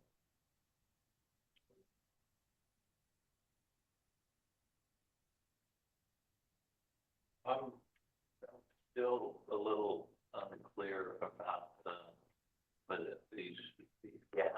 When you can't remember, is that when? Usually when I can't remember, or when there's a blur around me, like let's say I would be in one of those states right now. You guys could be in here and I never even know you're in here. Things around me would not be the same. You know what I mean? So, so okay. Let me explain it to you from how it started. So when I would get abused, sexually abused by my stepdad, I started noticing the Leticia, but then I didn't want Leticia. So if I went, I trained my brain to go somewhere else, and would harm me to get abused. So that way, if anyone, like when the counselors and stuff like that at school would ask, you know, like me, Leticia, have you been abused? I always kind of like, no, because harming is the person that would be abused. So, back to what you were asking, that's why those gaps come into play, because I can take myself to the world. Like, when one of the worlds is Christina, and how Christina works is when I was younger, my mom used to leave me by myself, take care of the kids, and she would try to leave my stepdad at the beach. But then she'd leave us by herself with a slave, and I would be taking care of kids while she was on his house. So that's how Christina came along. She's a gymnast. So like if I have a gap or I go somewhere, I go to, when I was a child, I'd go to Christina because that was during the time of the Olympics, the 1996 Olympic Games. Everything in my house became like a gymnasium and apparatus. So everything around me was like that. Not like crazy stuff where people be like, oh, there's natives. It's just that the surroundings are like that, where, you know, like my body gets put in the surroundings. And that's how I had, but that's why whenever there's a gap in it, I went to this place and then or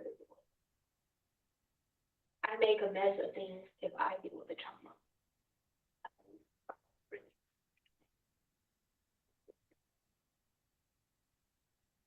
do nothing straight. If I didn't do that, I couldn't have been a teacher, I couldn't have got my degree, I couldn't have done a lot of things because of how I deal with them. It goes on into my adulthood, it doesn't just stop at my childhood, you know. They're there because I'm conditioned to live out there. Something else might be going on in that world. It's not like I just am driving on the road and I'm like, oh, I'm over here. Let me just look. That would be dangerous. It's not like that. If something happens that causes me not to want to deal with it, then I can switch. But the thing about Maria is I cannot just switch to her personality. It has to be in the form of protection, or it has to be in the form of like getting me out of it. So like the other day at the jail, I think the other day, I don't know. I ended up in a total suit. Didn't know how I ended up in a total suit. Right? So I'll kind of let you see how that gap works. I don't think Letitia's going to take the stand. If there's anybody who would, it's her, but I don't think she will. So I won't go to the tower, so I have to keep that out of segregation until the board is finished.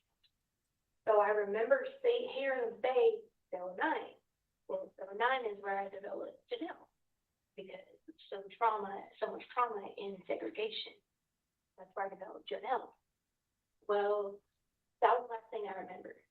Then next thing I know, I ended up at SC, and SC was because I was a maternal student, and they said I was trying to hurt myself. So I kind of put it all together. I'm like, why was I trying to hurt myself? But what happened was the trigger from cell 9 brought back those memories of the fact that I was going to have to be able to survive in segregation right now, meaning, you know, no book, no radio, no food, nothing, started us, all that, because there's no instruction. That apparently I called my friend Amy, Maria, I called my friend, and she was talking in another language. And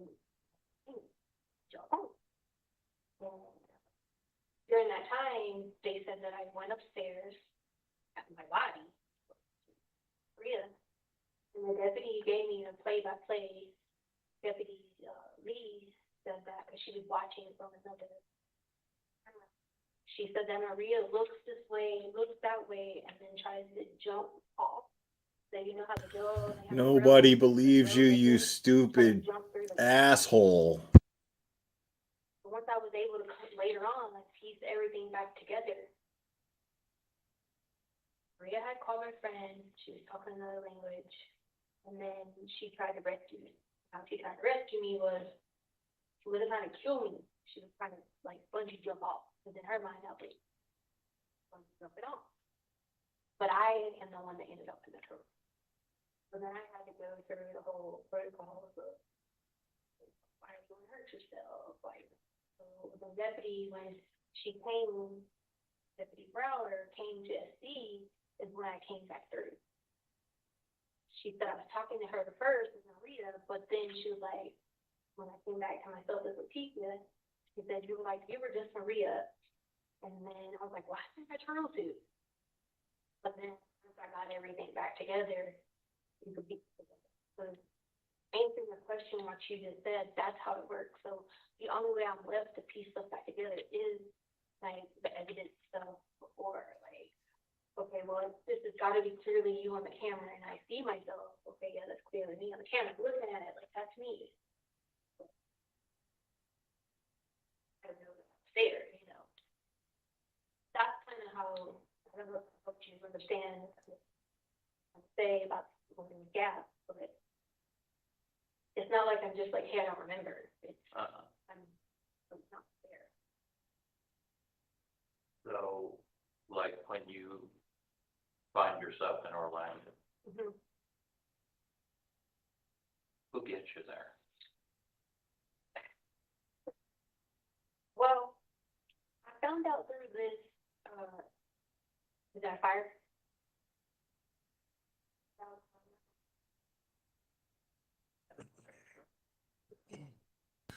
She didn't trick no defense psychiatrist into nothing. Like the defense psychiatrist is called by the defense to defend her. That's all. As one friend of mine used to say, I'll bet all of your money and some of mine. Okay.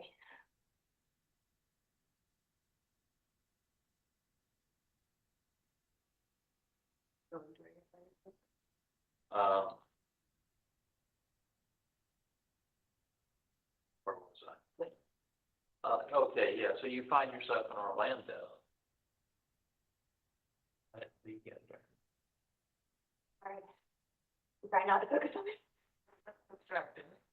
Well, no, I'm telling you, it's just like crazy because I'm like, I told you how to throw my fires. So what I learned about this, investigation is that like they found different things in her. Almost said she met me before and I was all three. Someone else met me and I was Kanye. So there are personalities that I'm aware of. One of the reports they were asking about was like the FBI talking to her and she always knew you at Albany. I don't think about that. So I think that must be one of the person that wasn't Taylor. That's not me, Leticia. So it just has to be one of the ones I either don't know about or here I just stayed out for minutes and hours because obviously a plane ride from Colorado to Orlando 3 to 4 hours. So you gotta imagine what it's like. I did this before and ended up in Jamaica and my daughter been like, why are you in the middle of the ocean? Right? I also think that sometimes that's part of like one of my personalities, which is me, like, is very polar. So I think you gotta factor in the manic part too, and I just am so impulsive that who cares what's going on around me, you know? So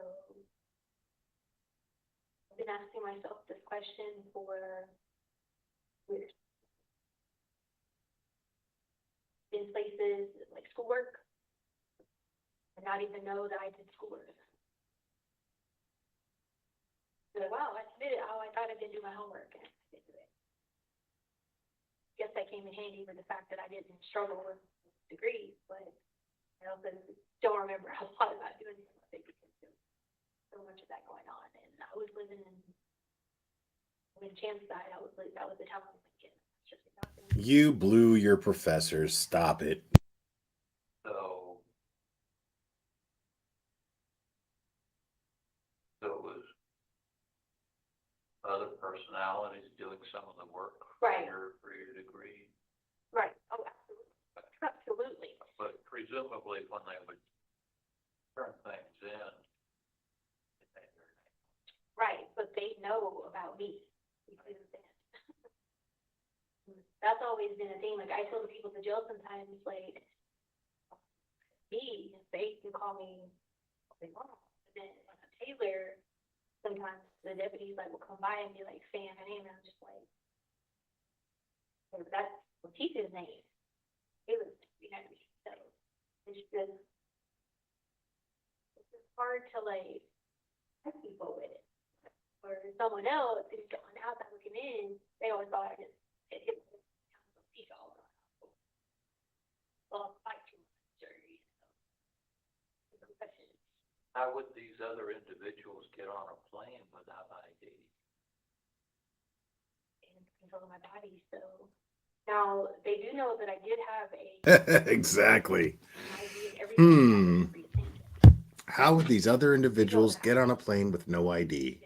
The times that I crossed the border, which or the people in border patrol, times I've crossed the border have been as Maria Sanchez. How we ended up in Canada and the whole situation. So they were working on the border patrol for that.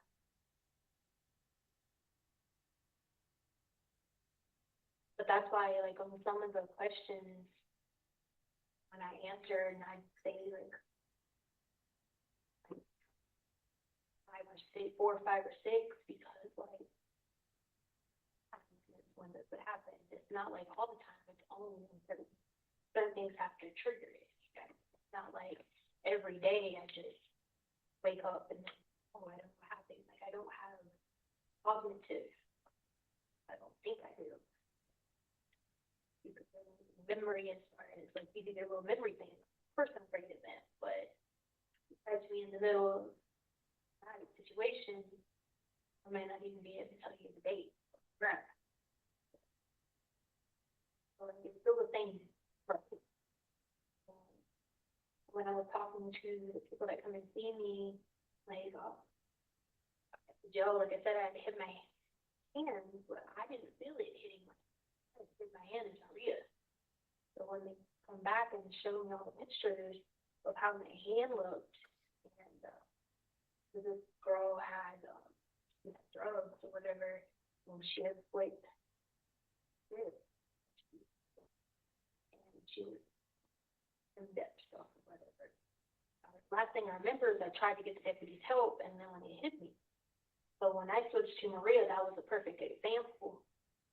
I didn't remember anything after that because her instinct is protective of herself.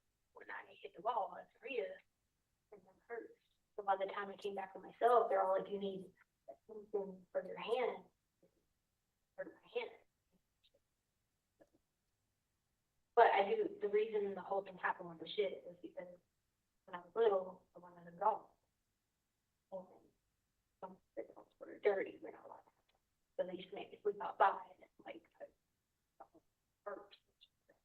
She was like, "Here, dogs put shit everywhere. Dogs are gross, you know." So that's another example of why I'm clear with some situation like that. I'm not gonna be the one getting shit thrown on me. You know what I mean? I'm not gonna be one solved.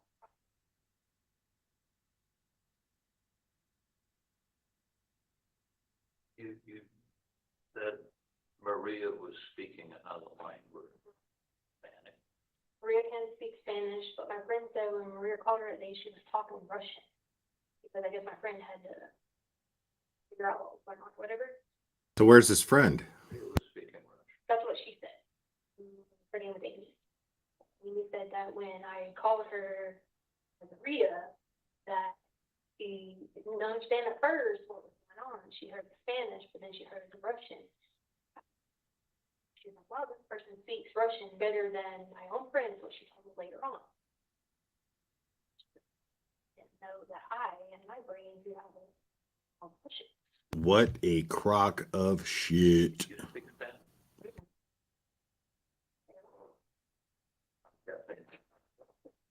I don't know anything about Putin in Russian. So where would Maria have learned these languages? I don't know. I mean, I'm one of those, like I told you guys last time you asked me about what did I call it, like when I'm like, all these missions that I'm on, it's probably doing something, but it's missions that, when things like that happen. Like, don't get me wrong now, when I'm in Mania, Leticia didn't make me.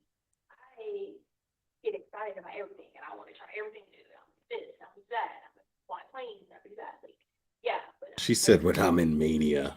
and they basic, like, hello, you, but what did you say the phone call was? All this stuff has been going on, and I've been in the hole, but I'm not like in trouble. So it would have been somewhere. Oh, yeah, because that, I had to be in that ward for 13 months, okay? And I had to survive a lot of traumatic. Not to mention, during the time being in this ward, since being back in there, 2 people have died. So you add all that in, that's the reason why we would show up. The person that the radar told us. The person behind it, a lot of people we've seen that died at the jail lately. Reasons it was triggered it, I can't say, like, I have nothing to do. When I have nothing to do, it gives me time to think. And that's time to think, it brings up certain memories. I start avoiding family, I had paranoia, I'm looking behind and looking under this. When those things are happening, you know, I'm Yeah, one would get paranoid when they're trying to get away with murder.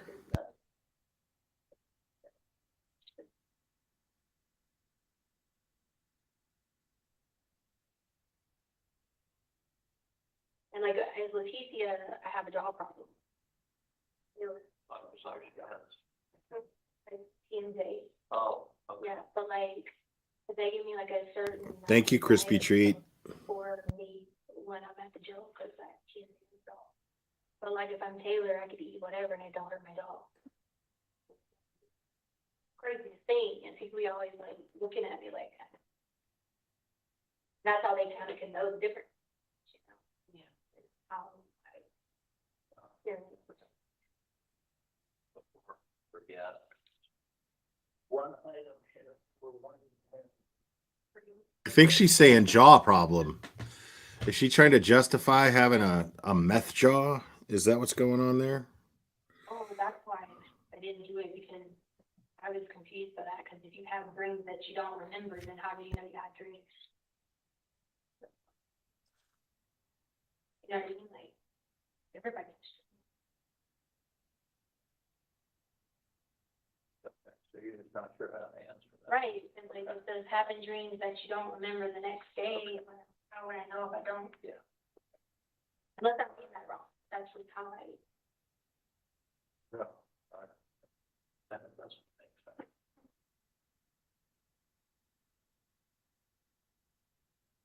Interesting question, maybe, and it kind of goes along with some of the problems. I think you have personalities that you don't know about. How do they know about you? Mhm. Well, that was what I was telling you about when I saw the stuff with like the Aubrey and the Kylie, like, I don't know, I didn't know they existed, you know what I mean? Like they had, like, and the crazy thing was like, it's full, like, when they would show me the stuff, it'd be like full-blown email accounts, full-blown, like, whatever. Like, and then there was one of our personalities is Jasmine, and they had this whole thing where Jasmine went to Dubai. I'm like, oh my goodness, booking tickets to Dubai. And so like, you gotta imagine what it's like too when you go to like a job, like say a job interview or whatever, and then like another personality intervened while I was filling out application. Someone asked me about something and I'm like, just looking at them like that. And the reason I bring that up is I had saw that in the evidence pieces too. It's like, oh, you know, how do you think about that?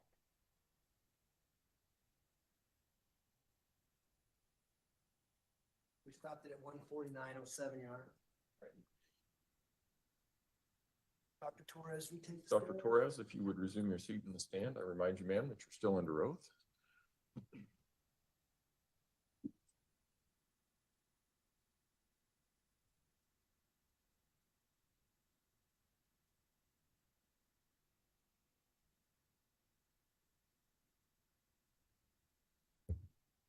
Good afternoon. Good afternoon. I kind of want to pick up where you stopped there. There was a piece of paper that was slung over or under the glass to the defendant. Do you know what that paper was? Yes, I believe that that was one of the papers associated with one of the tests that we had given her that morning, the multidimensional inventory of dissociation. And apparently she didn't fill out some of the questions with regards to dreams. Is that what was? It looks like there was one question that she didn't fill out. Okay. She talked about Dubai and going to Dubai. Do you recall just hearing that? Yes. Did you see any evidence whatsoever in this case that the defendant was in Dubai? No. When she alludes to talking to Amy in Russian, you recall that conversation? Yes. She said that was a jail phone call. Yes. Did you have recorded jail calls from the defendant to various people in this case? We did, but I think that they were closer in time to her initial, well, to her arrest. If she was saying that they had occurred within that past month, I don't think we had any access to those. Did you ever see any phone calls where the defendant was speaking Russian to anyone on a phone? No. Did you see any phone calls where the Just defendant flood was is speaking glacier. Spanish to anyone on the jail phones? No.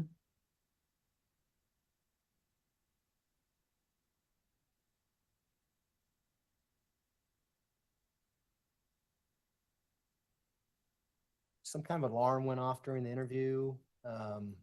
What was that all about? It was a fire alarm. They do them at the hospital every so often, and usually it's a drill. Okay. And so when that goes off, the defendant seemed to be worried about that. Yes. Did you see any change in her personality, any triggering event where she turned into someone else at that time? No.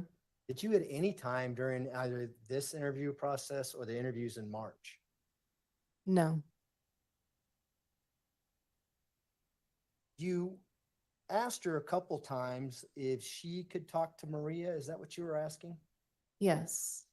Did you ever ask to talk to Maria yourself? I think we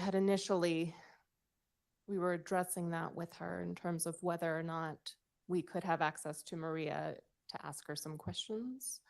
And as we saw, she explained that it doesn't exactly work that way, but she did That's say convenient. that she could have some sort of audible conversation with Maria, which is what, again, we were trying to ask if that could be possible. But then she seemed to suggest that the only way to do that was if she herself was under some sort of emotional distress or triggered in some manner. She talked about bringing out some of the discovery to put her in that particular mindset. But we were not prepared to do anything like that with her. I would have been like, boo. Is yours and Dr. Gray's insanity evaluation the first insanity evaluation that took place with the defendant? Yes. You're familiar with Dr. Lewis's insanity evaluation, that the interview was in November. The report came fairly close to trial, before the trial started. Yes. When she says how we got it to work before, when she turned into Maria, was there any context given about that? It's unclear. I know we asked her if she had been, well, she had said that she was seeing someone at least for a couple of weeks. We had asked if that was some sort of therapy or treatment that she had been undergoing. She seemed to imply that it was, but it was never clear to us exactly what sort of meetings she was having as it relates to that, as she told us that she was informed not to talk about it, so we left it alone. Would that be a reasonable triggering event for someone who suffers from a dissociative identity disorder, showing them a photograph, for instance, out of discovery? I honestly don't know. Okay. Dr. Gray was asking questions about whether or not when she was in school, other personalities help her get through school. Do you remember that line of questioning? Yes. And Dr. Gray asked whose name was on your assignments or words to that effect. You recall that? Yes. Why was that question asked? Do you know? Essentially, he asked that question because if Ms. Stauch did undergo schooling under one of her other personalities, you would think that that personality would be more in control than Ms. Stauch and would be filling out assignments using that personality's name as opposed to Ms. Stauch's name. And you recall her telling you that she had identification with regards to Maria Sanchez and that name, Yes. and she would use it to go across the border in Mexico. And What get a back that way? lie. I think she had said Canada. We'll talk about Canada as well. Did you ever see any identification with the name Maria Sanchez related to this defendant? No. Did you ask the defense to provide everything that you would need to make your determination with regard to insanity? Yes. Was Nice. that ever provided to you or Dr. Gray? No. Nice. Speaking of Canada, I'm not The going to lie play this detector segment, determined or that maybe that I was a will, but lie. Let me ask you first.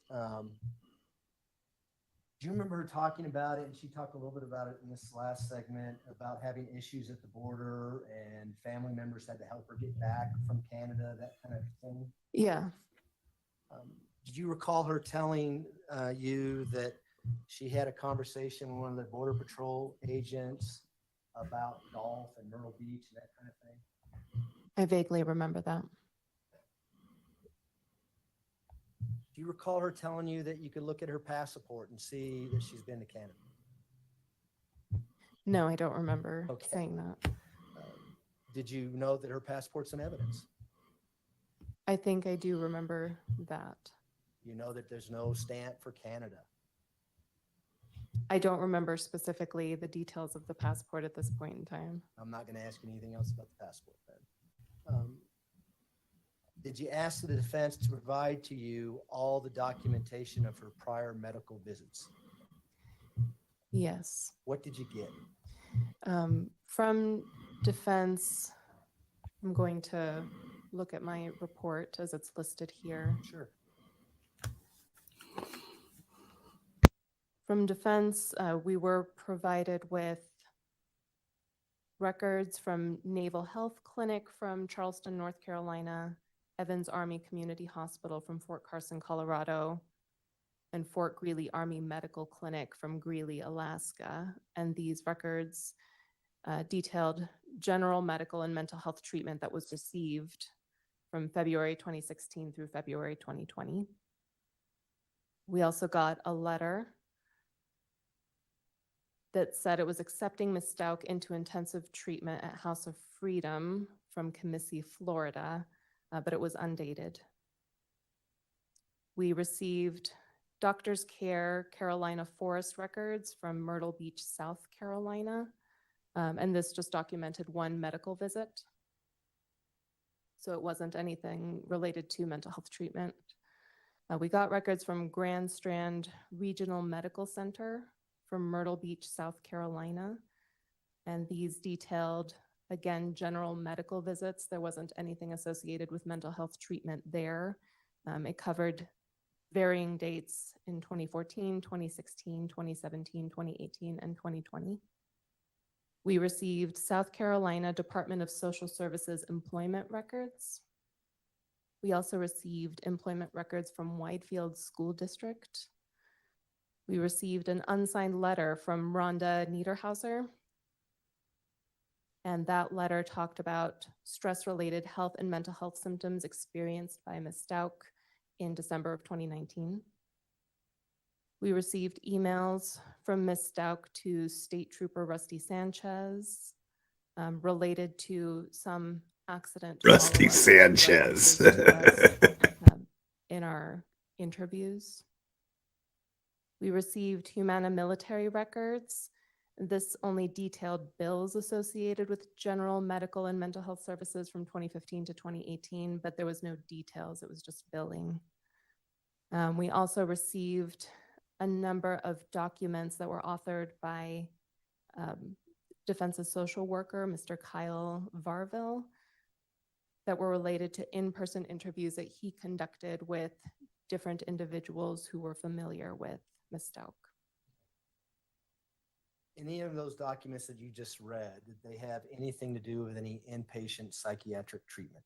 None of them. You alluded to Dr. Niederhauser's visit in that report. Do you recall in her medical record whether or not she asked the defendant if she had any prior psychiatric treatment or psychiatric inpatient treatment? If Dr. Niederhauser asked that? Yes. Is it in her medical record? I don't remember. That is a question that is typically asked, but there was no indication of inpatient psychiatric hospitalization. Do I need to show you her medical record, or do you recall it not being in there? I recall it not being in there because I don't recall it being in there, but I'm also happy to look at it if I'm misremembering something. No, and I guess that's a good way to put it. Obviously, if it was there, you'd probably do some follow-up to see what that was all about. Right? Yes. Same thing when she booked in the jail. I think we talked about that yesterday. She denied having any prior psychiatric treatment, either inpatient or outpatient. Yes, I think the only time she's really mentioned the inpatient psychiatric treatment would have been from that hospital that she wasn't able to tell us what hospital it was in Canada. I want to go back to you trying to talk to Maria during this last segment we saw.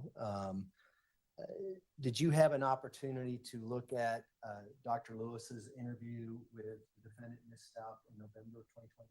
Yes. And did you see times where she was able to at least appear to have Maria come out and talk to her? Yes. Did you see any triggers, anything that she had to use to trigger some kind of traumatic event to have Maria come out? It didn't appear that there was anything associated with a traumatic event during those particular interviews.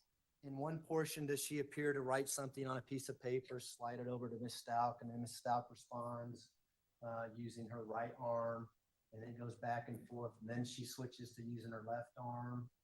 Yes, I do. Then Maria somehow appears and she has a conversation with Maria, and Maria has a Spanish accent. Do you remember that? I do. And you didn't get an opportunity to go back to talk to Miss Stout after that. Dude. conversation. Correct. Anything about that interchange impact your opinion as to whether or not Miss Stout has dissociative identity disorder? No. Why? In terms of dissociative identity disorder, we've talked about what it is and what the criteria is. And throughout this entire evaluation, we've always had concerns about potential feigning and exaggeration. The reason we have those concerns is because the things that Ms. Stout talks about are symptoms that pretty much anybody who has watched movies or had some sort of access to television would know that this is what multiple personality disorder, dissociative identity disorder looks like in terms of speaking about amnesias, blackouts, different personalities. We've talked about how the typical presentation for a dissociative identity disorder tends to be more subtle, and at the same time, how someone would have seen something, someone who was close to Ms. Stout. But there's no corroborating data from collateral interviews or even from the mental health record. Ms. Stout talks about having this mental illness since she was 16 years old, and it's never repeated anywhere. Essentially, individuals who have genuine dissociative identity disorder do experience significant problems with their functioning. Usually it does rise to the level of needing some sort of psychiatric treatment, probably inpatient hospitalization. Right. Individuals are disturbed by what they are experiencing. And there's a quality to dissociative identity disorder that is involuntary, and it's not something that can be controlled, which is why it is disturbing to those individuals. They tend to be overwhelmed by the symptoms that they are experiencing. In Right. addition to that, they tend to be ashamed about their Exactly. experiences. So there's a tendency for them to essentially try to withhold some information, maybe minimize that information.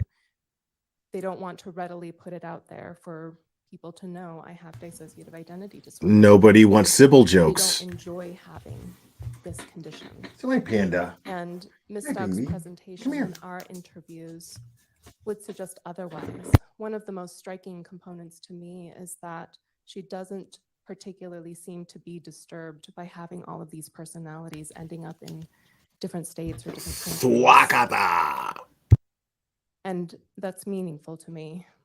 So taken together, the lack of substantiating information outside of Ms. Stock's self-report is not enough for me to be convinced that she actually has this illness. Swakata. Consult with Dr. Gray about the reasons why you felt it wasn't there. Yes, Does he agree with your conclusions? he does. And I'm not going to ask you about that again when we go forward, but did you have enough information to rule it out, to not even consider it as a rule out in your diagnosis? We felt that we had enough to substantiate that this is not what was going on with Ms. Stout. Nice. Even though another forensic psychiatrist, Dr. Lewis, wrote a report saying she does have this, she diagnosed Ms. Stout with that disorder. Anything about her report or the interview that you reviewed change your and Dr. Gray's opinion? No, Hell again, no. looking at the timeline of everything, considering the fact that we saw Ms. Stout in 2020, for the competency evaluations, her presentation then, her presentation when we saw her for the sanity interviews, we noted that this claim of dissociative identity disorder and the symptoms that she was proposing, they change and they seem to increase over the course of the 2 years from the time of the offense to the time that we saw her and even to the time that she was seen by Dr. Lewis. Okay. I'm not going to show him your clips. Okay. We're going to talk about your report, okay? Is your report and the way it's written, is that dictated by Colorado statutes? Yes, Could you explain that to the jury? sure. The Colorado statute indicates certain information that does need to be included in these types of evaluations. So the evaluation that we submitted is pretty standard, meets those requirements in terms of outlining Ms. Stauch's background, all of the information that we had access to, the information that we attempted to seek but didn't actually get by the time we were able to do the evaluation. And then in terms of the sanity analysis, within our test, within our report, we have the culpable mental states outlined, what they are, what the definitions are. We have the general account of what occurred from the police reports. We have Ms. Stauch's self-report and the analysis of whether she, one, has a mental disease or defect as is defined in Colorado statute. And then we would have gone into the analysis of how does the mental disease or defect impact the behavior at the time of the crime, except Dr. Gray and I determined that she doesn't meet that threshold for a diagnosis that would be considered a mental disease or defect here in Colorado. And I want to talk about that a little bit later in your testimony. Is part of the insanity evaluation in Colorado also include another competency evaluation as part of that? Yes, it does. Please explain that to you. For these types of evaluations, regardless of whether the individual has already been evaluated for competency, it's important to address the issue of competency at the time that we are doing the sanity evaluation. That step comes first before we get into the defendant speaking about what happened to them at the time of the crime, because we want to make sure, since mental health issues are usually involved in these types of referrals, we want to make sure that the individual is not currently experiencing symptoms of mental illness that would impair their understanding of the evaluation that they're doing, of their defenses, of moving forward with this. So it's an ethical component. It's in the statute as well that it's a part of these types of evaluations. But if we were to find that somebody had a current mental health symptoms that were impairing their understanding of issues associated with court, we would stop the evaluation right there, refer them back to the court saying they were not competent so that they could get some form of treatment before returning to finish the sanity evaluation. Which didn't And so fucking obviously happen. in this case, since you went forward with the evaluation, did you and Dr. Gray find her to be competent back in March of 2022 into June of 2022? Yes. And is that in your report? And is your report 22 pages long? Cooked It is. bitch. Who gets this report? This report is submitted to the court. I believe we directly submit it to the clerk, who then distributes it to prosecution, defense, and the judge. So the basis of the report is to go to Your Honor, Yes. and then we get copies, Yes. and you get a subpoena, right? Sometimes. Okay. Who wrote this particular report? You or Dr. Gray, or Both of us. did you consult on the entirety of the report? I was like, homie, We what do you did. think? Essentially, I Cool. took the lead on one part and he took the lead on the other part, and then we reviewed each other's parts and added anything additional that needed to be there. Thwakata. Let's talk about what diagnostic impressions you had with regards to Ms. Stauch as part of your insanity report. Okay. What did you find? Ultimately, we stuck with some of our impressions from when we saw her for competency. So we diagnosed the personality disorder with borderline and narcissistic qualities. We also provided a rule-out diagnosis for post-traumatic stress disorder versus unspecified anxiety disorder. And why did you not seek further information with regards to those two disorders? Regarding those two disorders, essentially, we felt that we had all of the information that could be provided to us at this time. We noted that in her history, there's a lot of mention of generalized anxiety disorder. We wanted to give credence to her self-report of the abuse that she experienced. She did report nightmares, some intrusive thoughts, the idea of flashbacks that could be associated with a post-traumatic stress disorder. There just wasn't sufficient information to reach the threshold to say with confidence she has these diagnoses at this point in time, or rather at the time of the alleged offense. Okay. Did you look at other dissociative disorders with regards to Ms. Stout besides dissociative identity disorder? Here we go. We considered them. Were you able to make a diagnosis on any other dissociative disorders? No, the way that she presented her mental health symptoms, it was pretty clear that she was outlining symptoms associated with dissociative identity disorder. There are other dissociative disorders, but she doesn't quite capture the nature of those specific conditions. Is there anything else that I'm missing with regards to what you put in your report with regards to that disorder?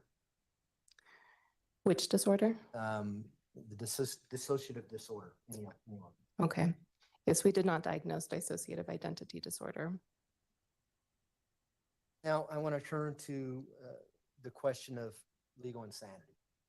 I think yesterday we talked about that being a legal term. Yes. Is there any relation to the type of disorder that you may diagnose someone with to insanity, the legal definition?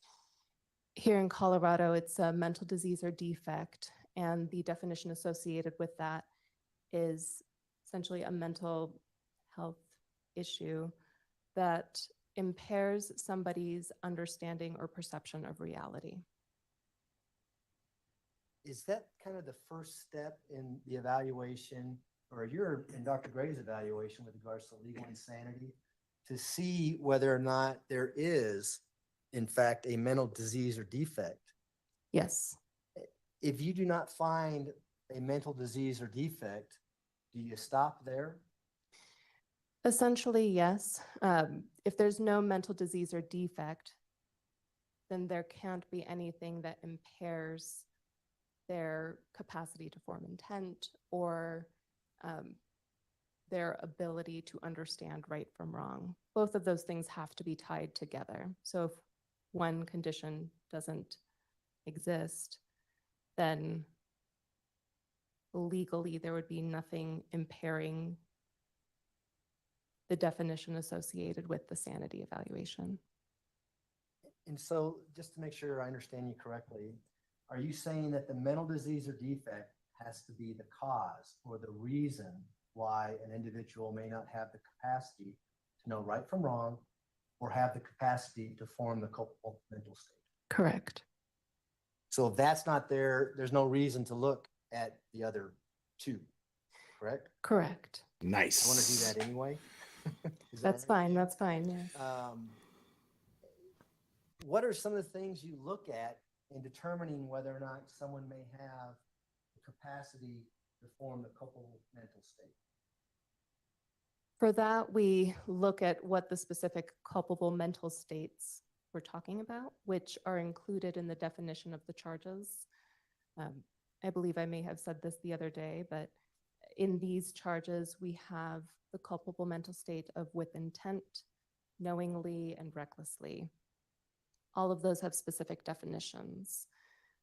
With intent, the definition is whether that person has essentially a conscious objective to create or have the actual action associated with the statute occur.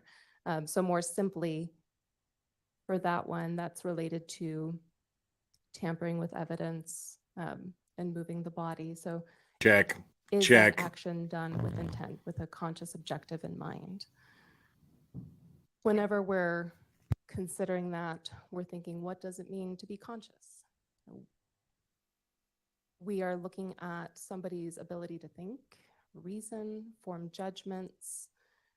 We also take into account issues associated with emotions as well, to see if there's anything that is making it so that that individual is incapable of forming intent. It's a very high bar to meet.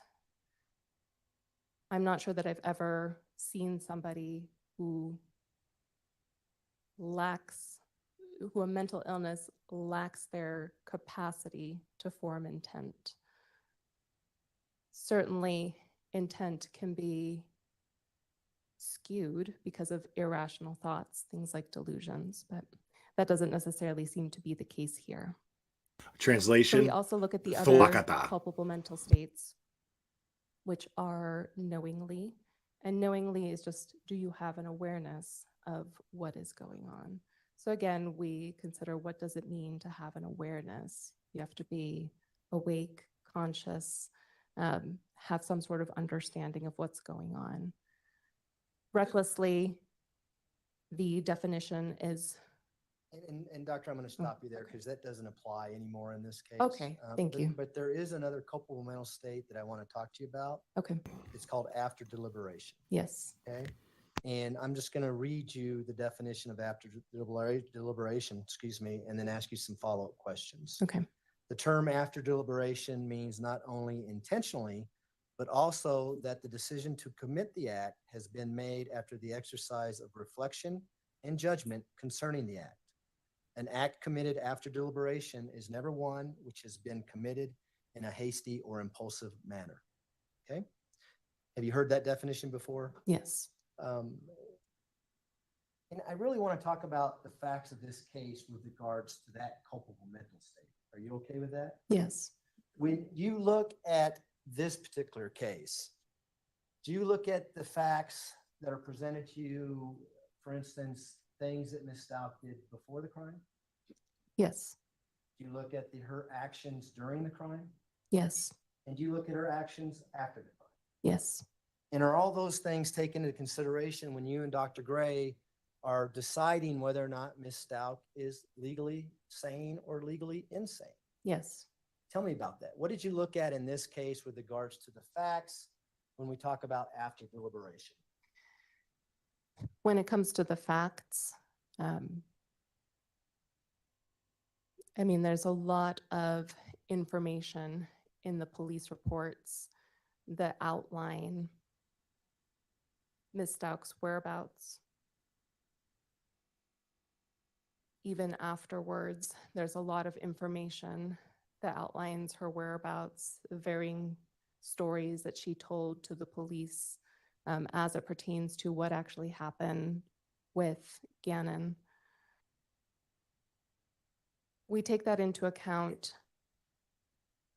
I feel like when we're conducting a sanity evaluation, we do tend to focus more on what it is that the defendant is telling us in terms of their perception of what happened. Hopefully what they are telling us is somewhat in line with what the facts of the case are. However, even in this particular situation, Ms. Stauch outlined having some, she says, paranoia. I might say it sounds more like a hypervigilance or being on guard that someone is watching her or tracking her associated with this accident that occurred. And the accident did occur, so it's not a delusion. It's Why is she calling it it's an a reaction accident? to something that did happen in her life. we are very focused on the time of the actual offense and her perception of what was going on with her, as well as what's going on afterwards. All of those times we are looking at, is there some sort of mental health issue that is impacting her behaviors, her thoughts, her thinking, her emotions at all of those stages? Usually the police reports can't tell us the perspective of the defendant, which is why we rely so much on what it is that the defendant has to say. As I said, we're looking for a mental disease or defect. And if we can identify what that is, we are looking at how does that impact the behaviors, the emotions, the motivations, the intentions that are happening throughout this period of time. In terms of what happens afterwards, there is always the question of how does the person respond to the actual crime? Does the person call the police themselves? Does the person try to hide evidence? Does the person run away?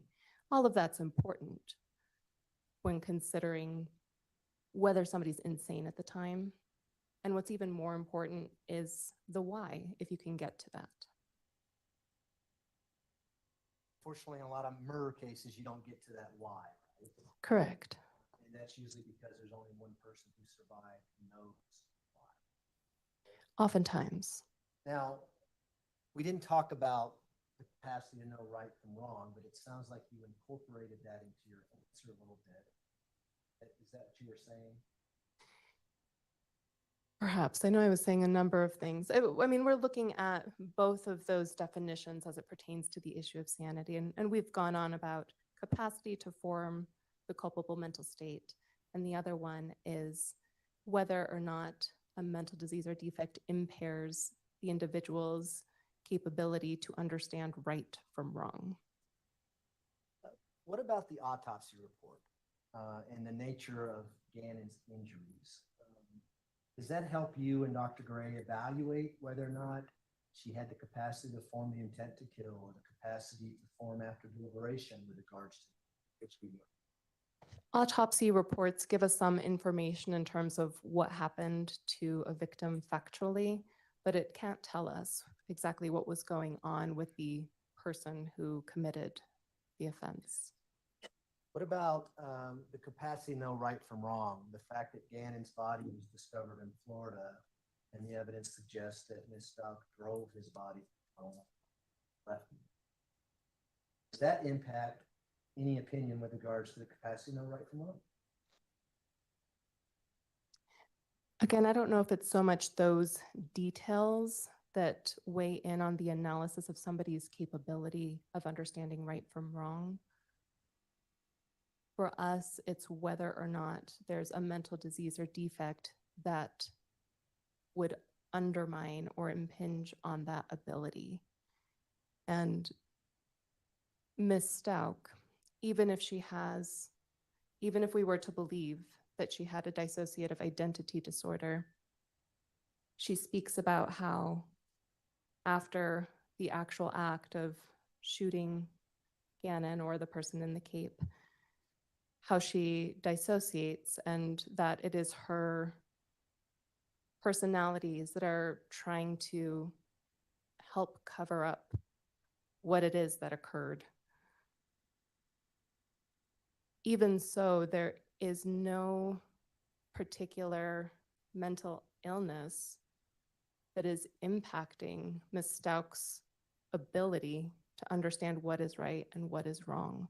And there's no clear mental illness that would appear to impact any of the personalities that she told us about as it pertains to understanding right from wrong.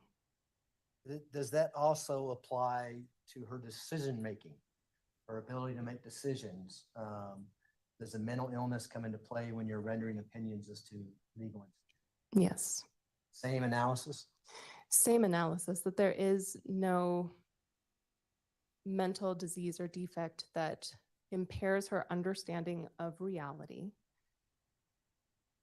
that would make it so that she was incapable of forming judgments or thinking things through. Even in her own words, at least as it pertains to the shooting, Miss Stout talks about how she thought that there was an intruder in the home. She reaches for a gun. She hears these words, Ecclesiastes 3:3, time to kill, time to heal. All of that suggests that there is some capacity to form some intent. She's not lacking in that. Translation, she's a bad You liar. answered this question already, but knowing me, I'm gonna ask it anyway. The diagnosis of other specified personality disorder with borderline and narcissistic traits, does that raise to the level of a mental disease or defect? It does not in this case. Wakata. Ultimately, what is your final opinion, along with Dr. Gray, with regards to the defendant's sanity at the time that Gannon Stout was killed?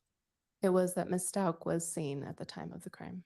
Wakata. And did Dr. Gray sign the report, this 22-page report that you both authored? He did. And obviously you signed it as well? Yes. Those are my questions, Your Honor. Thanks. Cross-examination. Gangster. Thug life. Right there. Okay. Domino, fool.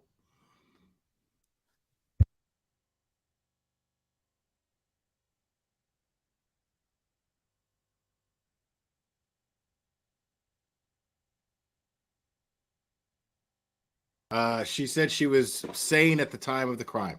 That's all we need to know. It's all that matters. But she did go into deep detail as to how she came to that conclusion. And not only her, but also Dr. Gray. So, yeah.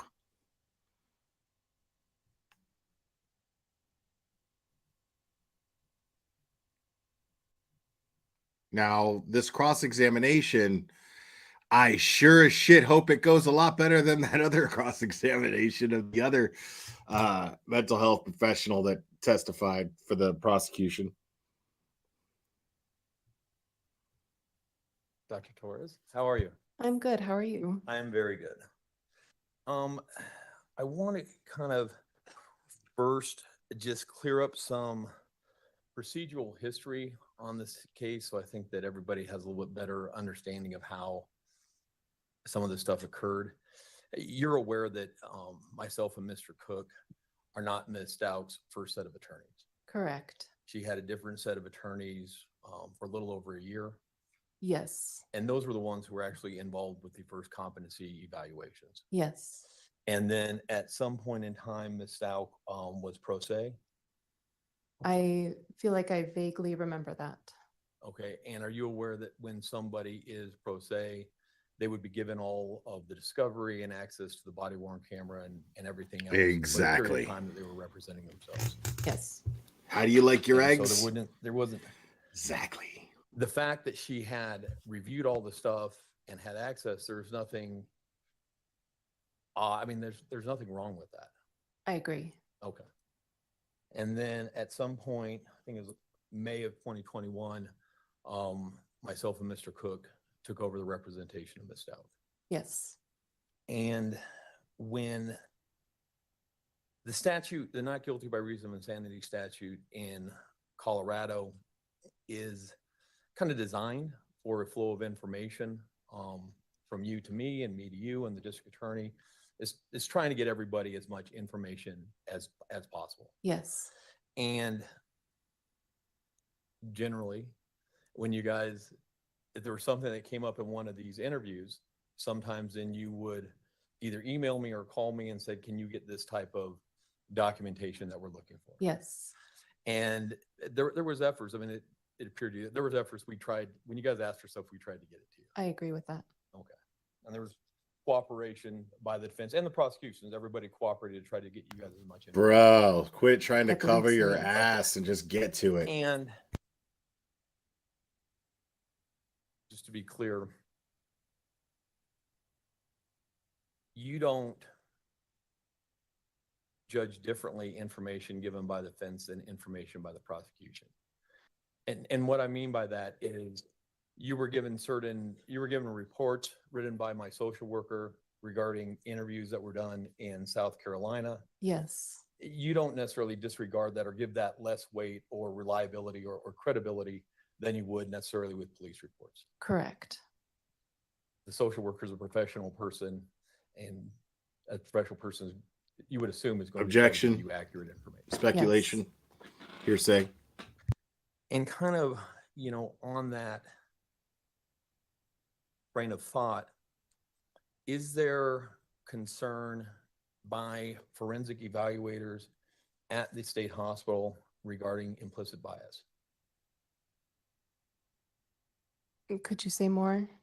Well, and I'm asking this, and I'm doing it, not making any accusations or disparaging or anything. I'm just exploring the implicit bias.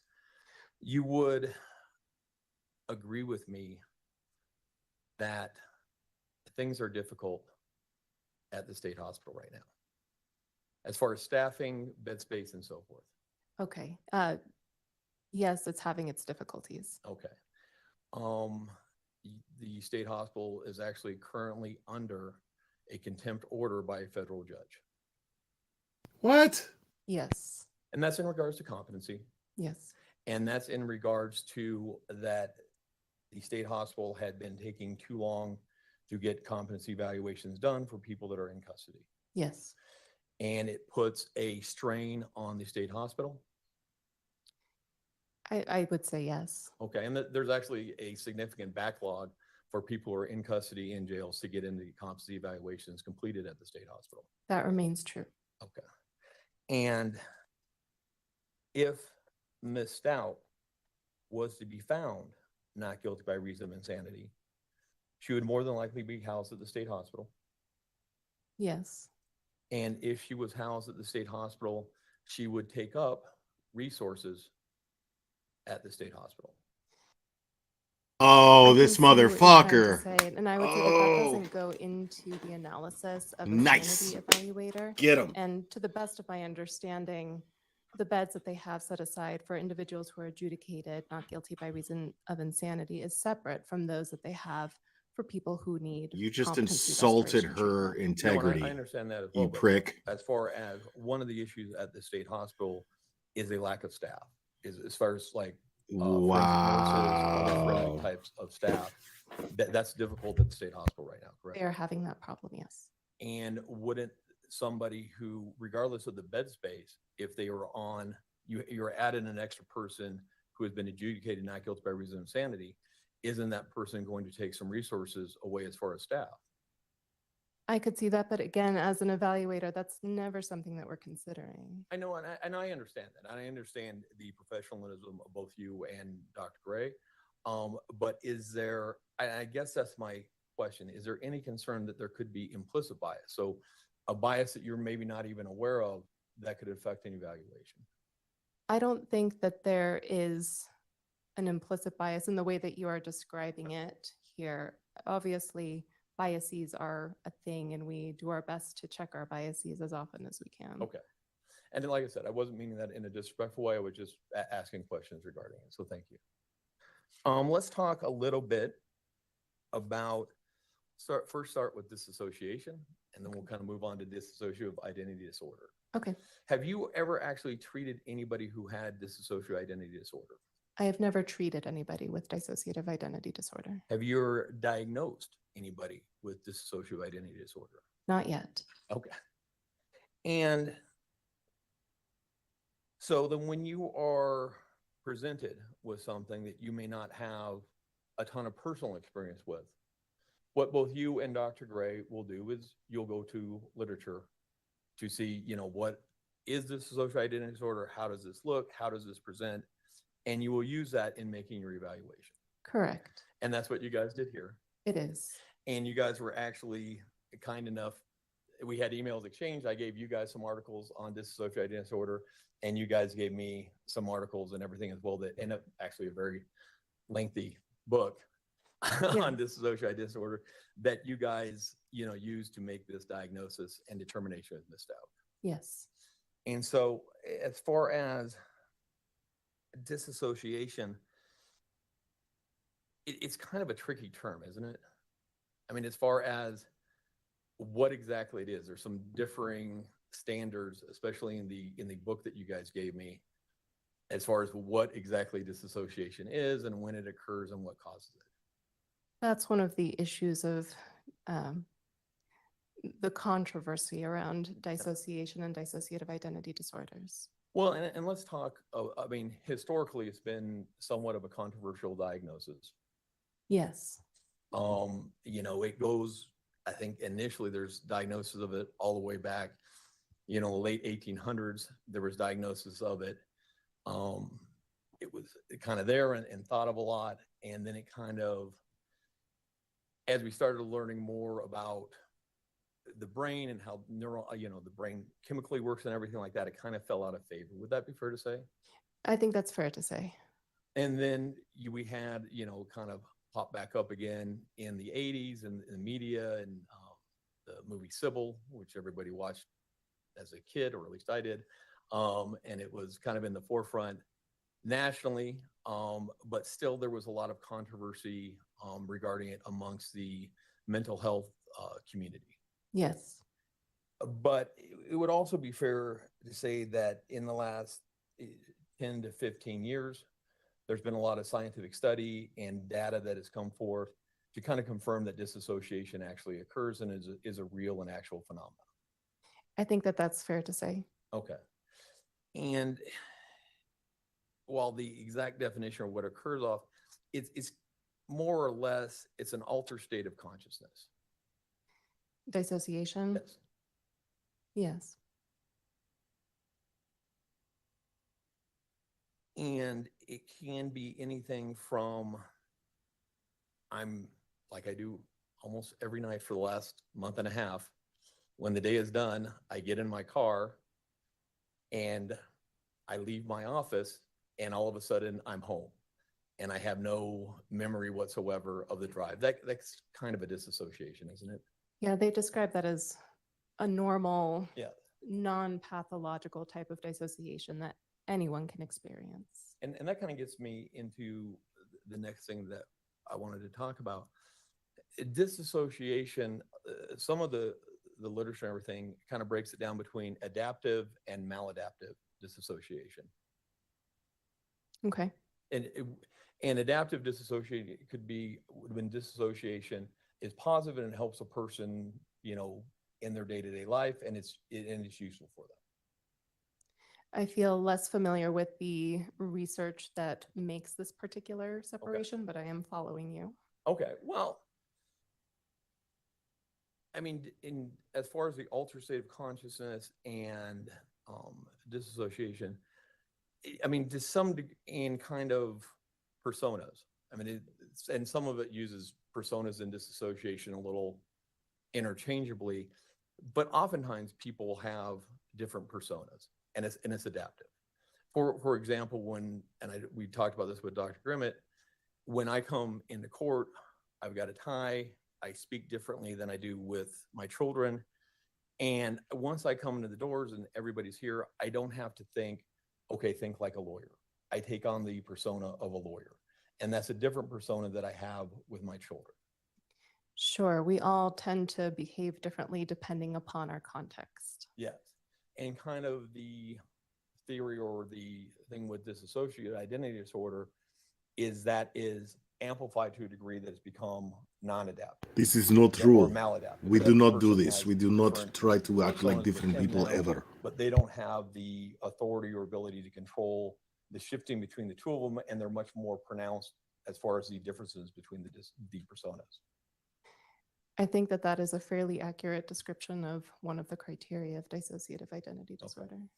And again, for it to be a disorder, it would indicate that it's impacting my life. And so by just calling it a disorder would indicate that I don't have the ability to control it.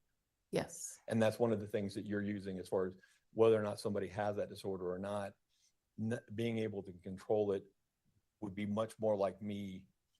I'm a lawyer here, and then when I go play with my kids, that I'm not serious. I laugh. I do stuff. Right. Like that. It becomes a conscious decision, so to speak.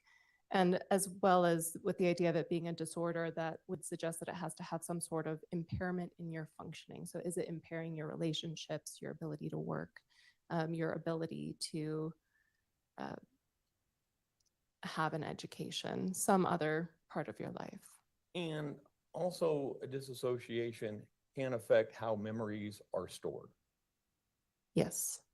And to some degree, would you agree with me that that happens, that can be adaptive and that can happen with normal people? For example, a soldier who is in war and has experienced trauma in that. So they have their soldier kind of persona, and then they come home, they're on leave or everything with the family, they'll have a different persona. Yes. And they may try to disassociate the memories of those traumas and keep those trauma memories over here while they're at home interacting with their family.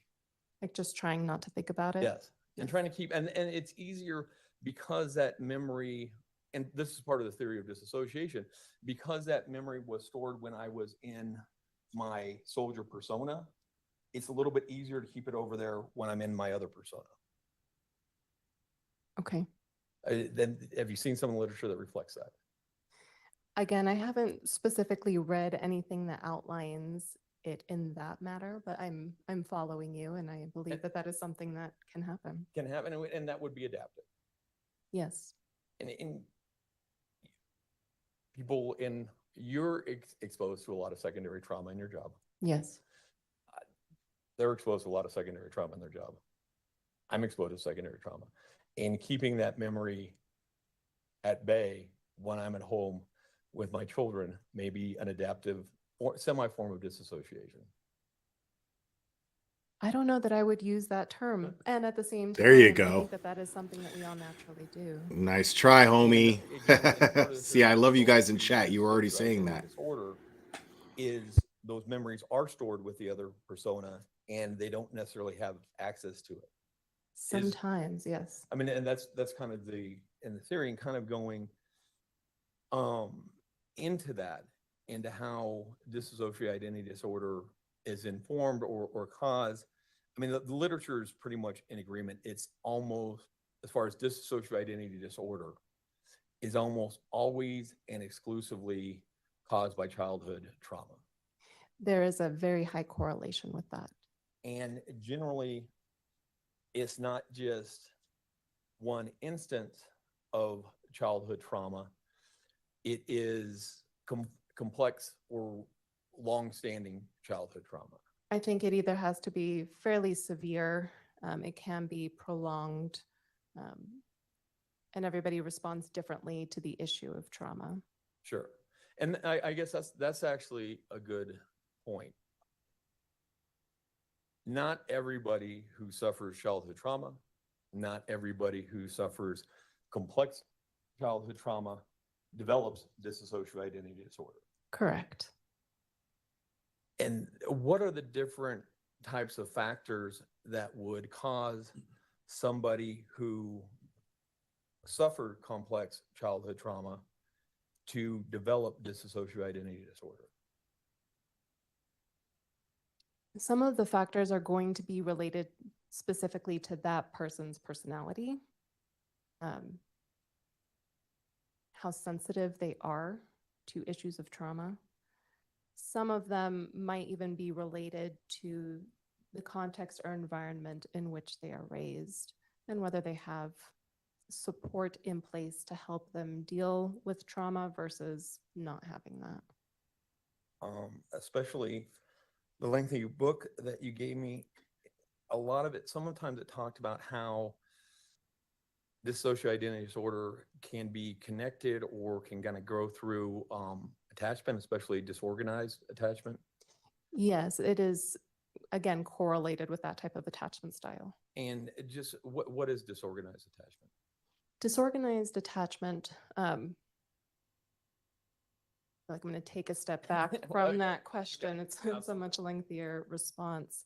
There's different attachment styles. All of us have some sort of attachment style. There's healthy attachment styles, and there's less healthy attachment styles. Secure attachment, that is when essentially you've been raised in a family, you've learned to trust your caregivers. I would also go ahead and say that attachment is something that forms when you are very young, probably within that first year or two of life. So there's secure attachment whenever you have learned to trust your caregivers, that they will be there for support, and for the most part, relationally growing up, you don't tend to have too many difficulties as it relates to attaching to a romantic partner. And then there's less healthy forms of attachment. We'll just go straight to disorganized attachment. I think they also call it ambivalent, avoidant attachment. Essentially, whenever somebody is raised in an environment, and again, thinking you're very young when this happens or when this forms, where things are inconsistent, you yourself have some sort of confusion in terms of whether you can trust a caregiver or not. When we're considering issues of abuse when you are very young, it can result in problems in attachment style. This can affect your relationships in the future. Disorganized attachment or ambivalent avoidant, it's when, or is it anxious avoidant? Anyways, I think it's anxious. yeah, thank you. It is anxious avoidant. There is ambivalent attachment, but we won't get into that. Anxious avoidant is when you feel like you need that security, you want it, but you're not sure that it's there. So you might also be semi-avoidant to trust individuals. You see this in the push-pull that you sometimes see in relationships with people who do go on to develop a borderline personality disorder. And even in a dissociative identity disorder, as we've noted, that attachment style can be present. Okay. And Your Honor, would this be an okay place for a break? It's your call. I would, because I was going to play a video, but I got to get that hooked up. All right. So if we could do that, that would be great. It'll work. We can make it work. Thank All you. right, ladies and gentlemen, we will take our afternoon break. If we can have everyone back in the jury room at say 3:20, we should be able to start on time at that point. Don't discuss the case among yourself. Don't discuss the case with anyone else. And with that, we'll see you at 3:20. All rise for the jury, please. And I'll show it to you here on break. It's a.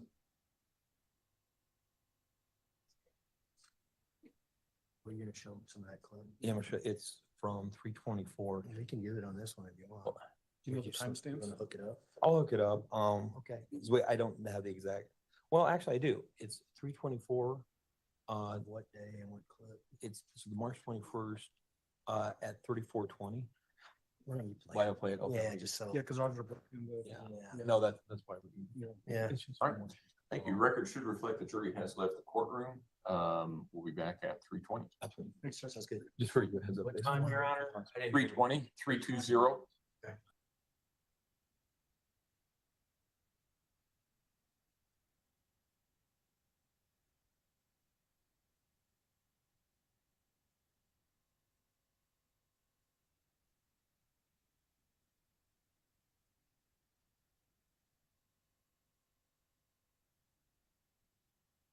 Fuakata! Gotcha. Oh my God, I'm such a child. Oh man. So yeah, this cross-examination is going as I hoped it would so far. She's not falling for any of his tricks. I mean, you know, if you're thinking of it in terms of, say, a wrestling match, what he's trying to do is get her in a position to pin her down, try to get her in a position to where he can gain leverage and get a pin, but he's not getting that leverage. She's not messing with his little games. And all he's doing right now is basically trying to confuse the jury. This is what the defense attorney's job is. I realize a lot of people are like, this defense attorney, these guys, they're so incompetent. They don't know what the hell they're doing. again, I have to remind you guys, these people didn't approach Letitia and go, hey, you should plead not guilty because we can totally get you out of this. That's not what happened here. She is insistent on pleading not guilty because she does not want to take accountability and pay the price for her crime. So, or crimes, plural. So it's their job to just do the best that they can with what they've got. They don't have a lot. This defense has too many holes in it, and it's just really, really thin. You know, it's really thin. So there's just these defense attorneys are doing okay. I mean, as far as what they've got to work with, but what I was worried about this entire time was whether or not this person could actually say that she does not have dissociative identity disorder, and in every possible word, without literally testing her for that particular mental health disorder, she was able to say there was nothing about that until she brought it up until she brought it up the most recent time that they spoke to her, in which was just last year. So once Letitia realized that she could use that as a defense, then she started bringing it up, and then they started to take their findings and putting them up against someone who would have dissociative identity disorder. It did not work out. So they're basically seeing signs of somebody who would actually lie about this. They're seeing signs of somebody who is, yes, thank you, Amy. They're seeing signs of somebody who has what the hell?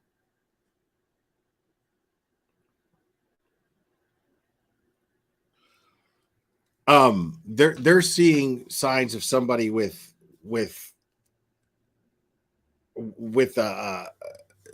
more of a narcissistic personality disorder. This is, they're basically saying, yeah, we're seeing a lot of no, Candy Crush is not a distraction. I'm not playing Candy Crush right now. See, so they're seeing evidence to the contrary since the subject was brought up, and she's saying, nope, I'm just not seeing that. She explained, and basically it's pretty simple. I mean, there's a lot of us who are looking at this and using just common sense. Yes, borderline as well. There's this borderline personality disorder is more consistent with their findings than dissociative identity disorder, and there's not, it's just not adding up, because the things that we were all saying in chat, these things as we're listening to her, and we're going, this is total bullshit.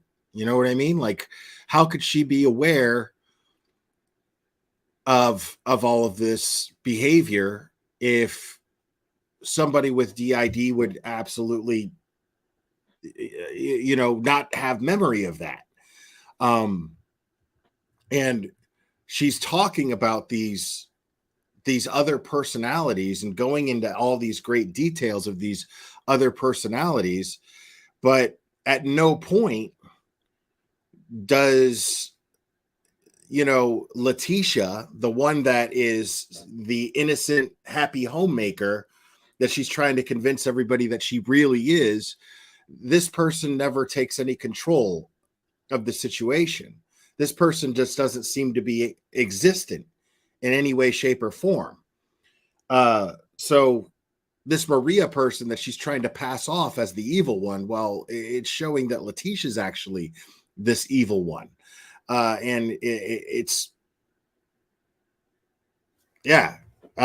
she basically shut the whole dissociative identity disorder defense down. And it was not just her, but also Dr. Gray, who was conducting this these evaluations as well. And I like how the prosecution got the jury ready for this Dr. Lewis that the defense is going to call up as their only witness. So far, it's their only witness. So this person's going to go up there, and they're setting it up to where no matter what this Dr. Lewis says, the jury's going to be like, nope, that's not even remotely consistent with anything that makes sense. Because this Dr. Torres was extremely detailed in how she came to these findings, and how Dr. Gray came to these findings, and how they compared their notes and co-wrote their evaluation and their findings in this evaluation. So they were completely on the same page, these two, which basically lays a solidified foundation for their findings. Now, as soon as the cross happens, he's trying to play games with the jury. He's trying to plan, and she just wasn't having it. And I loved it. I loved it. So right there, he's like, are you aware that right now the state hospital is having trouble with being overcrowded? There's not enough beds. They're under a contempt order, blah, blah, blah, blah, blah. And he's basically trying to discredit. It starts off like he's trying to discredit the institution, but because I was like, where's he going with this? And then he basically implies that they're going to meet those findings in order to manipulate a situation to where if Letitia is found guilty by reason of insanity, she would have to go to this place that's already overcrowded. So they're trying to manage the overcrowding problem in the state hospital. And she was like, she cut him off. She was like, I know where you're going with this. And no, this does not have any bearing on my evaluations and how I conduct them and the findings that we meet after conducting these evaluations, which I absolutely loved. She was right there on that. And she was like, basically in the most respectful and professional way possible, saying, you are not going to sit here and insult my integrity as a professional, as a mental health professional. That's just not going to happen. Because she was also, you could tell by the way that she worded things throughout her entire testimony. Since Wednesday, she has been wording things in a very, very professional and unbiased manner, even in a sense to where you get the sense that she's trying to actually help Letitia. She wants to understand Letitia and make sure that she gets the help that she needs, given she needs it, if that's the case. But they found there's nothing mentally wrong with her at the time of these crimes. And it's just, it doesn't apply. It's inapplicable, period.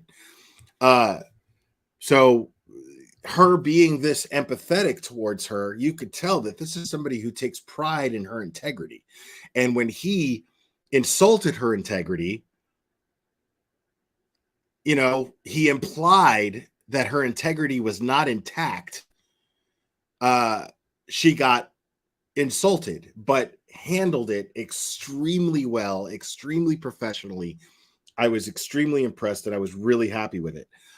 So I don't know where this cross examination is going to go from here, but I'm going to imagine that it's just going to be a whole bunch of bullshit that's designed to confuse the jury, and we'll probably see another reaction from the prosecution saying, "Where is this going, Your Honor?" And the judge is probably going to shut down and overrule that objection, but it's their job. The defense's job is to create confusion in the jury. It's their job. As long as their questions are relevant to the testimony given while being examined by the prosecution. So I expect us to get bored and frustrated as we listen to this cross-examination, but make no mistake that the defense is doing their job. They're not incompetent. They're just doing the best with what they got. You know? Like, let's say you walk into a pizza joint, right? And you're like, I want a thin crust pizza, right? Generally, a thin crust pizza, it's already a pre-made thing. It's crispy when it comes out of the oven. Toppings are all put out to the edge of the pizza, right? So you want a thin crust pizza. So what's going to happen if you tell that customer, hey, I don't have any more thin crust. There's no more thin crust in the store. They're going to be like, well, that's not good enough. I want a thin crust. Make it happen. So basically, the defense doesn't have any thin crust in the store, but they can't help that this customer wants their thin crust. So they're going to do the best that they can. And they're going to stretch out dough, probably overcook it, probably do whatever they got to do to make it thin and crispy, use a smaller amount of dough in order to simulate a thin crust pizza and try to simulate, but it's just not going to be the same. But it's their job to do the best they can. It's their job to try to give them the best possible quality pizza, right? So if you think of Letitia as that customer who's saying, listen, I don't care how much evidence they have. I don't care how it looks. Your job is to defend me. If I say, yeah, agreed, LouTube. If I say that I'm not guilty, it's my right to plead not guilty, and it's your right, it's your job to defend me and make sure that you give me the best possible defense that you can. That's basically what's going on here. In as best of analogy as I can think of at the moment. That's the best analogy I could think of. But yeah, the defense is like, well, I mean, I wish she would just plead guilty and maybe take a deal, but what deal is there? You know what I mean? There's no deals to be made, you know? Either she gets life in prison or she gets life in prison. You know what I mean? If she pleads guilty. There's no possibility of parole for killing an 11-year-old boy in cold blood in the manner in which she did, which is gunshot, bludgeoning, and stabbing. And stabbing, what was it? Like 18 times? That's, yeah, you're never gonna get a deal. So best chance, fight it in court. See if you can get her off completely. But it's not gonna happen. There's too much evidence against her. There's just way too much evidence against her.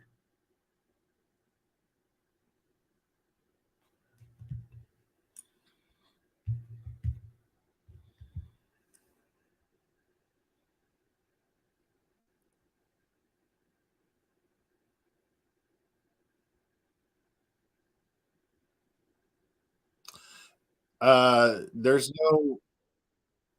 no evidence of burn according to the autopsy.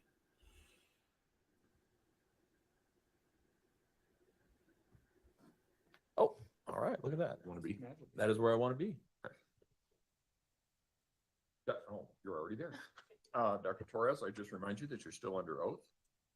Now it sounds like we're good to bring the jury in then? Yep. Okay, let's go ahead and bring the jury back.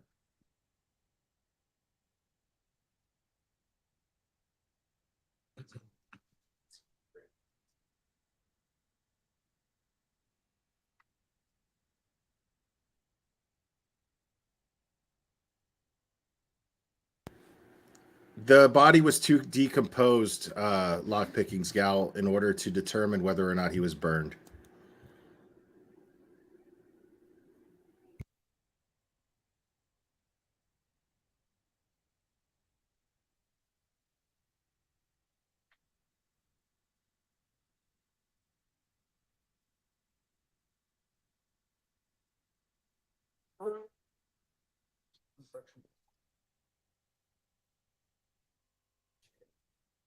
Don't go you. Wonder what kind of shit this guy's gonna try to pull now. All rise for the jury, please.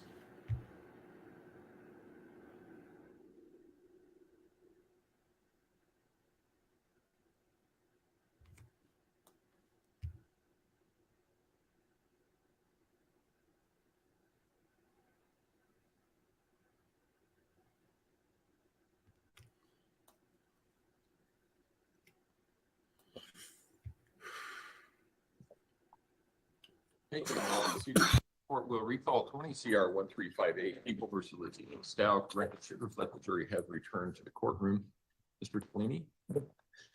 And Dr. Schwartz, I'm going to play a short clip from your interview with Ms. Stout. For the record, this clip is from March 24th, 2022 at time mark 34:20, and it's just right about 3 minutes.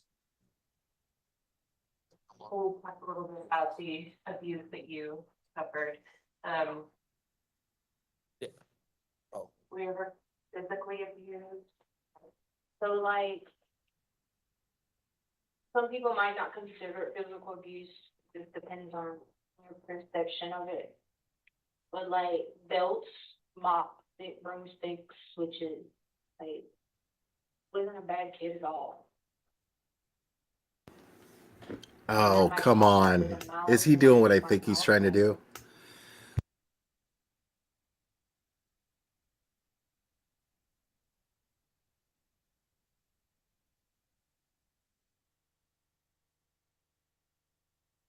We're having some technical, let's give it a second. If not, then I'll just ask you about it. Like, is he trying to like? The way upbringing of people, like, you know, the whole spirit of God is for a child type thing from scripture is very Bible Belt, so then Baptist, like that's what the community is. So feeding people with sticks and make you go get your own switches and stuff like that. It's common, you know what I mean? Now, the part about putting me in the closet all the time, that's with the extreme, because that's not part of the spirit of God for a child type thing. See, he doesn't want her to hear this. He wants the jury to hear this. Her talking about her abuse as a child. He's trying to play to the jury's empathy. Because they knew I was smart enough to figure it out. You ever see your stepdad? So when he got demoted from tax sergeant to staff sergeant, that was when we were living on the base. That's, I call it military police, 911. I got in trouble because he got demoted from tax sergeant to staff sergeant because he hit my mom and she went across the kitchen table and it busted her head open and an ambulance had to come to the base. I was always told that that was my fault, that he lost money if he got demoted. We were on base, and they told us, like, my mom would be like, oh, so, like, you know how bases are by range, like, the different houses you can live in. So we had to move into a smaller house. Well, Stacy's so-called life, this isn't the defense's own stuff. This is the same evidence that the prosecution presented, so they're allowed to address it. I really remember vividly, like, how the abuse was, and then they only got like 20 back. It would be consistent fights, consistent blood, consistent sleeping in cars, running from him. His own family would even like when he was like that when he was there. And like my stepsister Amy, we lived like adjacent to the house with her grandma. We wouldn't stay with us on weekends because she knew how bad it was. Like, everyone knew, no one wanted to like. Basically, I used to stay across the street because the community, you know, they didn't want to come over there because he'd get so bad. And so she's basically describing an incident where her stepdad hit her mother so hard she was knocked unconscious and busted her head open. She called the police. The police came, and then her stepdad, because he was in the military, was demoted, and the family suffered. They had to go to a smaller house and lost income, correct? Yes. And that incident was documented both by Aunt Brenda and by her mother actually confirmed that incident took place. Yeah, I remember her aunt, because we spoke specifically with her aunt, largely corroborated that there was abuse going on in the home. And that specific instance in the reports done by Mr. Marvel, that was given to, and the mom admitted that occurred. I don't specifically remember that simply because I don't remember every single detail. Um, If I could approach. Okay. Hey, so what's the point? Like, why? I'm approaching you with the report from the social worker that we provided to you. Thank you. So what's the point? Nobody's denying that abuse took place in the home.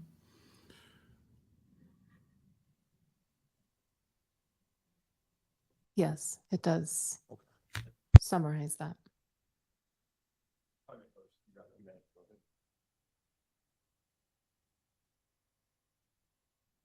And then in other parts of that interview that you did with Ms. Stout, she talks about James sexually molesting her and that she would go to her mother to try to say, you know, he's doing this, intervene, help. And that what she relayed to you is that her mother wouldn't do it because last time we got the police involved, the family suffered financially. Yes. And as far as the impact that that would have on a child could be substantial as far as trauma. I Both- think it counts as trauma, yes. And Right. And not only the So? sexual molestation being the trauma, but then the rejection by the primary caregiver of protecting. Yes. And again, just for the record, the book that I keep referring to is Disassociation and the Dissociative Disorders, Past, Present, and Future.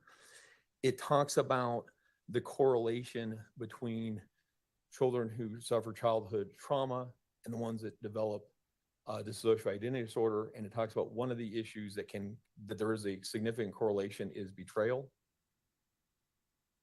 I don't remember that specifically. Okay. And betrayal Nice. could be, but this is that type of instance that you have a step parent or something who is committing the act, and then the child goes to the caregiver to try to get help, to get safety, to get this stopped, and they refuse to intervene. That I think all of that can be subsumed under emotional trauma. emotional trauma. And kind of when we're talking about the phenomena of dissociative identity disorder, this would be the type of thing that could cause it in a child who still, I mean, she's describing the sexual trauma starts 9 and continues on until she leaves home.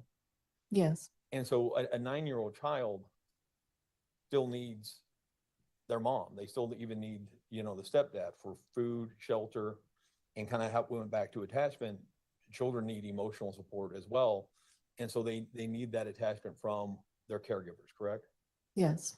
And the theory behind dissociative identity disorder is, especially when the other primary caregiver is not intervening, the child has to make a split. And the abuse memories, the emotional trauma goes in one personality, and those memories are shielded from the other personality who can then go to the mom, go to the stepdad for food, shelter, and emotional support.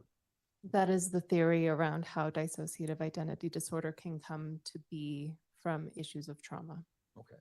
And both the reports that we gave you and your interview with Aunt Brenda described a very turbulent upbringing. I agree. I mean, it seemed James was a very violent and abusive alcoholic. Yes. And while there was no direct corroboration of the molestation, would you agree with me that James seemed to engage in conduct that it would at least raise concerns regarding molestation. And we're not negating the Okay. abuse that Ms. Stauk says that she experienced when she was young. And there is some comorbidity between pedophiles and substance abuse in the DSM-5.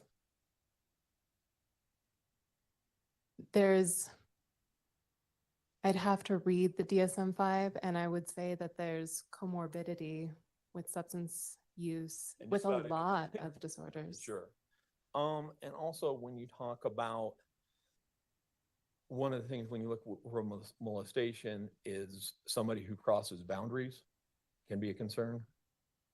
Crossing boundaries, yes. What? So- Of and course. there was documentation that Aunt Brenda talked about to us, and I believe with you, of James would often walk around in his underwear with the kids present.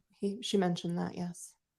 And James giving her, after Miss Stouch had moved out, giving her younger siblings alcohol to the point that they passed out. That detail I don't remember. Okay. That could be a concern as far as somebody crossing boundaries in regards to molestation. It's certainly a concern about Yeah. parenting behavior. Sure.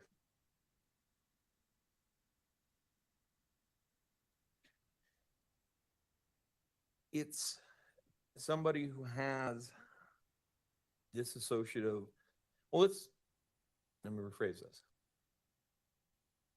The theory and the literature seem, the theory and the literature supports that dissociative identity disorder is a defense mechanism, is primarily a defense mechanism dealing with substantial childhood trauma. Yes. And kind of in that vein, and I think you were, stating this in regards to some of the questions Mr. Young had, because it's kind of a defense mechanism and it's impacting, a child when they were growing up and everything like that. And every child is different and the trauma is different and everything like that. It often presents itself differently in different people. Yes.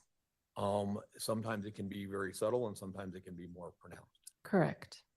And there's lots of theories, but nothing really definitive for an explanation as to what causes severe substantial DID and what causes minor DID, or what causes a child who could suffer this horrible type of trauma and seem to relatively function okay, and another child who could experience this type of trauma and be an absolute mess. Correct. There's no consensus. There's no, and that's with a lot of psychiatry.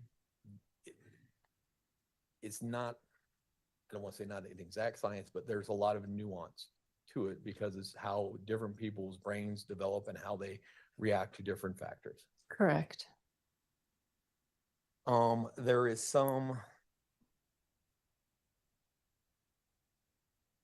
differences amongst how much memory would be shared between different personas. Yes. And there are differences between how aware, and for lack of a better word, I'm going to use the term host persona, how much awareness they would have of the other personas. There appear to be differences between different people with DID. Yes. And how much memory would be shared between, and again, I'm going to refer to a host persona and memories that were encoded in other personas. How much of that is shared? It appears to vary between individuals who suffer from this disorder. Yes. And there's lots of things that we look at in determining if somebody has the DID. And obviously, one of the main things that we would look at initially is, was there childhood trauma? Because it almost seems you don't get DID unless there's childhood trauma. Would you agree with that? That would be one criteria. Okay. It's not a defined criteria for dissociative identity disorder. However, given that there is such a large correlation between the two, you would expect one to be present for the other to also. And I've seen different literature as far as the occurrence of dissociative identity disorder, anywhere between 1.5% of the population all the way up to possibly even 6% of the population. I think I've seen similar numbers, and it tends to be based off of different countries. Sure. Or potentially even, I want to say, one substance use treatment center where possibly it was more present. And and in fairness, the 6% estimation seems to be more of an outlier. I think so. More generally, I've seen about 1%, maybe 1 to 2%. Well, yeah, any 1.5, 2%, that is more consistent in the literature than the 6% outlier. Correct. Generally, and I think this is one of the things that you talked about with Ms. Young, and one of the things, here, for the most part, its appearance and presentation is more subtle than we would, appear, that we see in the movies and so forth. That is the more typical presentation of it. Oftentimes people who are eventually end up being diagnosed with dissociative identity disorder, oftentimes they will be in mental health treatment for between 6 to 12 years before they are accurately diagnosed with dissociative identity disorder. I read that. And oftentimes they'll have a lot of misdiagnoses. I think some of the literature says 3 to 4 incorrect diagnoses before they are correctly diagnosed with dissociative identity disorder. I certainly think that that can likely happen depending upon how much information is available to whomever is providing the treatment and how consistent the treatment is. And would you then agree with me that asking people who've only maybe missed out for an hour and had an hour-long interaction or a shorter period of time, if they notice drastic changes in her personality, would not necessarily be that helpful in determining whether or not she legitimately suffered from DID or not? I think it would be really difficult to diagnose it in about an hour without any other indication that it might be present. And would you agree it would be kind of misleading to suggest that somebody in an hour-long conversation would notice somebody with DID? Just off of observations, I think it's unlikely to happen. Okay. The DSM-5 indicates that one of the conditions that people with DID will initially seek treatment for is obsessive compulsive disorder. I don't specifically remember reading that in the DSM. It also wouldn't surprise me that people might seek treatment for issues of depression or anxiety. And the records that we have given you, I mean, they definitely document that since 2016, Ms. Stout had been seeking treatment for anxiety. Yes. And we do have records from 2013. We don't have specifically, but there appears to be billing in those records that she was seeking mental health treatment since 2013, while we don't know exactly what that treatment entailed. Correct.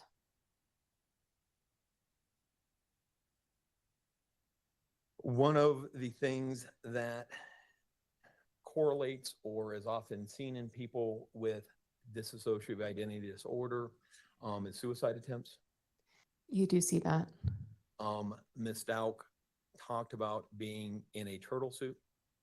When she was at the jail? Turtle suits at the jail you're aware of put on people who have attempted suicide. Yes. One of the things that you will see in people with dissociative identity disorder oftentimes is a sporadic work history. Yes, you do see that. And in some of his interviews that you have reviewed of Mr. Stout, talked about Mrs. Stout's sporadic work history.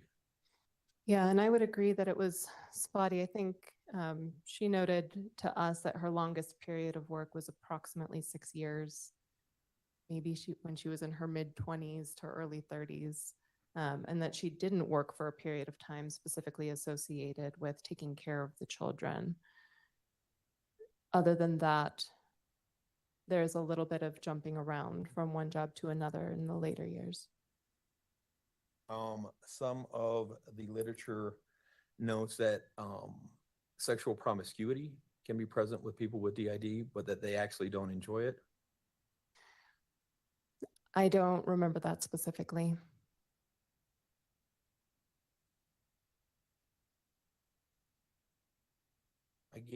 Submitted an article, dissociative identity disorder, a controversial diagnosis by Dr. Paulette Gillig. If I could approach with it. Sure. Go ahead. I can give you my, another copy of it. Oh, you got a copy? Yeah.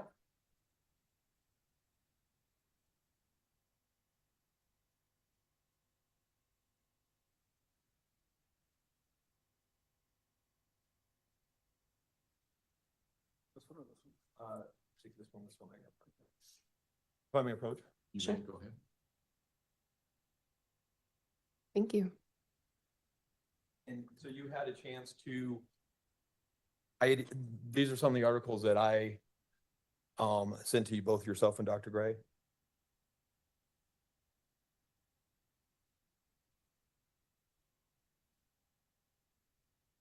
This one does not look familiar. And I printed out the 8 articles you sent me and read 6 of the 8.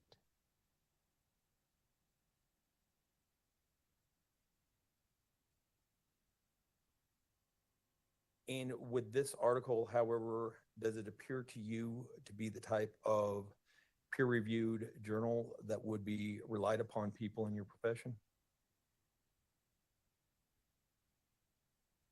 I'm not sure if this is a peer-reviewed journal or more of a newsletter.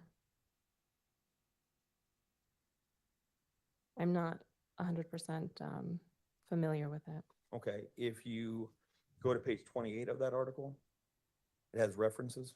It does have references. It appears to have over 43 references. It does. This article, if you go to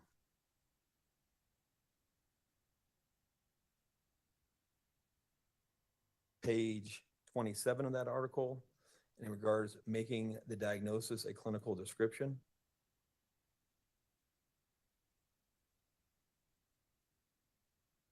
Okay. If you go about so if you go about halfway down on that, it says patients who have been diagnosed with DID frequently report chronic suicidal feelings and some attempts. Yes. And that would be consistent with other literature that you've seen. Yes. Sexual promiscuity is frequent, but patients usually report decreased libido and have inability to have orgasm. It does say that. We've given you a lot of medical records of Ms. Stout. Yes. Are you aware, do you recall those medical records? She's had multiple treatment for sexually transmitted diseases. I don't remember that specifically. Also had both multiple miscarriages and terminated pregnancies. That I do remember. Could that be consistent, especially the terminated pregnancies? Could that be consistent with somebody with DID? For example, one persona wanting to get pregnant and have a child and another persona not. I suppose that could happen. I also don't know that it would be specifically consistent with the diagnosis. It's not outside the realm of possibility. Okay. One of the things that the literature indicates to look for or can be a sign of DID is depersonalization. Yes. And that could be talking about oneself in the third person. Could that be a sign of depersonalization? Not necessarily in and of itself. But it could be. I'm not asking for it in itself. Sure. Okay. Well, depersonalization is more of a subjective feeling of feeling detached from one's body. So I'd say just because somebody speaks about themselves in the third person doesn't necessarily mean they're having that experience of depersonalization. And just, would you agree that using different names could be an indication of dissociative identity disorder? I think that's one of the indicators that one would look for when it comes to the different personality states. and it's verified from both Al Stout and Harley Hunt that Ms. Stout did use the name Taylor. Yes, Are you also, you reviewed the discovery in the case? yes. Do you recall an FBI report regarding somebody who was in training to become a flight attendant at Spirit Airlines? I remember Ms. Stauk wanting to become a flight attendant. I don't remember this detail where it was coming from or specifically what the FBI report said about it. I may approach. You may. This is an FBI report dealing a conversation with Maria Boyer. Take a look at that.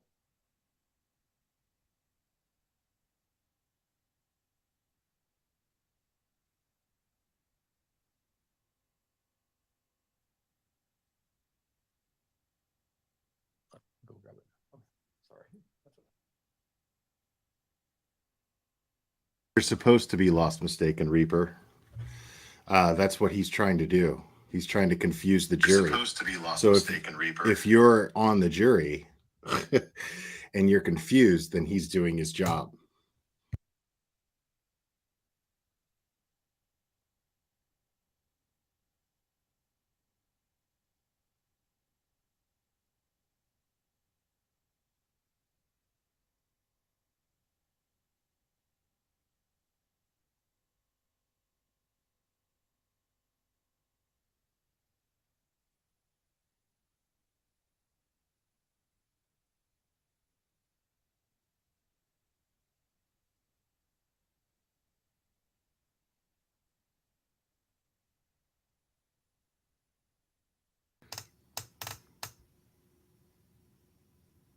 I mean, what's this dude getting at?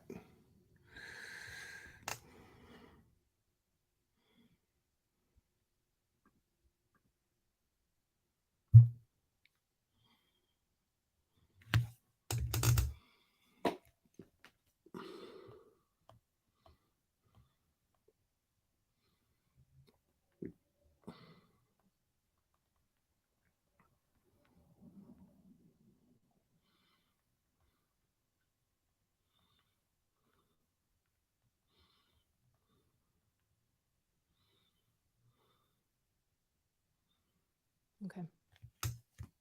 In that report indicates the FBI interviewed a woman who was in training at Spirit Airlines, Yes. that she had had communication over text and Facebook with Ms. Stout, Yes. but that she knew her as Aubrey. Yes. I may approach? You may. You want this back too? Okay. That, while not positive, could be consistent with somebody who suffers from DID. The only question I would have about it are the details that Ms. Stauk provided to that woman that are consistent with things that Ms. Stauk told us that are in line with her history as she is related. Part of the thing, when the report by Dr. Lewis was provided to the district attorney, there were some underlying data that was, or underlying things that she based that on that was provided as well. Was that shared with you? The underlying data that Dr. Lewis Yes. relied upon? Not data, but as far as collateral information. I can't remember specifically what it noted. Okay, specifically, there was a packet of signatures by Ms. Stout that predated the offense. You recall reviewing those? I did not review them. Would somebody having different signatures as far as how that signature is presented, that predates the offense, could that be evidence of DID? Possibly. Ask, what is the difference between structural disassociation and alterations in consciousness? Structural disassociation and alterations in consciousness? Yes.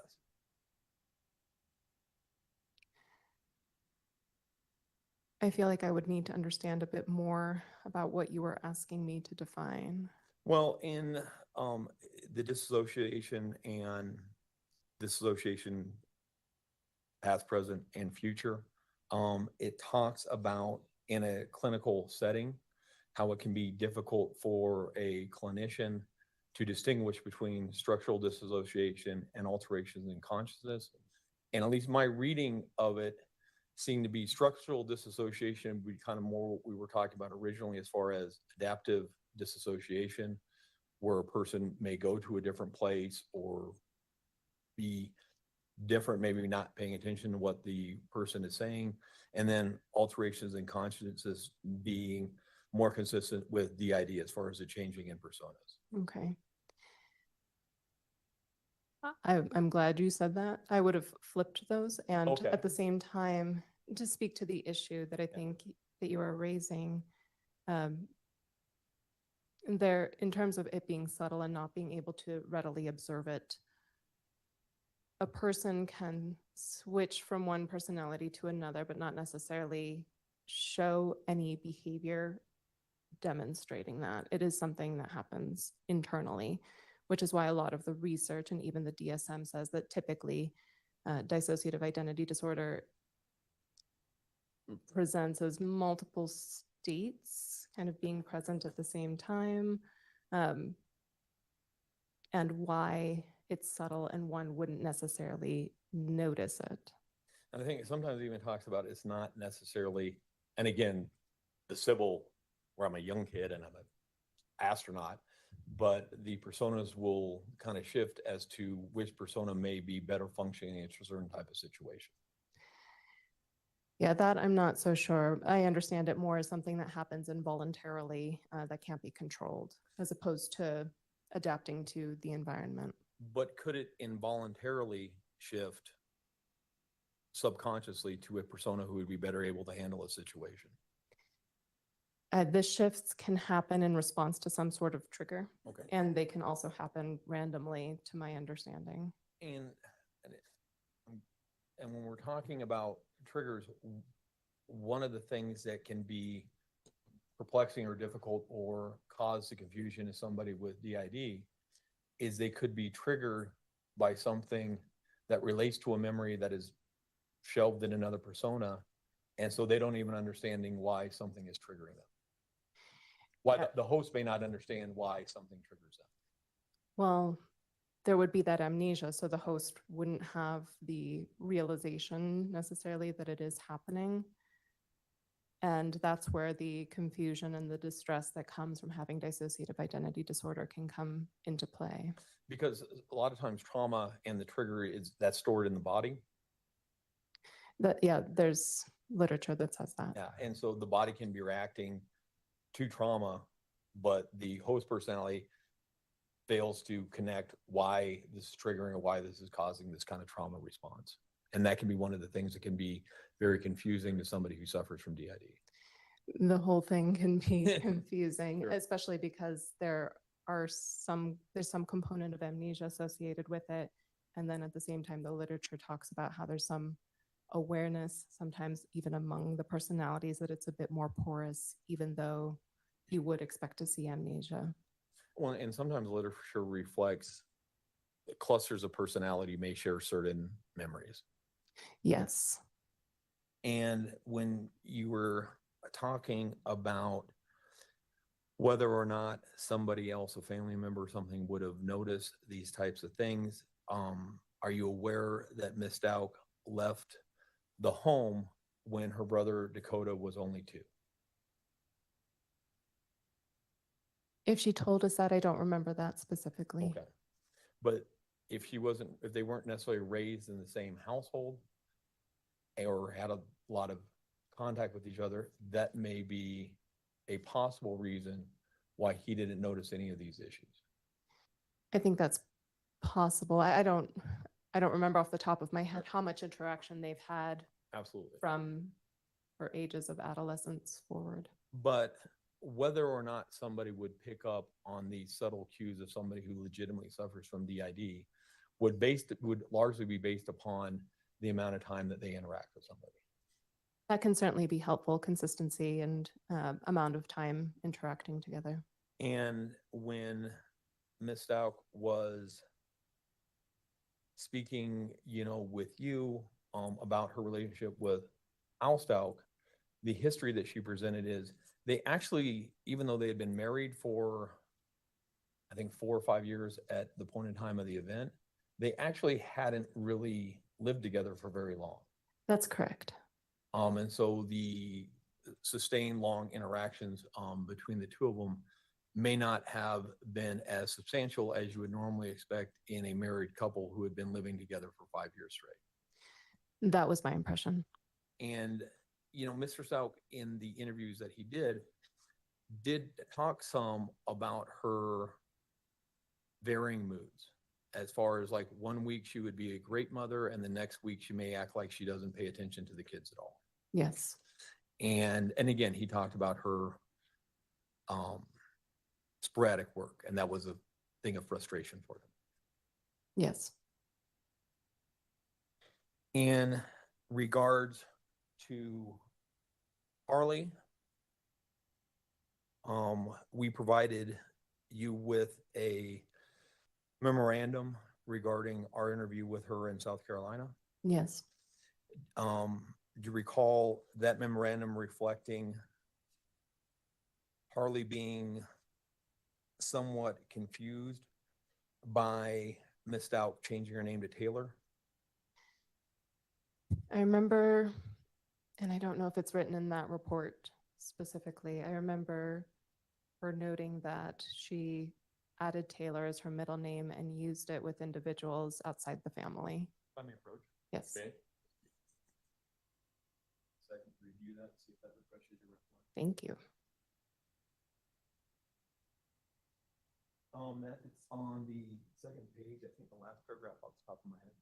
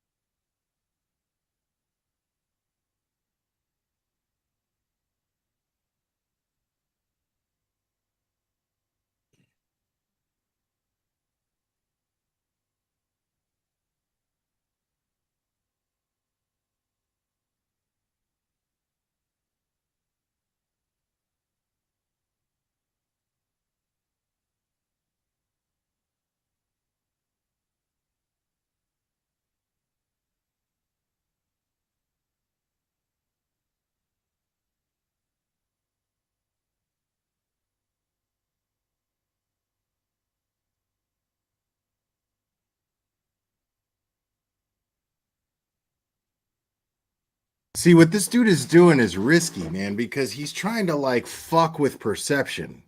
Like what his whole strategy here is to be like, well, couldn't this be considered dissociative identity disorder? Couldn't this be a symptom of that? Couldn't that be a symptom of that? But in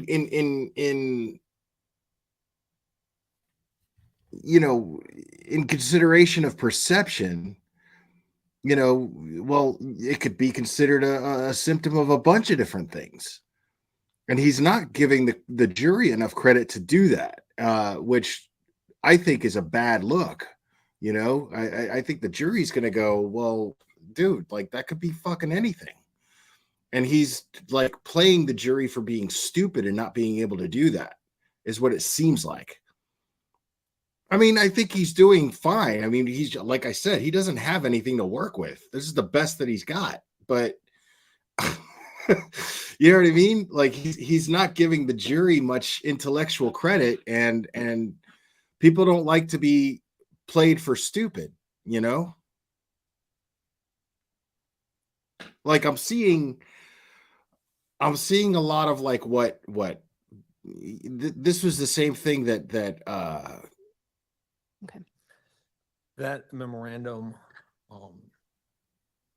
expresses that Harley Hunt had either frustration or confusion regarding the name change to Taylor, that she didn't even know what name to call her mom. Yes. It also indicates that her mom was oftentimes up and down. Yes. There Okay, was a so lot she's of manic. travel. So? She almost felt like she was living out of a suitcase. Yes.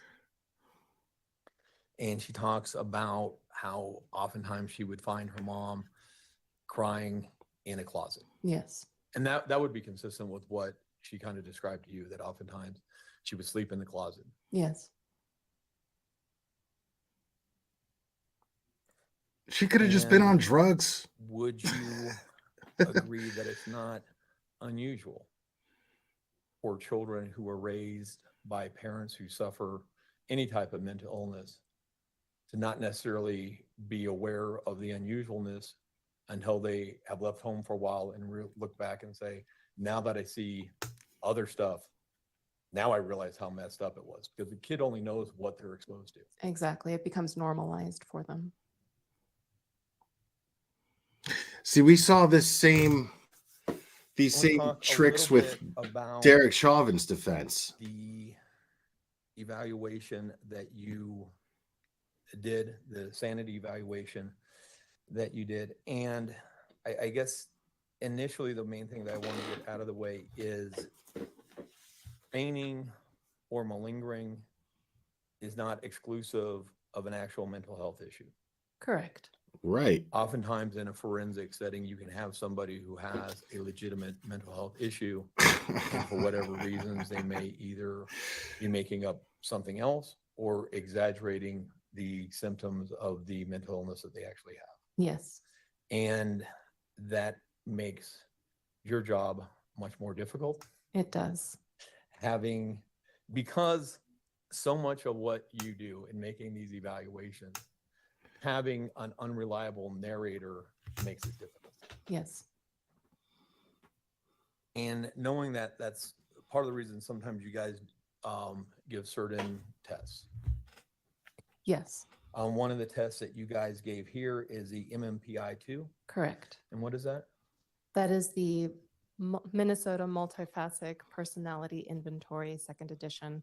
And what it is, it's a long test with a number of items. It's used to help with clinical diagnosis because it asks about a number of different symptoms seen in disorders such as anxiety, depression, schizophrenia. That's what I think. Don't antisocial fake the funk. behavior, and other things. And it's more helpful in a clinical setting because the belief is that somebody who is coming in for treatment is going to try to answer it as honestly as they can so they can get the treatment for whatever is causing them problems. Yeah, we administer it frequently enough in these types of evaluations because it can be helpful with clinical diagnosis, especially if we get a valid protocol. It's also helpful because it has those validity scales on it. So it can let us know if the person who's sitting in front of us is currently potentially exaggerating symptoms. But it's not a test that is specifically designed to detect malingering. There is no test specifically designed to detect malingering. All of the tests that we have can detect exaggeration or feigning. I say they don't specifically address the issue of malingering because there is no test that gets to the motivation that would be important to the issue of malingering. There are, and I'm going to get to this, and specifically in interpreting the MMPI-2, you guys relied upon an article. I think the primary person on it was a Dr. Brand. Yes. You're aware that Dr. Brand has other articles dealing with detecting feigning or exaggeration in people with DID. Yes. There are some structured interviews that they indicate can be helpful in making a determination of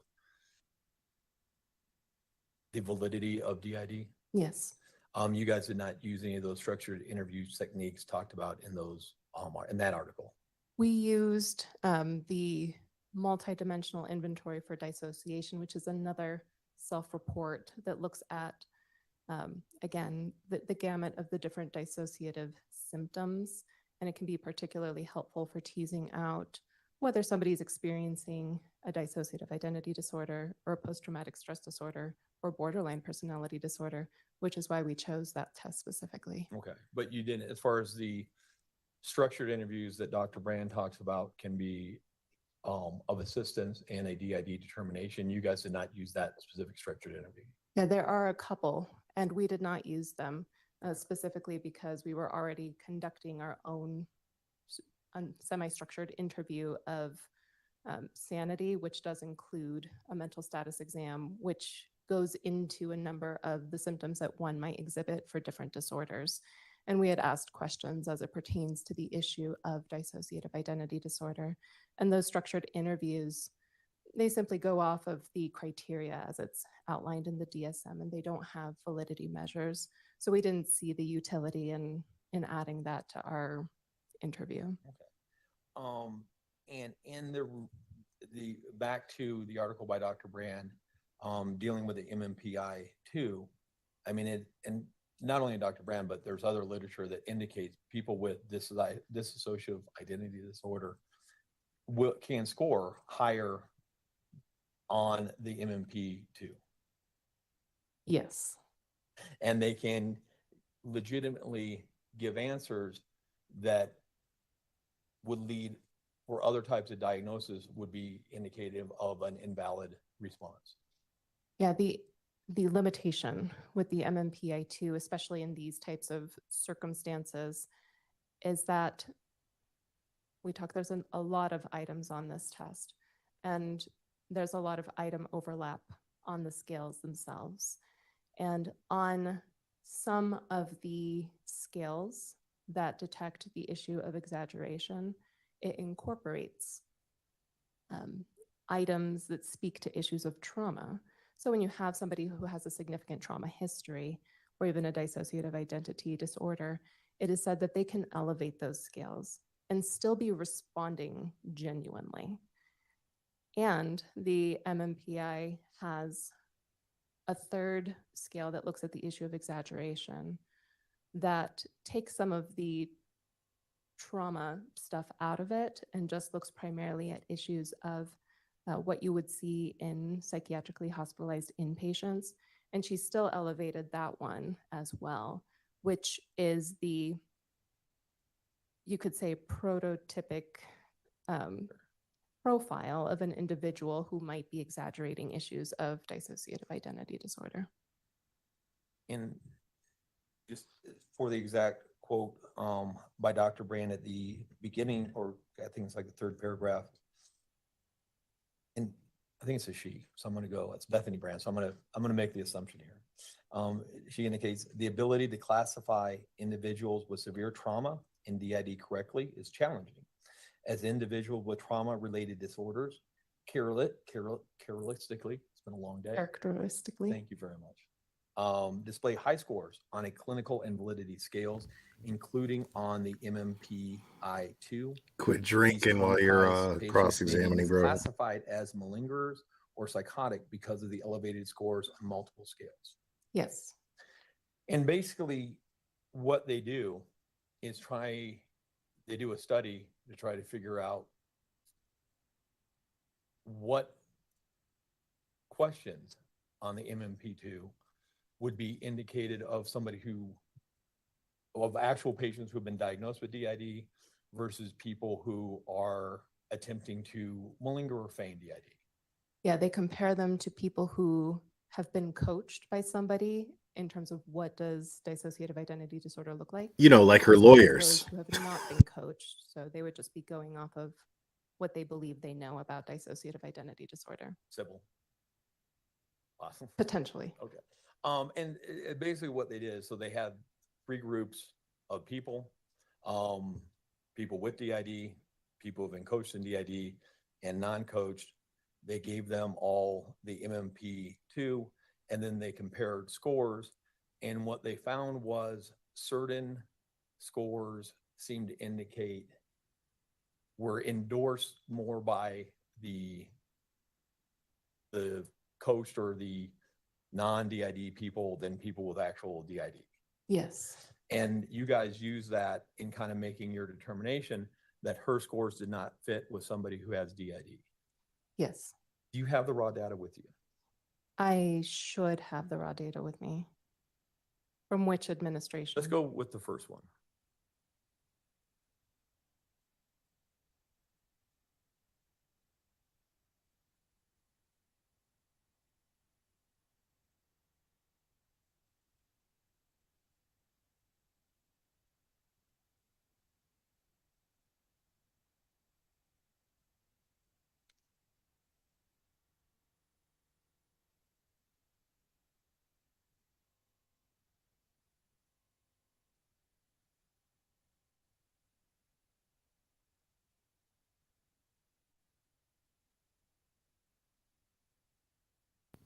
Yeah, like I'm really hoping that he gets to a fucking point at some point here.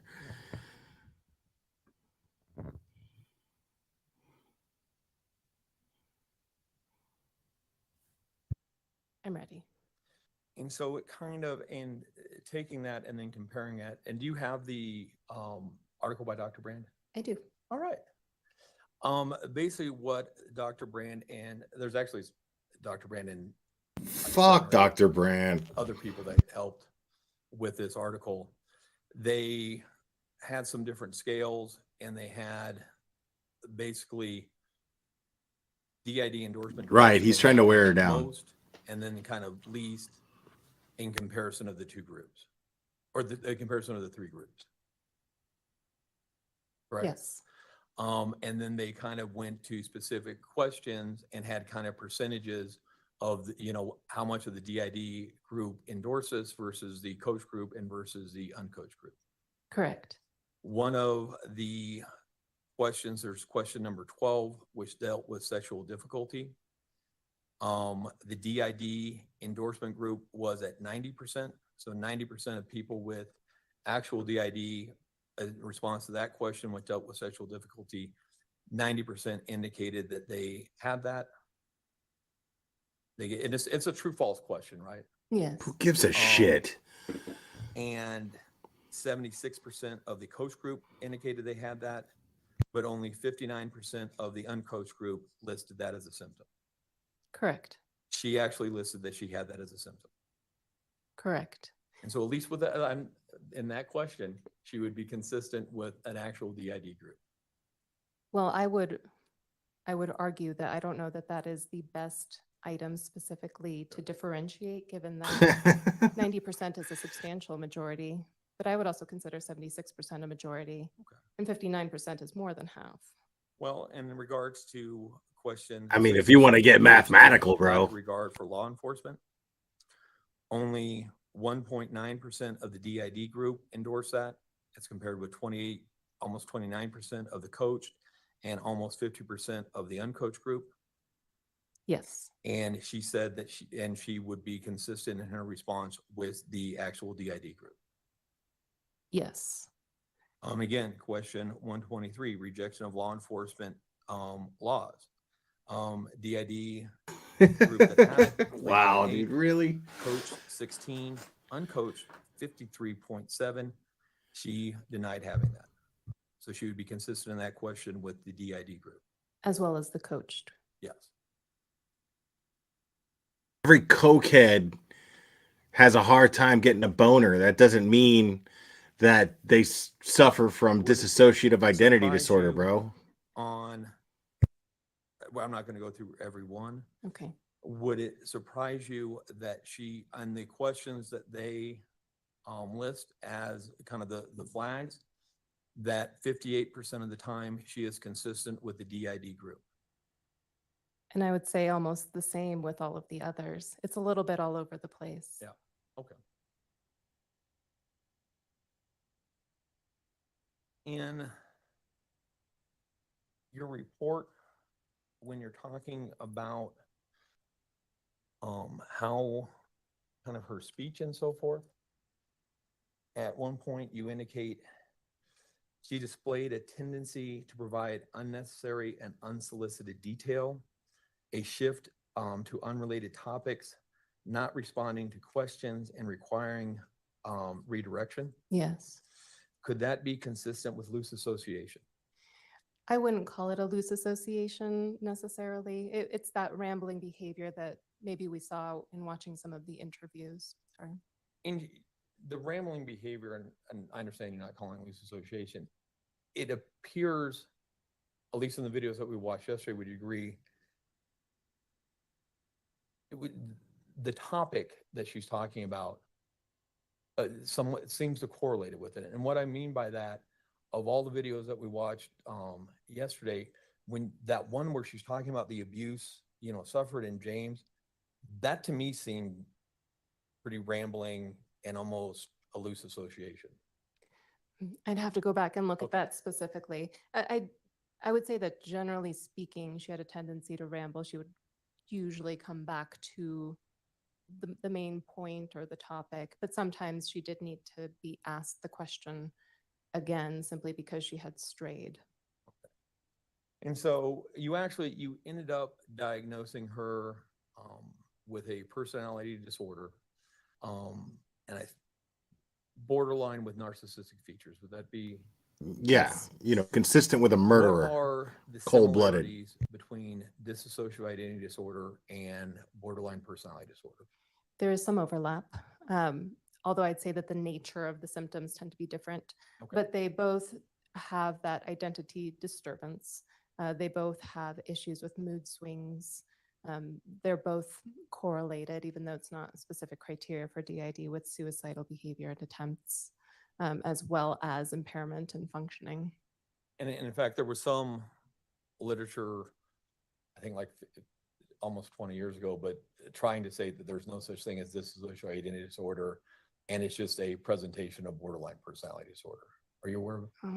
If that's the Nobody's article from saying that, 1988 bro. that you provided. There was a different one. It was another one by Dr. Brand, who seems to do a lot in this.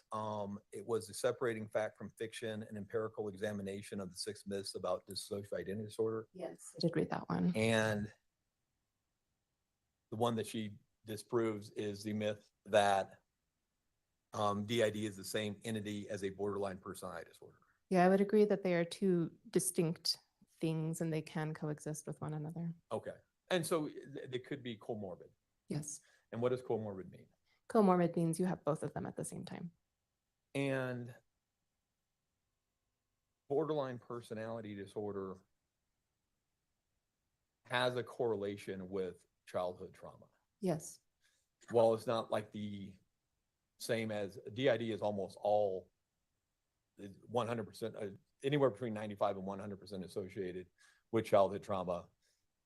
Just to be fair, borderline doesn't have that strong a correlation, but there's definitely a correlation. There's definitely a correlation. I don't know what the percentages might be, but since it's a maladaptive personality characteristics type of disorder that develops in late adolescence into adulthood, it's usually stemming from some of those problematic issues that you see in abuse or neglect or disruptive homes. And similar to DID, it Yo, also has a wrap it up, correlation B. with disorganized attachment style. It does. And that kind of goes on. One of the main features of borderline personality disorder is a almost irrational attachment to a romantic partner. For borderline personality? Borderline, yes.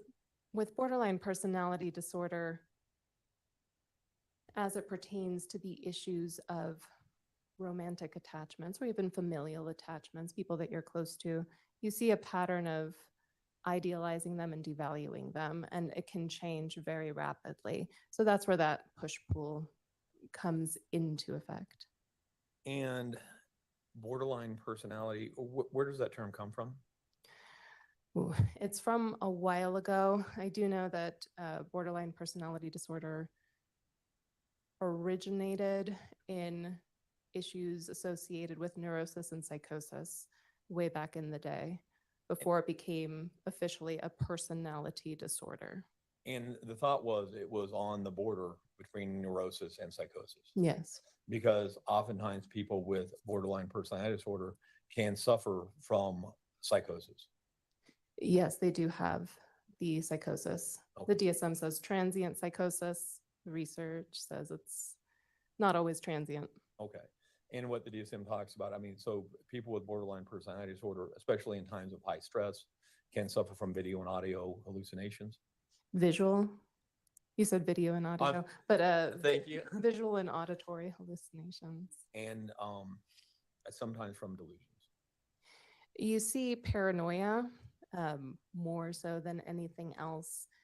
I would say that it doesn't always rise to the level of a delusion, because to be a delusion, it has to not be based in anything that's reality. I think that they are quick to be suspicious about other individuals, which is where the paranoia can come in. And it can rise to that level of delusion. It just depends on the person. and the severity of the presentation.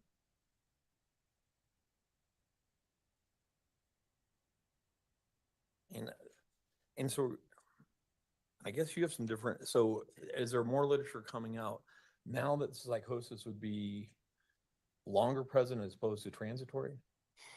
In borderline personality disorder, it tends to be transient, meaning temporary. It comes and it goes. The difference between delusions, as you might see them in a psychotic disorder like schizophrenia, is that the individual with a borderline personality disorder and that paranoia that can even enter the realm of delusion is that they tend to maintain more awareness and insight, and they're able to test whether something is based in reality or not. So they still stay within this realm of reality compared to a psychotic disorder that tends to not do that, and they tend to believe the things that they are hearing, whether it's an auditory hallucination or even the delusions that start to develop in their minds. And would you agree that the characteristics of borderline disorder can kind of foster somebody who will make falsifications or distort the truth or lie or almost pathological lying? That can happen. And part of that reason is because people who suffer from borderline personality disorder, they lack kind of a consistent identity of self. They do have trouble with their own identity. That's one of the criteria. They kind of have contradictory towards views of themselves. Sometimes they think they're wonderful. Sometimes they think they're the worst thing in the world. Yes. They can be prone to loose and unstructured situations, and sometimes they can have a transient loss of reality. That's what I'm referencing. Yeah. And they're also one of the things with borderline personality disorder, they can also be very impulsive. Yes. And so all of those features can lead to somebody who may almost pathologically lie. Potentially. Something that we may have. It's going to depend on a case by case type of thing. You don't see pathological lying in all cases of borderline personality disorder, but It can be seen in people with borderline personality disorder. yes. And again, not in all cases, but the underlying cause of both DID and borderline personality disorder can be similar as far as like the childhood trauma and disruptive household. Yes.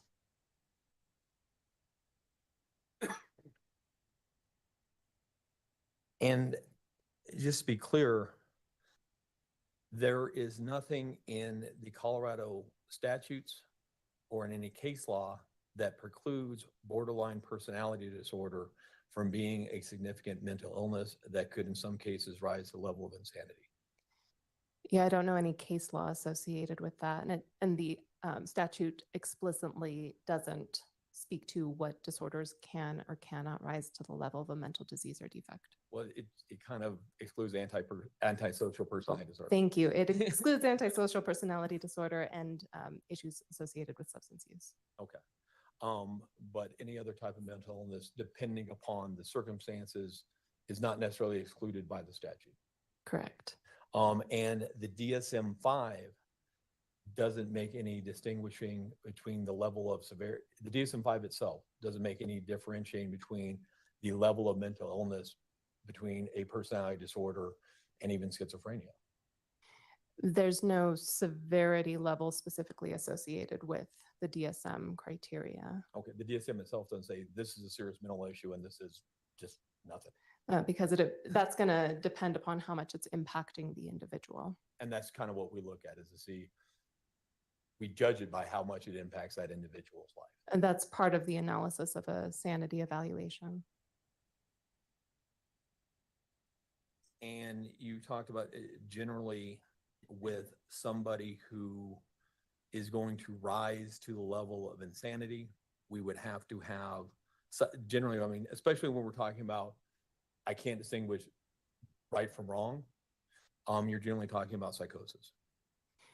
Generally speaking, given that the definition of mental disease or defect is a mental illness that impairs perception and understanding of reality, psychosis tends to be the one that we see most frequently. And conceding that Ms. Stauk is not the most reliable narrator, especially in the second interview that we watched. She does just relate symptoms that could be consistent with psychosis. She says that she experiences them, yes. Yes. Nice.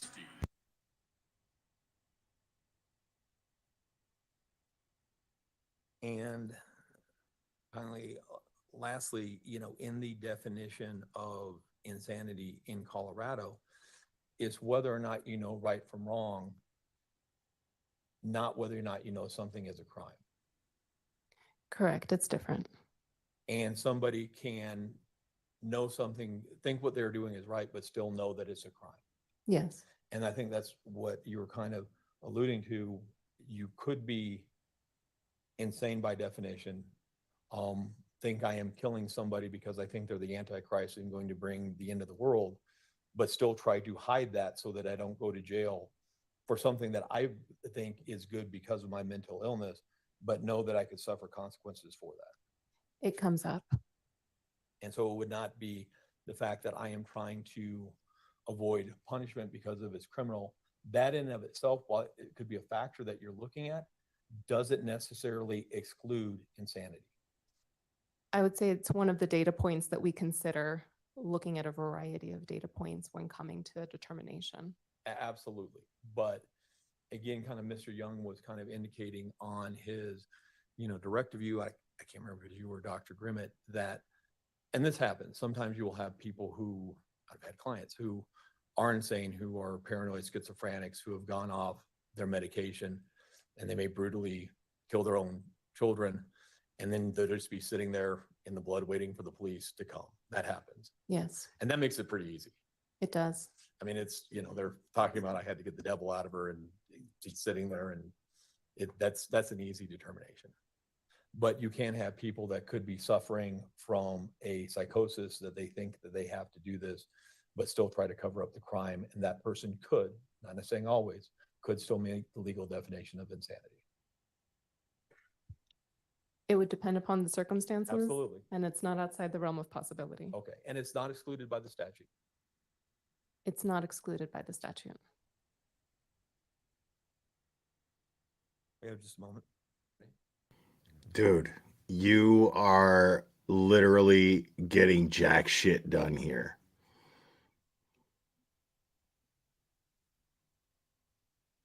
You're not doing anything. Dude, you guys remember, I can't remember her name, man. The woman who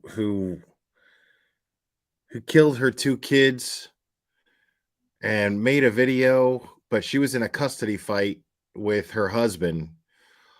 And she tried to say that she was saving them. Very much, Dr. Torres. Thank you. And then once she got cornered, she lawyered up. She actually lawyered up. Still got convicted.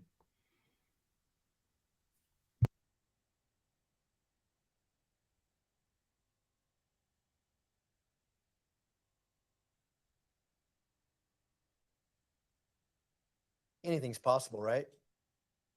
Many times. I could go through the DSM-5 and read you all kinds of criteria and say, hey, this is possible, correct? I would say it depends. Exactly. Probably hate when lawyers do that. I didn't get one depends with him. I'm going to read Nice. something from the DSM-5 and answer some questions, okay? Okay. It says, because deceit and manipulation are central features of antisocial personality disorder, it may be especially helpful to integrate information acquired from systematic clinical assessment with information collected from collateral sources. Yes. That comes right out of antisocial personality disorder diagnosis, right? Yes. And so deceitfulness and manipulation may apply to many mental illnesses. I'd say yes. And at the same time, with these types of evaluations, the issue of not being completely forthcoming or truthful is something that we're always taking into consideration. Especially in a criminal case where you're doing a forensic evaluation? Yes. In the DSM-5, we talked about the cautionary statement, maybe not with you, but other witnesses, you're familiar with that? I am. Caution should be used when using this manual in forensic settings. Yes. Did you consider antisocial personality disorder in this evaluation? We didn't see sufficient information to diagnose an antisocial personality disorder here. And is that because you didn't have enough information since the age of 15, which is kind of the first step in that? Well, you are looking at lifetime functioning for many of the personality disorders. But when it comes to antisocial personality disorder, there was just not very much there from what we had access to. Let me go through 3 criteria because it says you need 3 criteria to evaluate if you have information from the age of 15. Okay. Criteria 2, deceitfulness as indicated by repeated lying, use of aliases, or conning others for personal profit or pleasure. Consistent irresponsibility as indicated by repeated failure to sustain consistent work behavior or honor financial obligations. Lack of remorse as indicated by being indifferent to or rationalizing having hurt, mistreated, or stolen from another. Do you think those 3 criteria apply to Ms. Stauch's case? I think it's possible. I also think some of the other things that we see in the personality disorders that we noted could account for a little bit of that. And so antisocial personality disorder is not a mental illness, correct? It's in the DSM, and it can certainly cause impairment in functioning. And when it comes to legal issues, antisocial personality disorder is excluded because it's associated with criminal behavior. And that's right in the definition of insanity, is it not? Yes. Nice. When you state in your report that there is no credible evidence to conclude she has a condition that conforms, to the definition of mental disease or defect, what did you and Dr. Gray mean by that? Brother Preach. Welcome, we mean buddy. that we diagnosed the specified personality disorder with borderline and narcissistic traits, and we ruled out the issue of post-traumatic stress disorder and an unspecified anxiety disorder.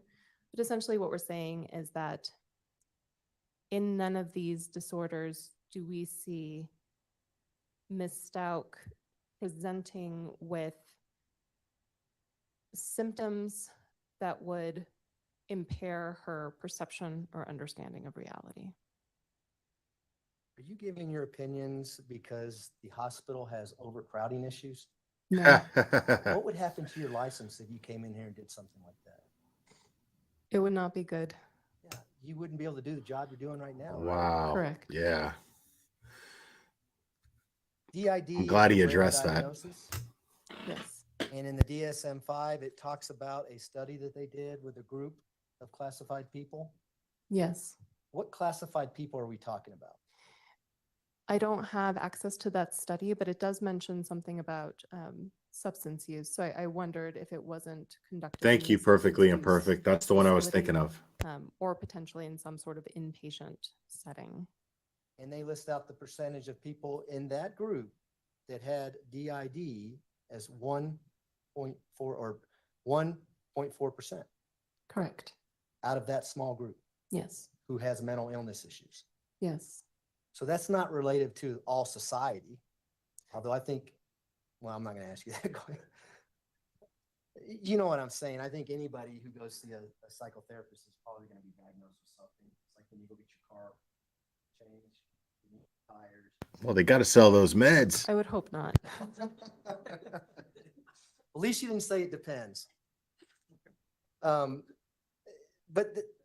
We don't know who's in that group, but needless to say, it's a rare diagnosis. Yes. Are there any studies that indicate how often that diagnosis is faked in a criminal setting? I wouldn't have percentages associated with that, and I'm not sure that I've read that. anywhere. Um, when it comes to dissociative identity disorder specifically, it is cautioned when it is used in a criminal setting because of the gain that a person might receive by saying that, essentially, that it wasn't them, that it was a different personality. Kinda like a Dr. Jekyll and Mr. Hyde, right? Correct. I have another personality who happens to be a psychopath or antisocial personality disorder that I can't control. Correct. Pretty easy thing to just say, right? Sure. I want to go back to the childhood trauma that's associated with Miss Stout. She told you, and correct me if I'm wrong, but I want to say she was 10 to 12 when this happened. I think once she told us she was 9 and once she told us she was 12. So we stuck with somewhere between 9 to 12. Now, is this something that's suppressed for over 20 years and just coincidentally comes out during the death of her stepson? It's hard to believe. Why is that?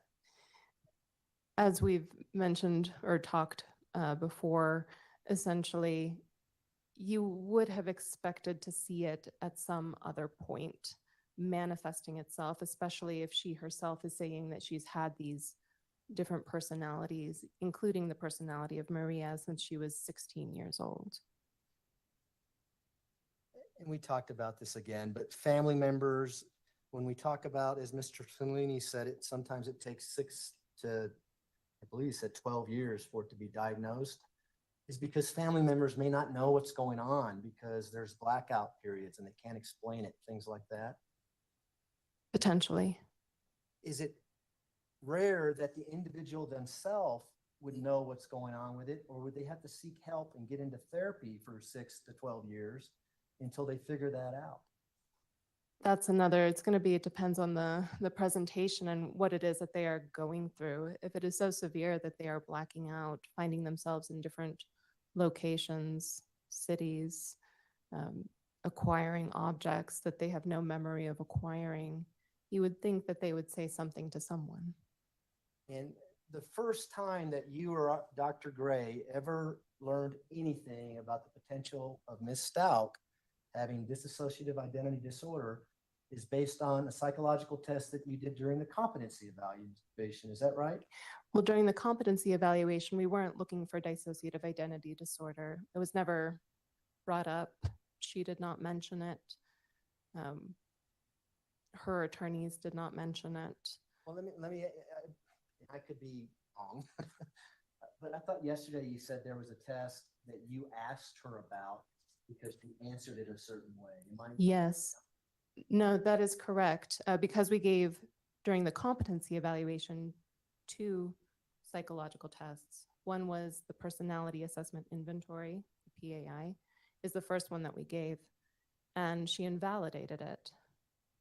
Given that we saw her the following day to finish up our interview, we asked her specifically about some of the items on that test that caused the invalidation, just to see if we could get a better understanding of what happened here. Why was this test invalidated? And one of those questions happened to be an item that asked about whether or not she felt like she had 3 or 4 personalities inside of her. And she had said true.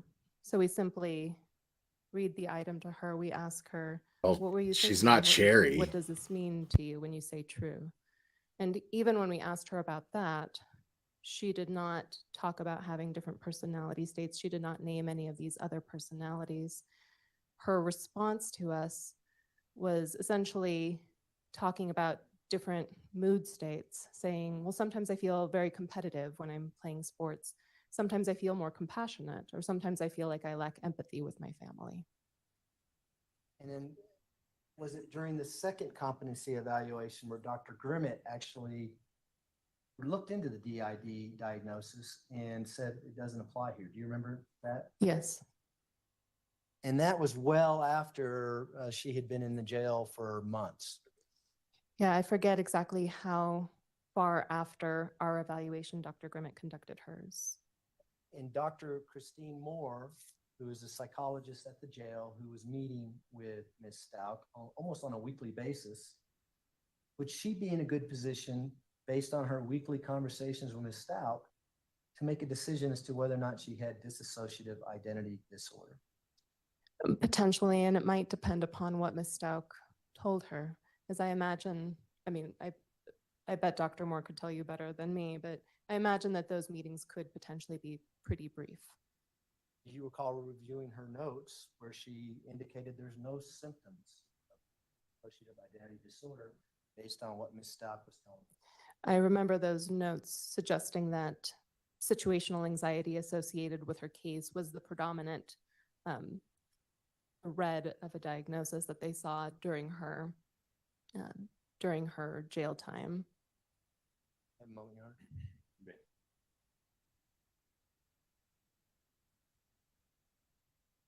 Those are my questions. Thanks. Do any of the jurors have any questions for Dr. Torres? Looks like we have a couple. Sweet. Young, if you would retrieve those in council approach, please. Yeah, having 4 or 5 different personalities inside you does not mean you have dissociative identity disorder. Just ask Cherry, she'll tell you.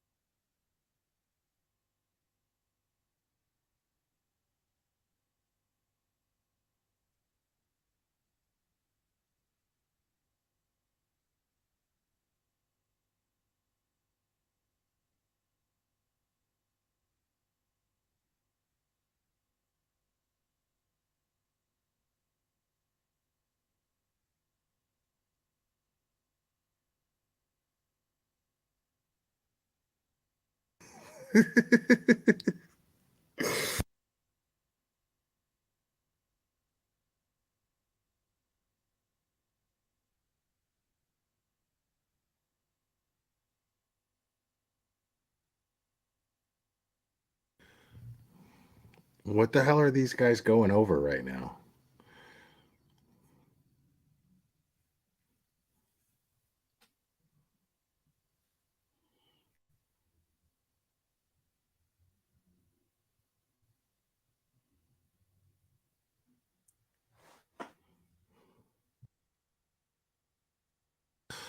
Oh, the jurors' questions. Okay.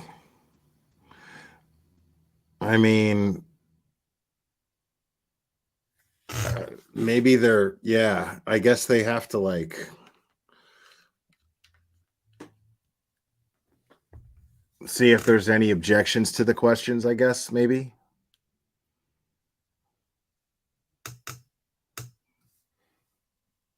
Yeah, right. The Candy Crush scores.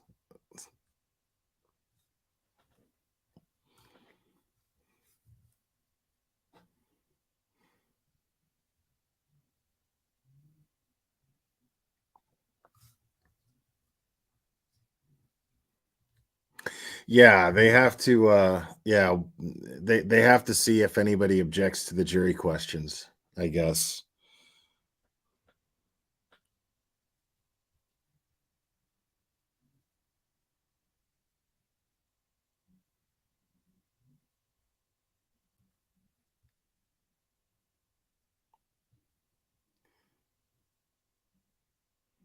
This poor lady's just sitting there, just patient as hell, like a statue.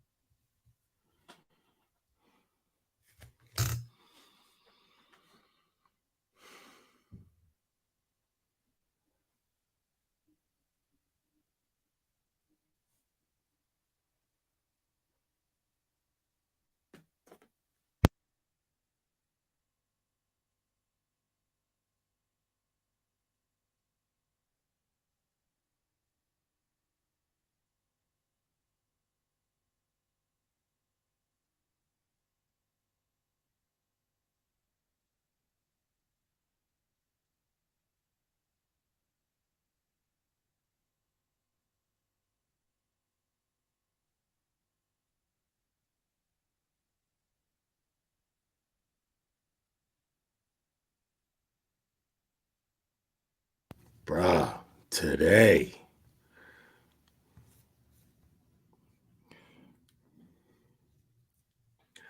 I mean, this is to be expected because this is a really, really important witness. Probably the most important witness of the entire trial for the prosecution. So the prosecution is, and I mean, they did this great because the way that they handled the cross-examination with redirect so far is just they're minimizing the cross-examination like like yeah, after all that shit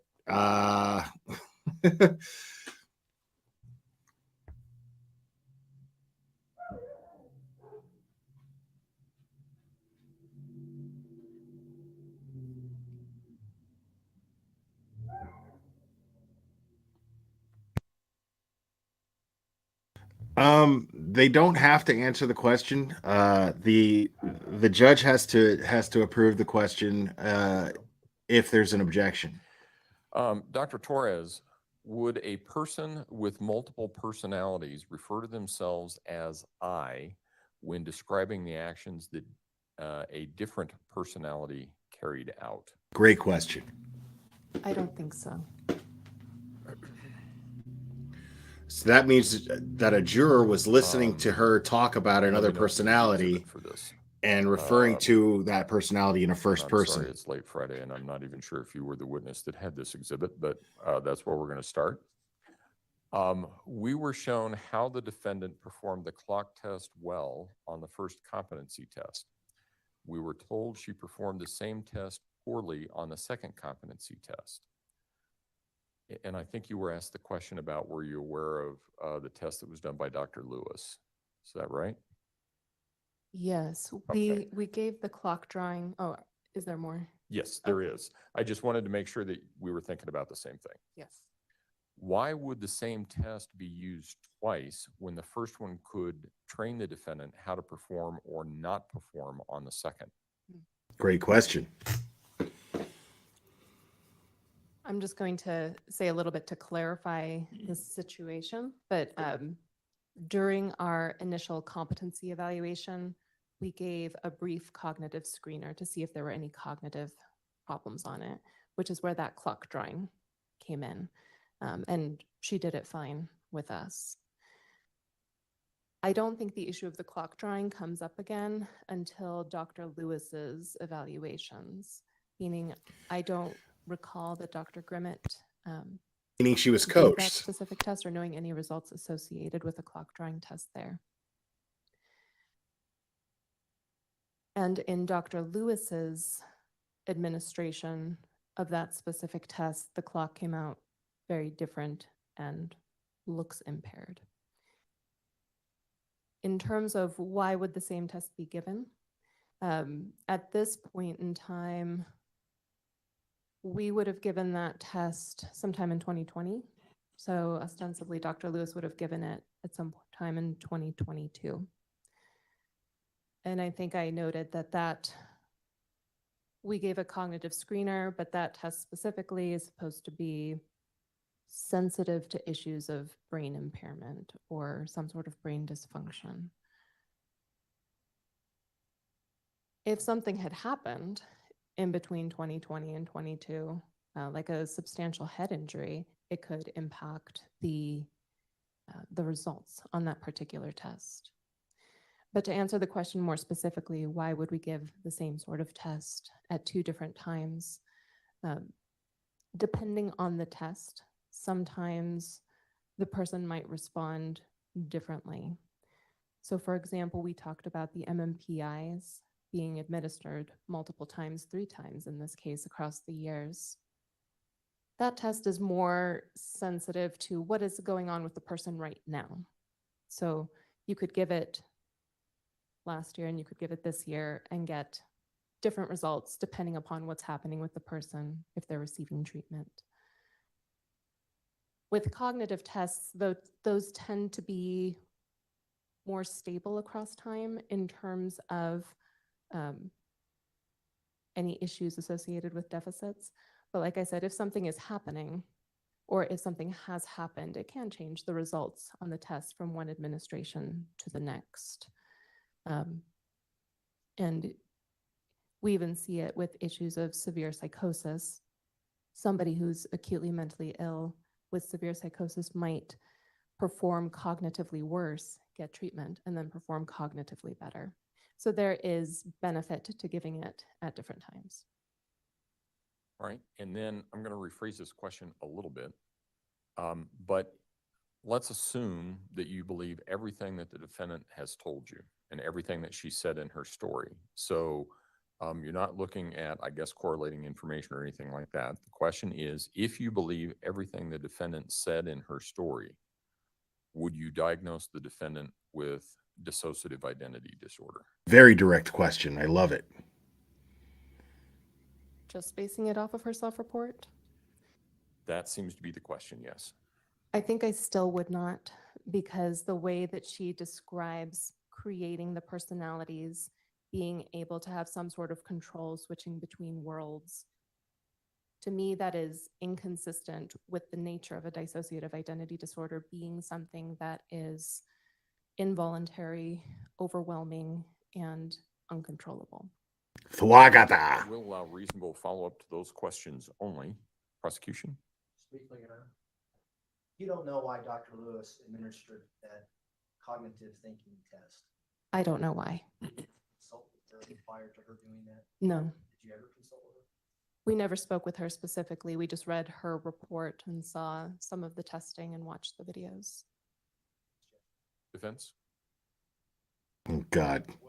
This guy's going to drag this shit on all night. This dissociative identity disorder could refer to themselves as I when relaying information that another personality did. Wouldn't that be somewhat conditioned on that individual and how that disease is presenting themselves in that person? I suppose it's possible, but whenever I hear somebody say I assume they are talking about themselves. Right.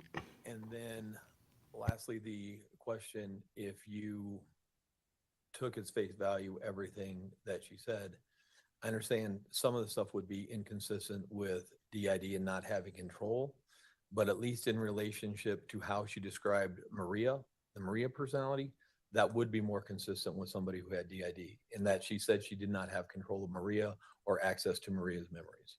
I would be looking at the whole presentation as opposed to just a part of it. Okay, thank you. All right. Thwagata. You can step down. Thank you. Am I excused? Yes, you are, ma'am. Yeah, can I go the fuck home now? Suppose I should ask, you're under subpoena by the attorneys. Prosecution?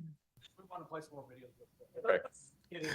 All right. Okay, yep, you are. Thank you, ma'am. Okay, so this witness is officially done. All right, ladies and gentlemen, we are Bye, going to take Dr. our Torres. weekend break. Again, I'm going to go through the long instruction that you're probably tired of, but I want to keep reminding you of it because it's important. You have probably already guessed that there has been some media or public interest in this case. You must guard against exposure to the media or interaction with others because you will be required to decide this case based on the evidence presented and the instructions that I give you. Again, you can tell your friends and family that you are on this jury and how long you think it will go. You can ask for their help in avoiding exposure to stories or even opinions from others regarding this case, but you cannot otherwise discuss anything about this case with anyone. And you should not listen to any opinions regarding this case from anyone else. If someone asks you why, just tell them that's what the judge told you. That puts the burden on me and not on you. You can still blog or communicate with others, just not about this case. You can't do any blogging about your jury experience or communication with other jurors. You can still watch TV. You can go on the internet. You can still do your Amazon shopping, except for a DSM-5. If anything regarding this case comes up through your feed, change the channel, turn the page, do not give it any attention. You are not allowed to look at, read, consult, or use any material of any kind, including any newspapers, magazines, television, and radio broadcasts, dictionaries, medical, scientific, technical, religious, or law books or materials, or the internet in connection with your jury service.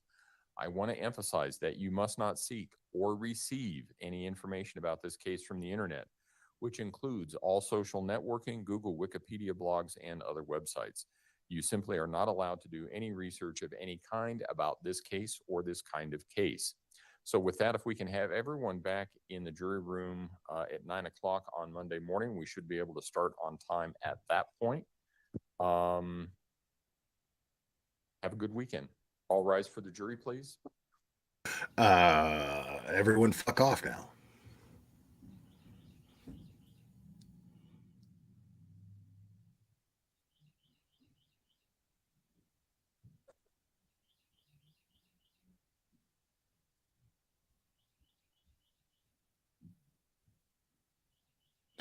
Well, brother preach, the reason why they make that he has to make it a point every time the jury leaves for the day. Every They will be time seated. they're done. Record should Just to reflect the remind jury has them. left the courtroom.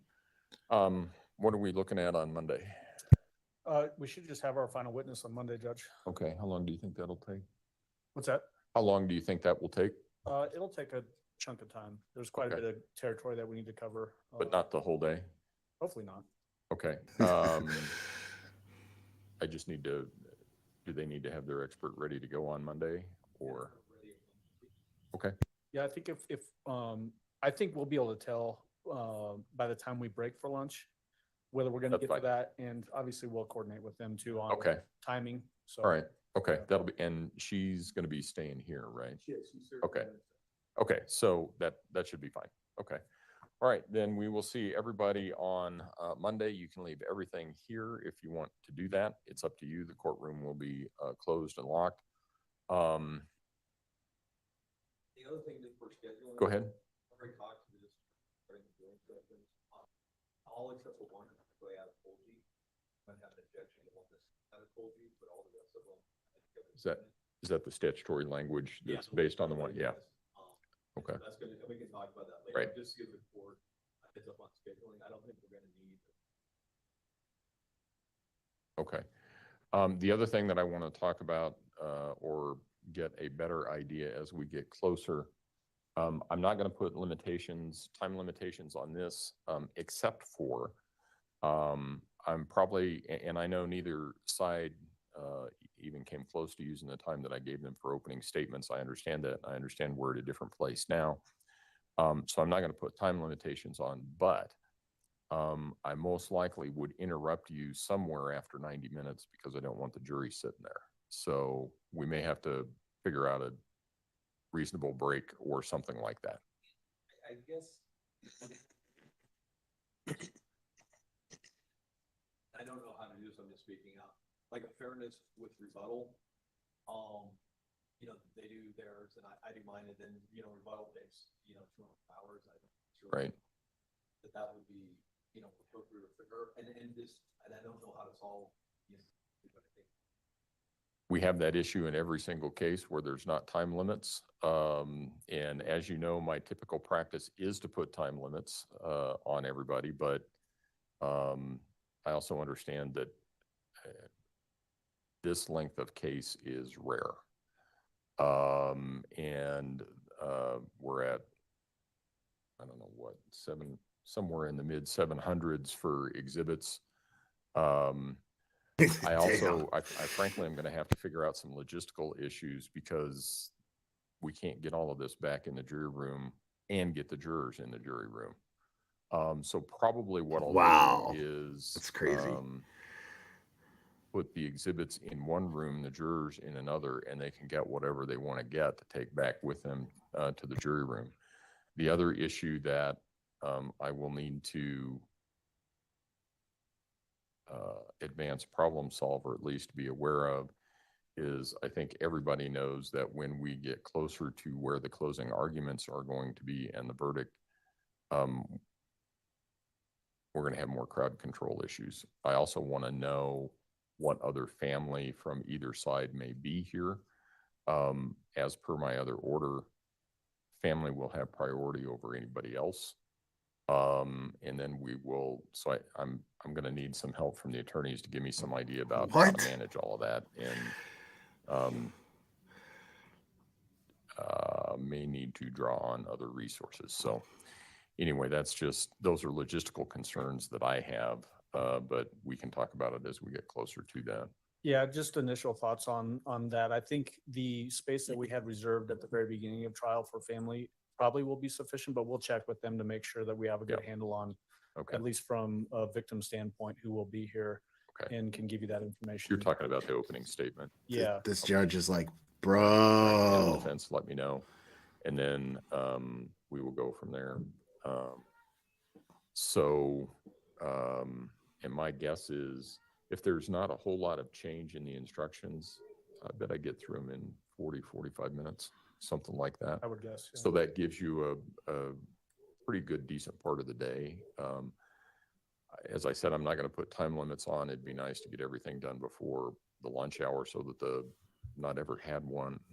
I can't. That's not going to happen.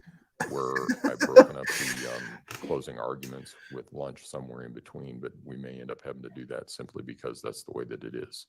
So just be aware of that. Okay, court will be in recess. Thank you. Thank you, Judge. Okay, we finished on this.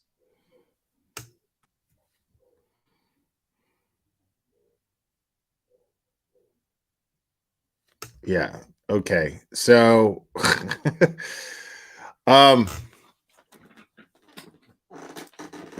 that was it as far as the prosecution's witnesses, except for one. They have one more witness, and I think the judge is dreaming if he thinks that between questioning that witness, the prosecution questioning that witness, and then cross-examination taking place, that they're going to get through that, or closing arguments before lunch. He wants to get through that witness on Monday, and then on Tuesday get through closing arguments by lunch. I doubt it. Maybe I heard it wrong. I don't know. I don't really give a shit, if I'm being honest at this point. Because what I was most afraid of, nothing to worry about. Well, there's the defense witness, which is Dr. Lewis, who also examined Letitia for sanity. And I think at this point, and based on the questions that the jury asked, I loved it because the jury was asking questions that many of us were thinking and hoping answered, basically in layman's terms, simple, to the point answers, is what they were looking for. And they were looking for any bias, and that was shut down.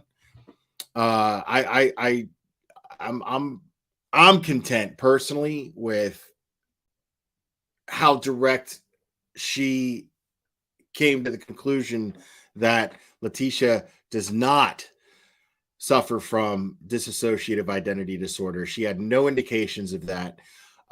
She had indications to conclude the contrary, if anything. So to me, it was beautiful. I was really worried about that because I'd been talking about that for the past week or so, is whether or not they're going to directly ask this witness if they think that Letitia suffers from dissociative identity disorder or did at the time of the crime. And she was pretty direct in saying no. And she was very, very detailed in breaking down her answer as to why she didn't feel that way and as to why Dr. Gray didn't feel that way. So we still have to hear from Dr. Lewis, whoever the fuck this is. And at this point, I don't think it really matters what Dr. Lewis says unless Dr. Lewis just blows the jury away with some big, huge bombshell of knowledge. I just don't see that happening. So I think I think, like I said before, base is loaded. One more witness and the closing arguments to bring all the runners home. Once that's over, yeah, that's it.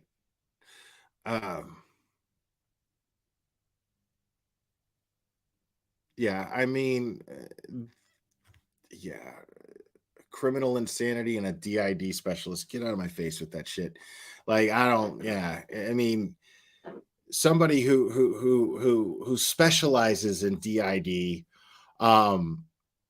in a mental health condition that is that is extremely rare, first of all. Second of all, called by the defense. And despite all of the evidence, despite all of the other evidence that the prosecution has presented, as painful as that was to go through, this person who specializes in dissociative identity disorder, you know what I mean? Like, to me, that's like, going to college and getting a doctorate in, fucking art appreciation. You know what I mean? Like, what are you going to do besides teach a class with that degree? You know what I mean? You're not going to do shit with that. So like you're focused only on solely on a mental health condition that almost nobody has. The fuck out of my face. Like, the jury's going to see right through this, especially the way that they were wording their questions. I'm not in the least bit concerned at this point. I was worried about, as I said before, the prosecution has to prove beyond a reasonable doubt that she does not have dissociative identity disorder. And by the way that they questioned this witness and the way that this witness delivered the information that she had, it was beautiful.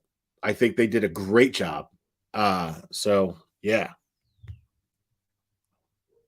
Yeah, Double Deuce. You know what's up. JC Penny is coming here because of me. Ask anybody, they'll tell you. Guys, this is a long day with the same witness the whole day with this witness. I think it was very thorough. I don't think she could have been any clearer,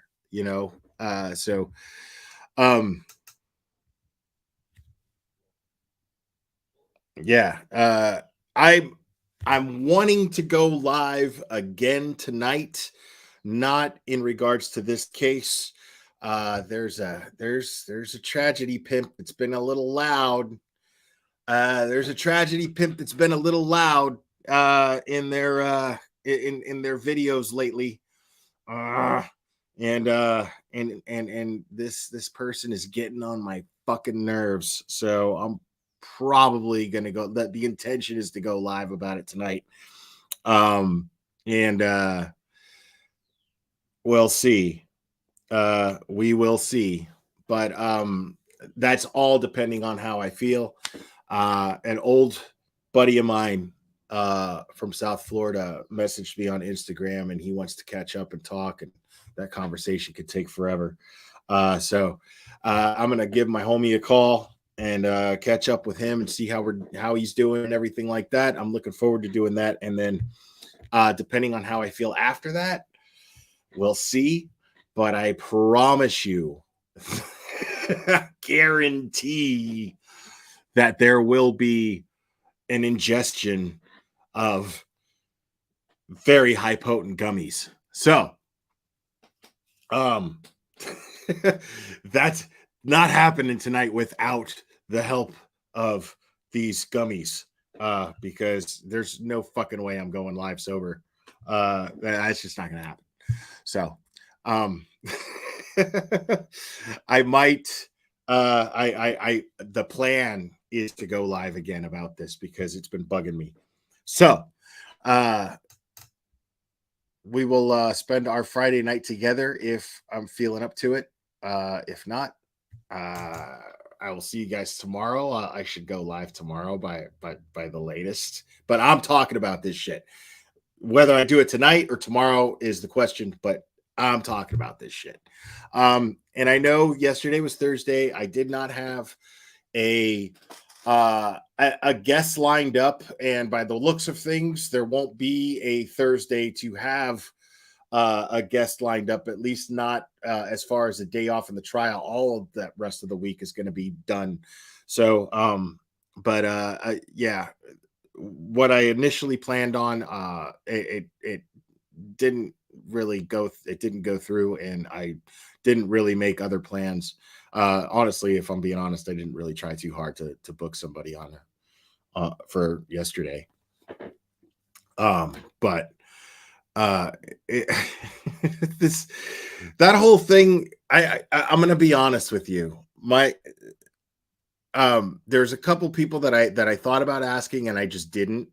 But there was one creator who I asked way early on before I even had Annie on. I invited this person on, and they're a creator that I still respect very much. Don't get me wrong, but they're a true crime creator who I respect very much.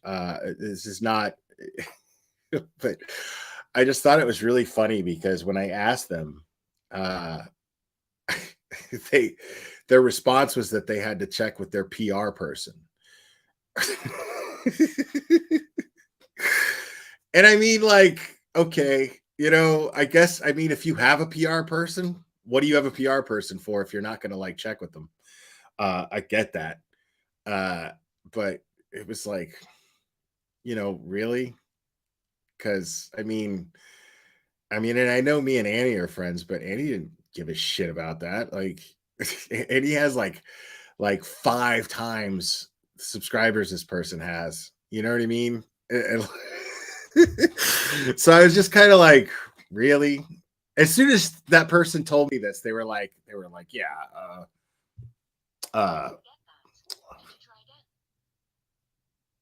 shut up. As soon as they told me they had to check with their PR person, I was just like, you know what? Don't even worry about it. And then like they came back to me anyway with this long-winded like thing that you would submit just in case, you end up in court. And I was just like, I told you to not even fucking worry about it. Seriously. It was so, the thing is, listen, I call out a lot of fucking people and other creators on this platform, and that's frowned upon in the larger in the community of larger creators, people with a lot of subscribers. you know, um, you know, so I get that coming onto this channel and collabing with me might be a bad look because they might be associated with someone who's got beef with somebody or something. And I don't have any direct like beef with anybody. I just call out bullshit when I see it. I don't give a shit who you are. It just depends on what you're doing. And if you're doing bullshit, I'm going to call out that bullshit. If I feel that it affects victims in a negative way, if I feel like it victimizes victims or their families in a negative way, then I'm going to call it out. So I understand, but the thing is it's there's you know it's beyond the I'm just going to get up here and talk about a case and then that's it. You know what I mean? So collabing with me, I guess, could be could be a bad look for them. You know, they don't want to be seen in the social setting with someone who's, you know, who's a little muddy. You know what I mean? Like they don't want to be seen at the nice restaurant with the guy who shows up not wearing a jacket and, you know, mud all over his sneakers. I get that. I understand that, but it was just like, dude, just say it, you know, just say, I don't, you know, it's a bad look for me to be collabing with you. So it's just, I find that shit funny. I'm not offended by it, but I think it's fucking funny. So it actually kind of makes it difficult for me to get larger creators on this platform because they just don't want even the perception that they are involved in some sort of rift between creators. And you know, okay, you know, but at the same time, part of me just wants to be like, you know, grow some balls. Because here's the thing is I haven't asked anybody to be on this channel with me who didn't DM me to tell me how much they like my channel. You see what I'm saying? You know, so that's why I felt comfortable asking, because like you made it a point to be like, hey man, somebody needs to call these people out for their shit. You know, I'm so glad you're doing it. Keep doing what you're doing. And I get all this, you know, positive, you know, praise from these larger creators who are like, man, keep doing what you're doing. I hate these people, these tragedy pimps do this and blah, blah, blah, blah, blah. It's great, you know, but then, you know, when I'm like, well, come on up and let's talk about it. Or let's talk about something completely unrelated. Oh, yeah. Jeez, man, what had happened was this, and that. And, you know, and then I'm just sitting there like, whatever, bro. Whatever, bro. Save it. What's up, James? It's good to see you, buddy. Joe, yeah, and I just watched your video on the Steven Crowder thing. What a dick. Fuck that guy. Good on you for calling his ass out. Love it. Hack up, thank you. Did you tell him to calm down? Maybe. I probably did. I was probably like, calm down, bro. It's not that serious. It's all good. Because like I said, I'm not mad at nobody. I get it, but it's like I didn't ask nobody who wasn't like already telling me that they like the fact that I call these people out. And the whole reason why they don't want to be seen in public with me is because I call these people out. It's just the irony is funny. Exactly.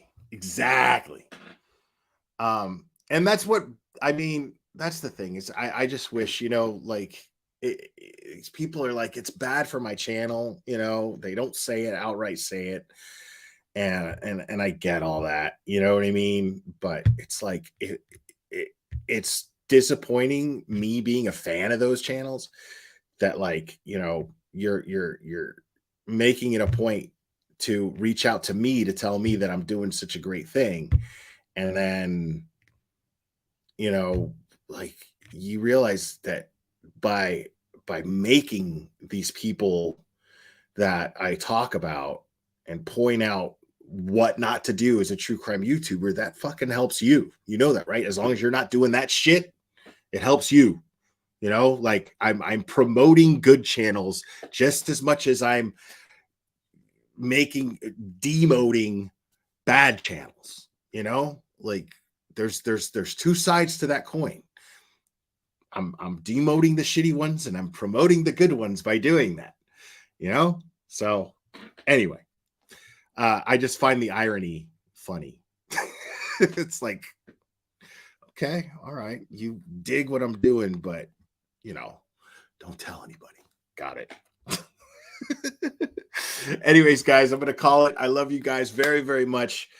As always, I am really hoping to go live again. I gotta walk some dogs, and it won't be long. It'll probably be within the next hour or two that I go live again. If I go live again, if I'm not live in another 2 hours, then I'm probably not going to go live again until tomorrow. But I'm definitely going. If I go live tonight, it's going to be before I am settled and relaxed. So, anyways, guys, thanks so much. Love you guys very much, and we will do this again very soon, my friends.